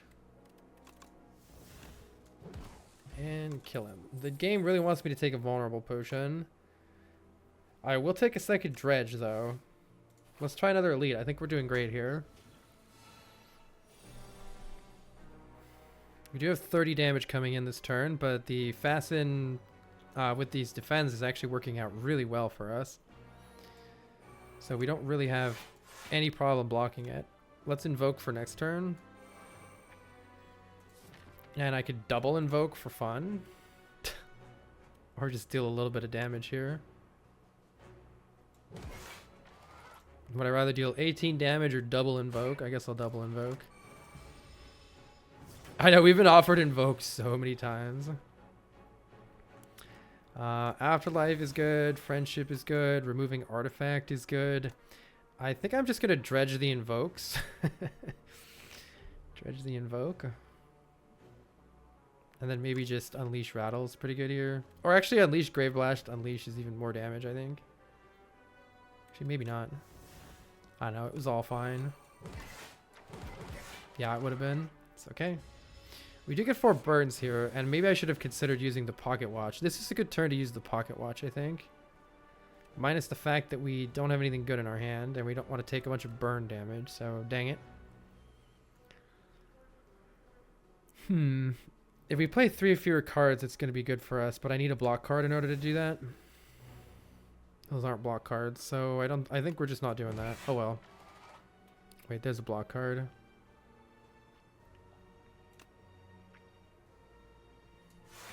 Okay, if I play nothing else, then we will draw we'll draw 8 cards of these next turn for this big attack. Alternatively, I could just play a whole bunch of shit right now. I think I just play a whole bunch of shit right now. Make Osti bigger, block with Osti. Sounds better. No, the Creative AI hasn't done dick yet. Surely it will eventually, right? Smiley face. Definitely playing this instead of creative AI. Sorry, creative AI. I want my Asti to be big. AI played 0 times. I mean, the use of it is boss fights, and we did play it against the crab boss. It did something against the crab boss. We should probably play Defy here. And Dredge and play another Defy here. Let's just see what we get. Oh, I probably should have played Putrefy. I guess we could just do that instead. Okay, it's only dealing 33 damage, which ain't much here. Let's grab ourselves... We already got Borrowed Time. Let's grab Flatten... Flatten Unleash and just fucking kill it? Question mark?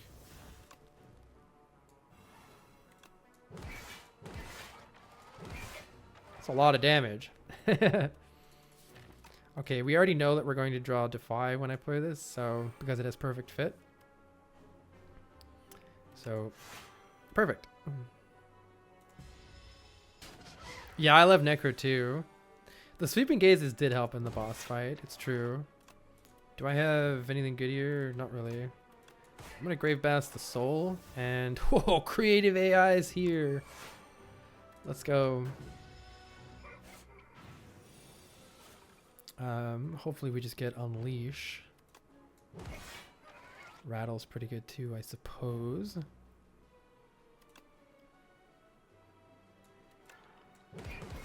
Or is it?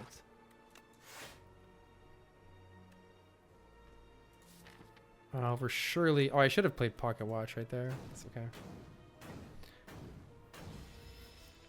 I'm not taking this very seriously because he's attacking for half of Asti's health. Alright, there we go. We get an Intimidating Helmet. Whenever we play a card that costs 2 or more, gain 4 block. That's good. Calcify helps our Asti deal more damage. That's pretty good too. In fact, I think I'm going to upgrade Calcify? Upgrading Dredge is pretty good too for Retain. Asti just bonks harder. That makes the fetches really good. Upgrading Putrefy is pretty good too. Oh yeah, Fasten's a good Fasten's good too. Let's upgrade the damage and see how it goes after this guy. Just draw them in your opening hand. Forehead. Really good opening hand here. So far, Hot Cocoa has been incredible for us. I guess let's draw cards and see what we get before we make decisions. Definitely need to play that, and then actually block here. We can draw more cards though. JK, we're blocking. If only we had Borrowed Time. We're pretty much done blocking. I could just make Asti super big instead of playing creative AI. One of these days you're gonna get played creative AI. One of these days. Enfeebling Touch is excellent here. And I think we're just preparing for next turn rather than doing a little bit of damage. Because now we have 3 more energy and a whole buttload of souls.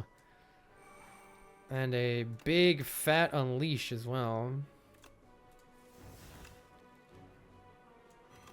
Let's play the big fat Unleash. Oh, I should have tried to draw Putrefy first. Oh well. It's fine. Reanimates here. Friendships here. I think we're kind of just spamming attacks at this point and it's fine. Dredge does nothing. Sick. Oh wait, JK, Dredge is amazing. It's kind of not though. It doesn't do anything. It doesn't do anything. All right. I think we're fine. We do need to murderize this nerd sometime here. Got a whole lot of defense and a whole not lot of damage going on here. Pretty sure I'm just playing some defense here.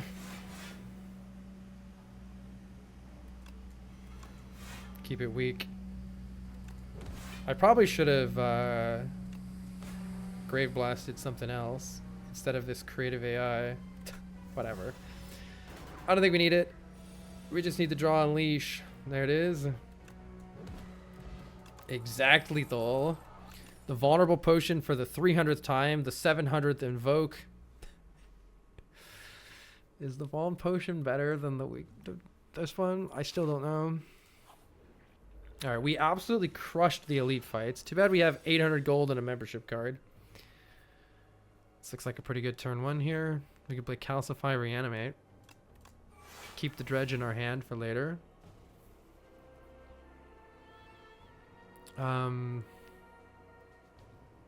Returns all stolen dexterity to the player when killed. We don't care about our strength getting stolen, so we do just want to kill this guy. Dredge hits it for 30 right now. It's kind of good. And then no, let's keep Pocket Watch. Pocket Watch draws more cards right now. Look at all these cards we get from Pocket Watch. That's pretty good. Yeah, the shop was still pretty powerful. As much as I'm ribbing on it.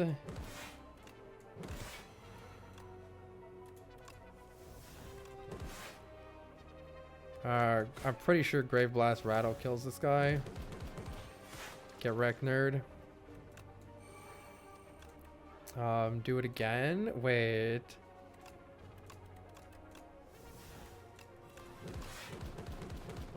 You know, that's pretty good. Yeah, that's pretty good. I wonder if a block potion is better than an energy potion.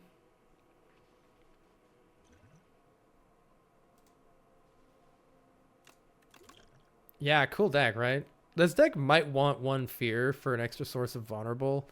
Because right now we don't have any reusable vulnerable sources. So like against, for instance, test subject phase 3, we cannot make it vulnerable in the current deck. It's impossible. We don't need vulnerable to kill it. But it is a way to amplify to multiply our damage in a way that we don't have in the deck right now. Gotta hand it to ya. It's also kind of a dead draw otherwise, though. So, I don't know. Could be good, could be bad.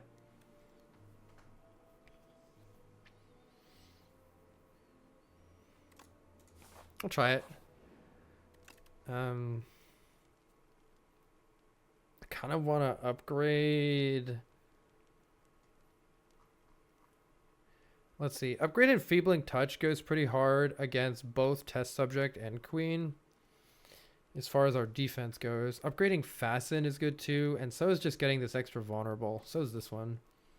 I don't know which of those are the best. Let's try killing them faster with 2 turns of vulnerable. And just see how that plays out. I've got no idea. Do we think that this one or Queen is going to be harder?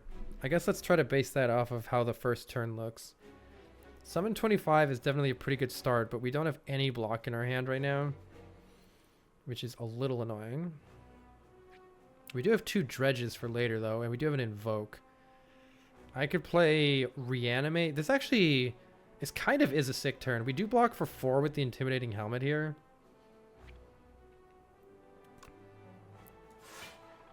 So if we only play Invoke,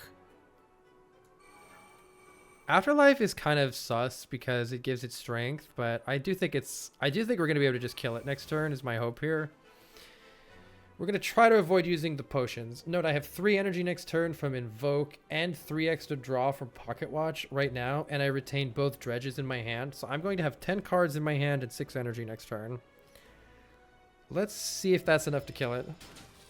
What is the Slay the Relics Reborn extension about? On Twitch, you could hover over my relics, and it would tell you what they did on your end in your browser, which is pretty cool, right? Do I use the Putrefy, or is it dead without the Putrefy, potentially? I do need to draw Rattle in order to kill it, I believe. So why don't I use the Putrefy right now?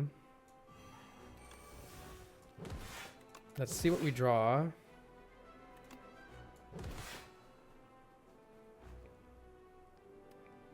Souls make it more strong, make it stronger, so we need to be at least slightly careful about that. We need to be at least slightly careful. Dredge fetches fetch, flatten, or unleash. Unleash does some damage, but not a ton. Do we have calcify? No, we need to draw calcify here. We failed to draw calcify, unfortunately.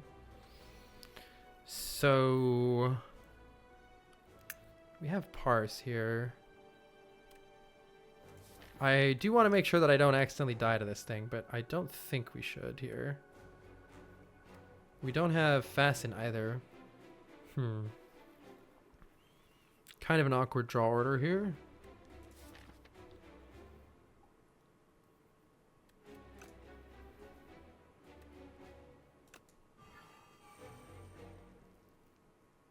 A little awkward. I'm thinking of how to have a good turn next turn. We have 2 souls left. It'd be nice to play Capture Spirit to get some more souls for next turn, though it is a skill. There are a lot of skills right now. Invoke would be pretty good to play here. This thing does need to die next turn. Probably.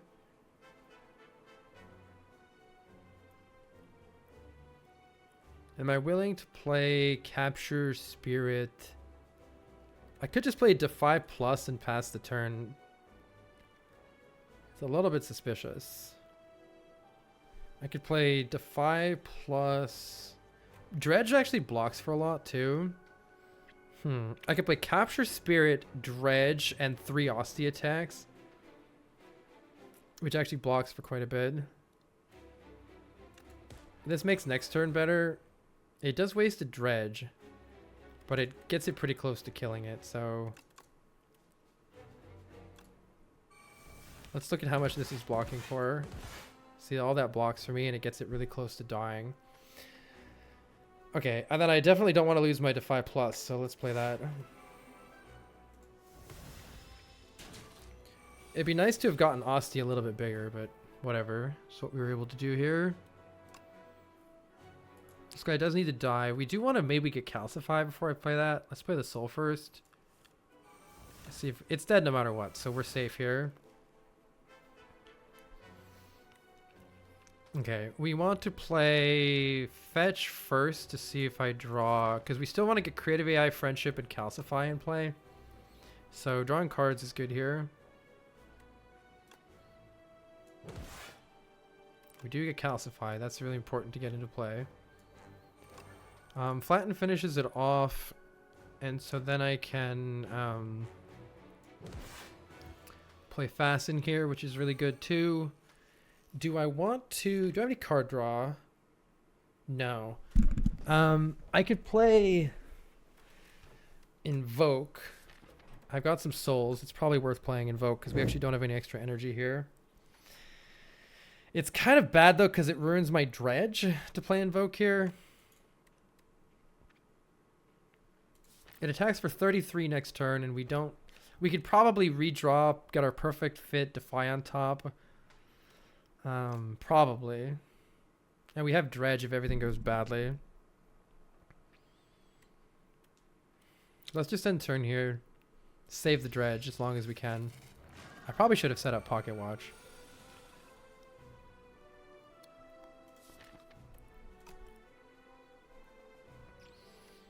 I'm probably going to play the Dredge right now.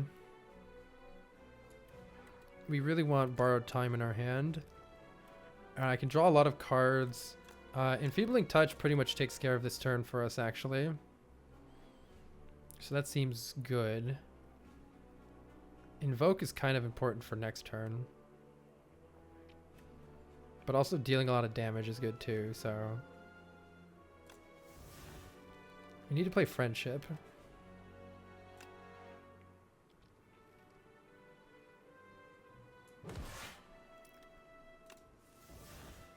Okay, we do want to play Fear so we can kill it fast. That's our block. We're pretty much good on block. We do need to play this Friendship. I think it's... this creative AI is never getting played, is it? It's never fucking getting played. I think I actually stop there because if I play this soul, A, shuffling the souls back in is probably pretty good, but B, if I play this right now, we draw Defy right now, and I want Defy next turn to block. We do need to kill this thing pretty soon here, though. Did I not play Invoke? Oh, I didn't play Invoke. I probably should have played Invoke that turn. Oops. Somehow I missed doing that. Yeah, I should have probably played Invoke right there. Oops. This could be bad. Hopefully we can redraw something good here. Looking like the answer to that is no. This thing does need to die soon. This thing does need to die soon. We want to draw the extra cards with Pocket Watch here. So I think we let Austin die. Defend? Oh, did I have a defend and just not play it? I might have just spaced that one. For some reason I thought I played Invoke. All right, I probably just spaced it. Thankfully we do have Enfeebling Touch here, which is very important right now. We have Borrowed Time in the draw pile. We kind of need... Let's see what let's see. I kind of want to play this as long as I'm not dying. I don't think I am. This is going to do way more damage now. Okay. We're definitely playing Enfeebling Touch, and I need to actually play Invoke this time. And I probably need to block too, right? Borrowed Time would be really good here. Let's see if we can get it. And also this thing needs to die. Okay. Yeah, letting the Aussie die was a mistake. I think I just didn't even see the card. We don't want this card to go away. You see why I took the Enfeebling Touch, by the way. It's like single-handedly solving this entire phase here. Can I freaking play the creative AI now? Please. I'm definitely playing Invoke. I should definitely try to... Yeah, I should definitely play this. Oh, man. I don't know. There's part of me that wants to play the Capture Spirit.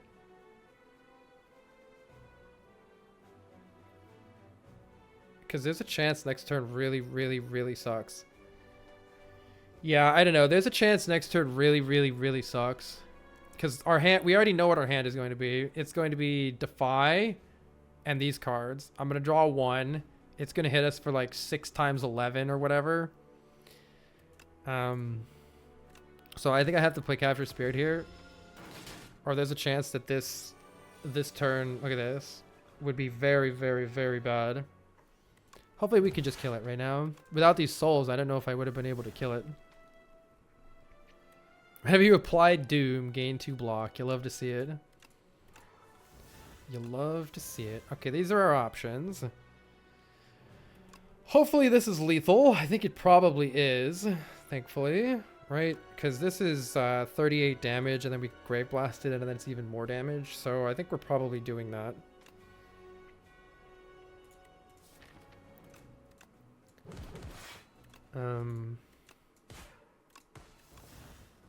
Okay, that kills it. So other than that, we do want to keep this alive. So play it first. I think that means we want to keep this alive, so play it first too, right? And then that means I'm not playing Shroud. Unless I don't want to keep the vulnerable. I probably do want to keep the vulnerable. Invoke for next turn. We really need to get Pocket Watch to go off, but we're not really using it right now. Devour Life. Whenever you play a soul, summon 1.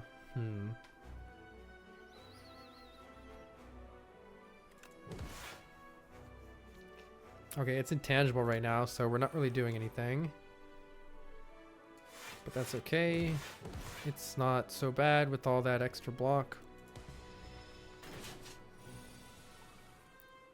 We do have wounds in the deck now, which is bad. Very bad. What are we drawing? Maybe another fetch or Capture Spirit or defend. Yeah, that's not a good turn at all. I think we needed to set up better than we did. We needed to get the crate. I think we needed to like stall. I don't know when to stall on this guy though, to be honest. So that's not good.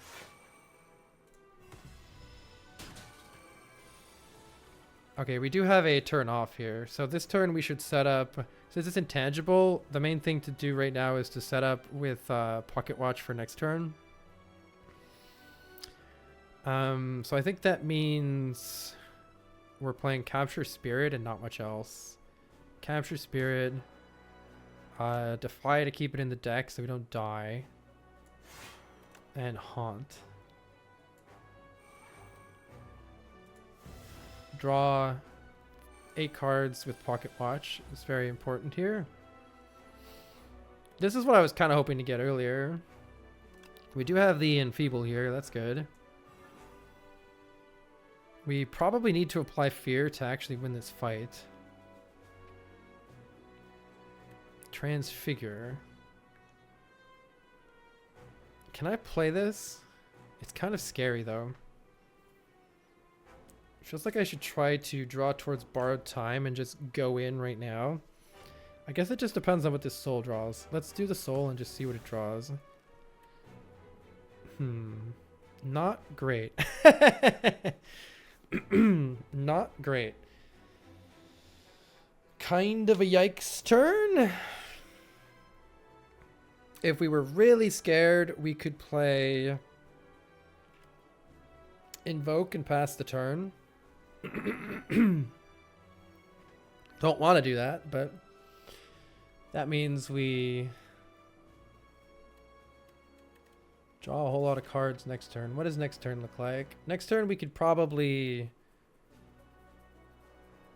there's definitely some bad draws next turn if we don't draw 8.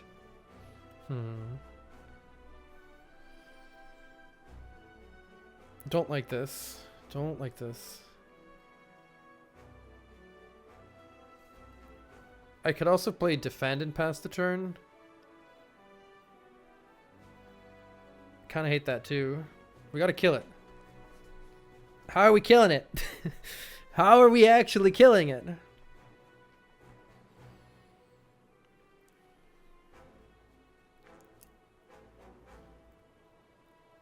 We could also play Domain and pass the turn. That's kind of odd.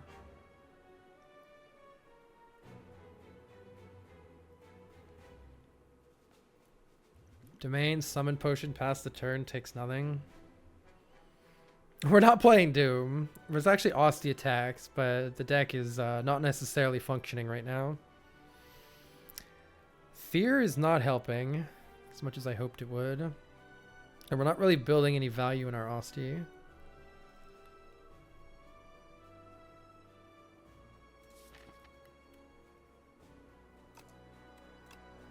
Tempted to play this in Bone Brew.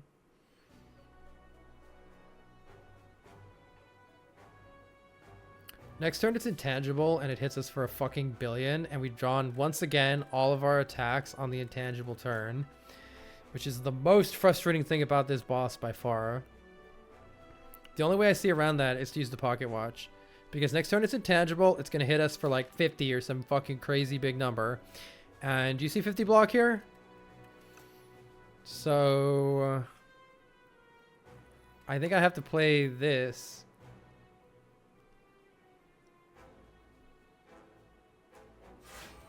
And use the potion. Let all those cards go.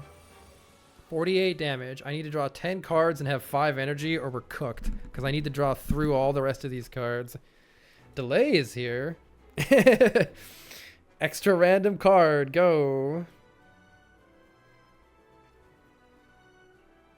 Yeah, I'm definitely playing Borrowed Time, and I'm definitely drawing cards here. Once again, we have all of our attacks when we don't want them. Shuffling the Defend and the Bodyguard back in is actually good here. And we know we're going to draw Defy on top, so... Okay, there we go. Stabilized, right? Unfortunately, we're drawing like trash next turn, too.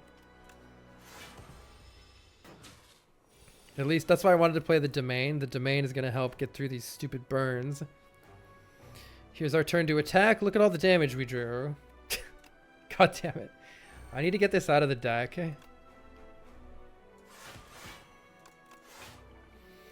I should have... That was a huge mistake. I should have got Pocket Watch draw here. That was a big throw, unfortunately. We did draw Enfeebling Touch, which helped. Maybe you play a Soul. Thankfully, we drew the Enfeebling Touch, or we would have been giga cooked here. Still looking bad, but not that bad.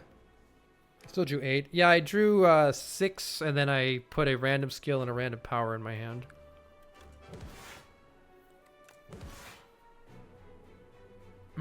Delay is pretty good. I really need to remember about Pocket Watch. I just keep forgetting, but I'm like, I need to get these fucking cards out of my deck. Creative AI is like actively hurting, I feel like. Let's see. We need to play Delay for the energy next turn. And then I think I need to play Haunt and Capture Spirit, because that puts a bunch of souls in the draw pile, which can actually fucking kill. This thing needs to die immediately. This thing needs to die immediately.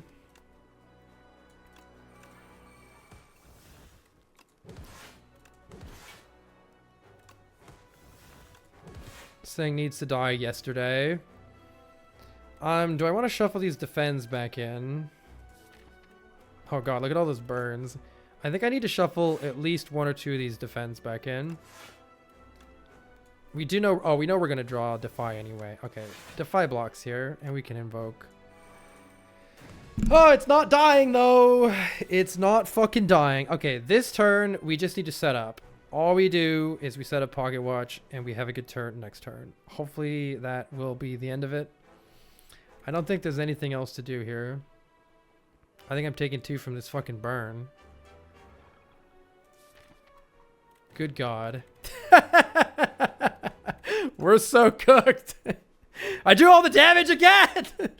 Oh, dude. All right, let's just see what it is. Thankfully, it's a burn. That's kind of what we wanted to see. We can actually play Flatten to block here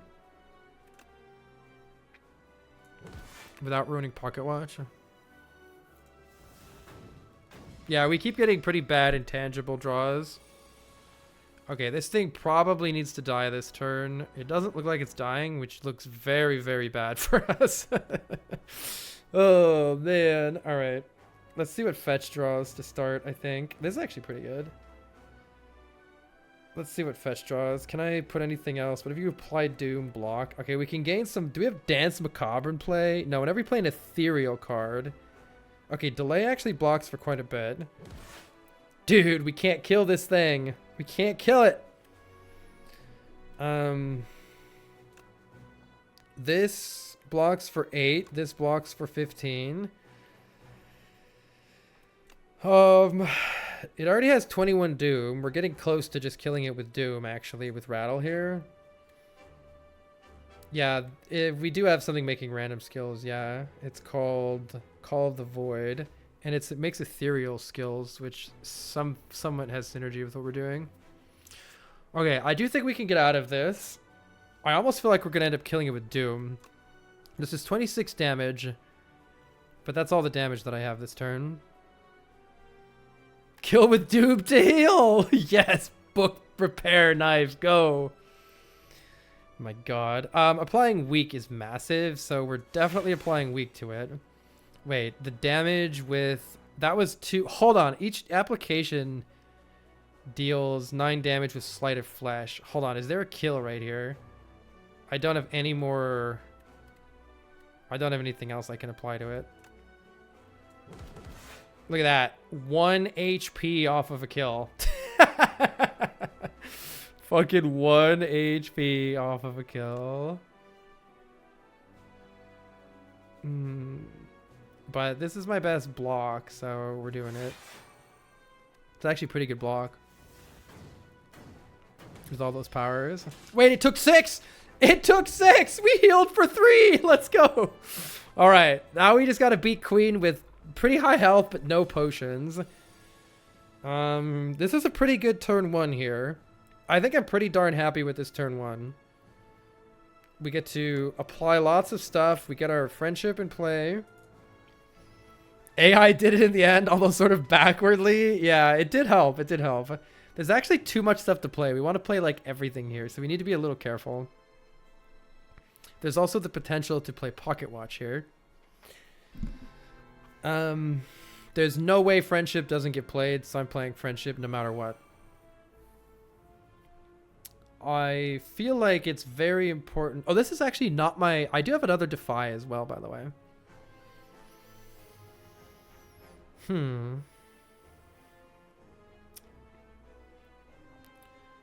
If I just play Reanimate, Invoke, we draw pretty amazingly next turn, but we lose a bunch of stuff too.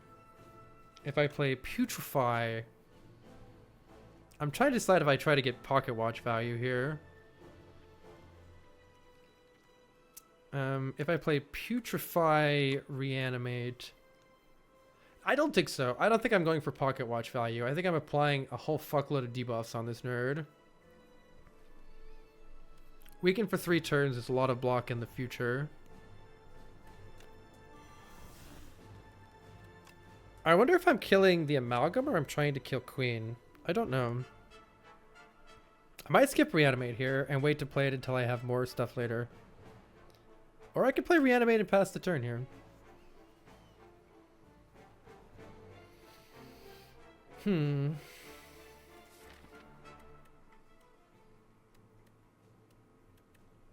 Extra card draw is good because she's going to afflict us.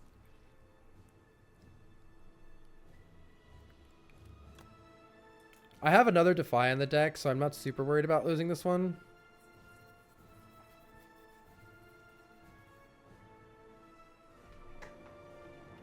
Oh yes, Defy did get nerfed. It's no longer too weak.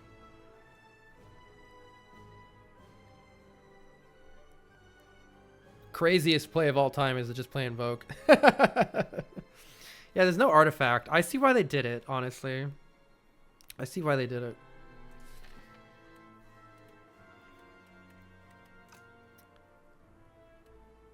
I'm pretty sure I just build up a huge Osti right now. Invoke isn't that useful here.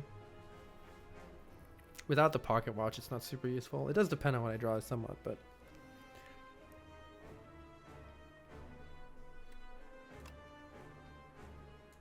Let's keep Osti as big as possible. And we can work on a big Unleash here. Pretty trash hand. The Pocket Watch definitely would have helped, but maybe we can still get something done. Signs point to no.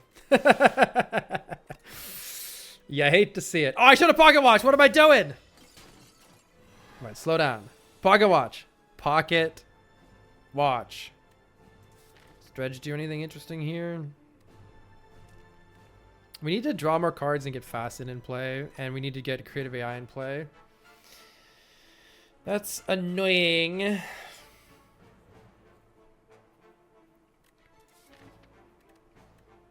We have so many things that we need to get in play. We need to get Fasten and Calcify in play pretty bad here. Hey, Alundra. Thank you very much for the 71 months. This guy's already weakened, so let's see if we can draw... I think I'm playing this other Soul and trying to draw towards all of our good stuff. Yeah, look at that. That's what we want. Okay, now we can set up the deck a little bit better. Let's play Capture Spirit to set up the deck. And I think I'm playing Grave Blast Invoke, or... I think I'm either playing Grave Blast Invoke or Grave Blast Capture Spirit again, depending on how we want this to go. I think Capture Spirit's better because I already have 2 energy in the form of Borrowed Time in the deck, and there's not that many energy heavy things to play. So let's just Capture Spirit again.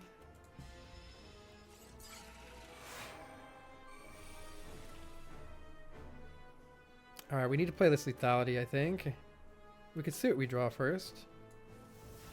Souls. Shocking. We kind of need the Lethality to get out of the deck. We need to play Calcify for sure. And we need to draw Borrowed Time here. Let's hope we can get it. Thank you. Alright, there's our Borrowed Time, which is good. We can go for a... Oh, I shouldn't have done that. Oops. I guess it's fine. We don't have very many cards in the deck right now, actually. Oh, I need to play Fasten still. Oops. Okay, the deck is kind of working right now. My plan is to get this guy low and then focus the Queen, and we can kill this thing on any turn that we need to, but we don't need to. It's kind of the plan. I think it's just Defy to keep weak rolling for next turn, Fasten Creative AI.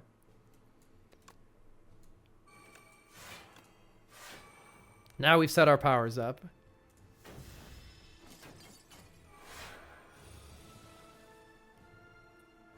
Hopefully that helps us. We did get an extra lethality. That's something. That's something. We're smacking with fetch for 20. That's pretty sick. Keeping the... I think I stop here. Turn actually looks pretty good next turn just because we get Enfeebling Touch on the multi-hit. It's not guaranteed though. It's not guaranteed though unless I draw with Pocket Watch. Fuck it, borrow time. I'm going to not do anything else here because we have a big multi-hit coming into my face and I want to make sure I draw a lot of cards on this turn. Neurosurge is here. Alright, well, we're definitely playing Enfeebling Touch. That's what's allowing this to not suck right now. Rolling the Weakened the next turn is good too. And then I think I just play Invoke and we hope next turn rocks. With 2 dredges and all these flattens and stuff, it might rock with Pocket Watch. So I think I just Invoke here. The other option is to play Capture Spirit instead of Invoke. Do we want card draw or do we want energy? Again, with Borrowed Time here, I think we actually want card draw. Let's do Capture Spirit. No more cards. Draw with Pocket Watch. This turn should be amazing. We should be able to kill this guy and maybe do a bunch of damage here. Thank you, Dance Macabre. Always coming to save us. Do I want to play this fetch? Oh, Unleash does 81 damage. That's pretty good too. We definitely want to draw more cards. So let's just start with these and see what we get. Okay. Let's fetch here. Flatten. I'm going to save the big attacks for Queen if we can here.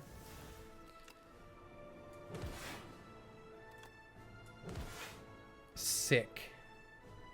Dredge is absolutely massive here. We do need to get Rattle back. Is Rattle here? Yeah, boy. All right. Now we're fucking cooking. Look at this. 6 energy now, and we could dredge all those delicious Austie attacks back, including Rattle, which is going to absolutely pop the fuck off here. Flatten, Rattle is disgusting. So we are going to probably go in on Queen here. Flatten, Rattle deals 13 times 7. Wait. Unleash for 36 first. 13 times 8. Boom. And we fucking do it again with Dredge. We do it again. Rattle, Unleash, Flatten. We fucking go in again. I do need to make sure I can kill this next turn. So I probably do this too. Unless this is lethal. It's probably not, right? I could play the Flatten last. Let's just look at this. 130. It would be 140 minus 22. It's almost lethal, but I don't think it is. Stick to the plan. All in. That's 113 times 11 is 143 plus 22. 143 plus 22, 145 plus 20, 165. I have 165, so I think I'm doing this and this. And surely this thing can just die next turn. And we were happy. Oh, now you make domain. Now you fucking make domain. Oh. Boom! Let's go, dude. 5 wins, Ascension 20 in a row. Let's fucking go. Every single character back to back. No losses on Ascension 10. Fuck yeah. Whew! Oh, Ascension 10, sorry. Ascension 20 is Slay the Spire 1. Hell yeah. Hell yeah. 93 billion. All right, well, from this point, I feel like I could just play random, or I guess we could go in order too. We started with Defect, and then we won with Ironclad, Silent Regent, and now Necrobinder. Maybe we just go again from Defect? Hell yeah. That is excellent. Alundra, thank you for the 71 months. Thank you, Toaster, for the 34 months. Thank you, Buskin, for the 34 months. Thank you, Danny, for the 9 months. And thanks to all of you for hanging out. Always dread the now what after clear. Wait, what was that?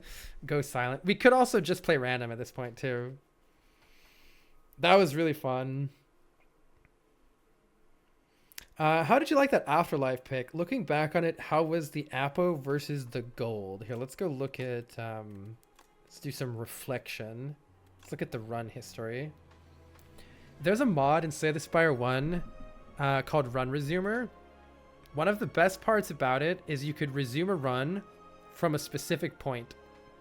So for instance, we could go back to after killing the crab and see how taking Apotheosis would have worked with the deck. I think if we had taken Apotheosis, we probably would have gone to the shop. And what did we buy? We bought Bone Flute, Reptile, Trinket, Orrery, Fasten, Card Remove. Something like that. Or maybe we got the Bellows. I think we probably would have just had Fasten and then a fully upgraded deck. And we wouldn't have had, what, the Orrery and the Trinket. We would have lost out on a bunch of fetches, which did kind of make the deck pop with our multi-hit rattle. I don't know. Yeah, I don't know. I feel like the Apotheosis would have been close to what we ended up with, but it probably would have been worse because we ended up getting Bellows. Definitely helped with the hallway fights. As far as taking, where is it? Afterlife Plus. I mean, it's a pretty good Aussie card, right? For 1 energy, you're getting a lot out of it. But on the other hand, when enemies attack you for 50, it feels kind of small. I feel like if you can keep Aussie big enough that your Unleash is actually benefiting from the damage, then it's worth it to take Afterlife. And I would say that happened only half the time for us. Did the Creative AI end up being bait? I would say it was half amazing, half bait. We were actually gaining a lot of passive block from the Creative AI towards the end there, as well as a lot of damage from like the sleight of flesh that it made. So like, you know, over time you gain power, and yeah, that is what it's supposed to do. It's kind of weird. It's a weird balance keeping Aussie alive. Fucking membership card.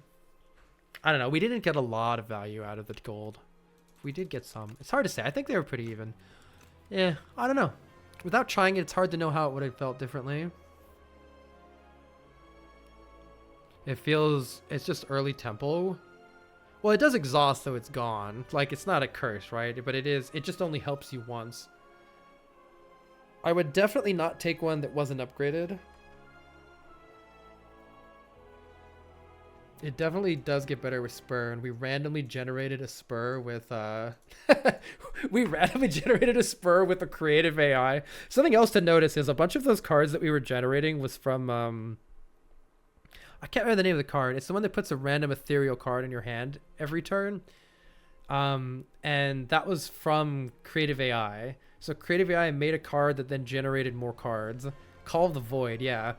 And we also generated the card that says whenever you play an ethereal card, gain block.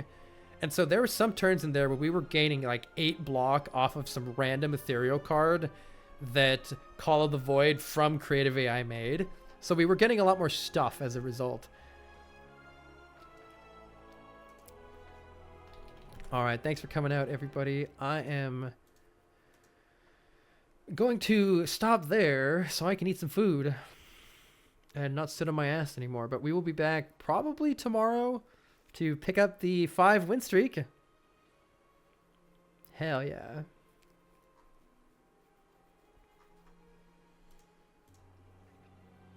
Thanks for coming by, Frank.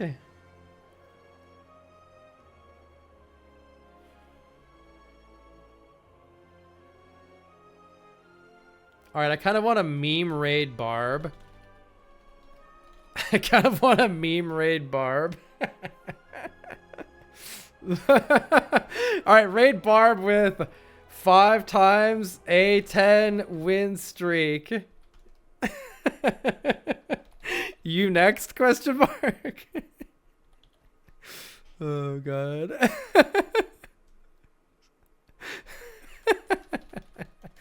We're gonna get banned, by the way. We're gonna get banned, by the way. All right, let's see. Just go.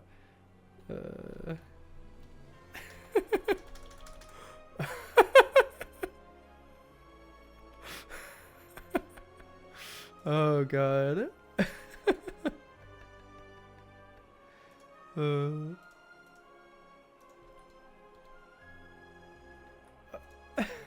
Stevie says, Carl, if we brought back microorganisms from like Titan or Io, which if anybody's unfamiliar, those are the names of moons. What do you think the odds that we would get an alien germ that would infect people? I think basically impossible. Something, a microorganism that evolved on another planet would not be adapted to our own planet, and it certainly wouldn't be adapted to the human body. In order for something to be able to infect us, it has to be able to live inside of our body, and that wouldn't happen. It seemed pretty impossible for that to happen by chance. This is one of the reasons why even, like, for instance, things that infect plants tend not to ever infect us, just because we're that different from plants. If you try the same experiment with a different planet, it's even greater differences, so seems impossible to me.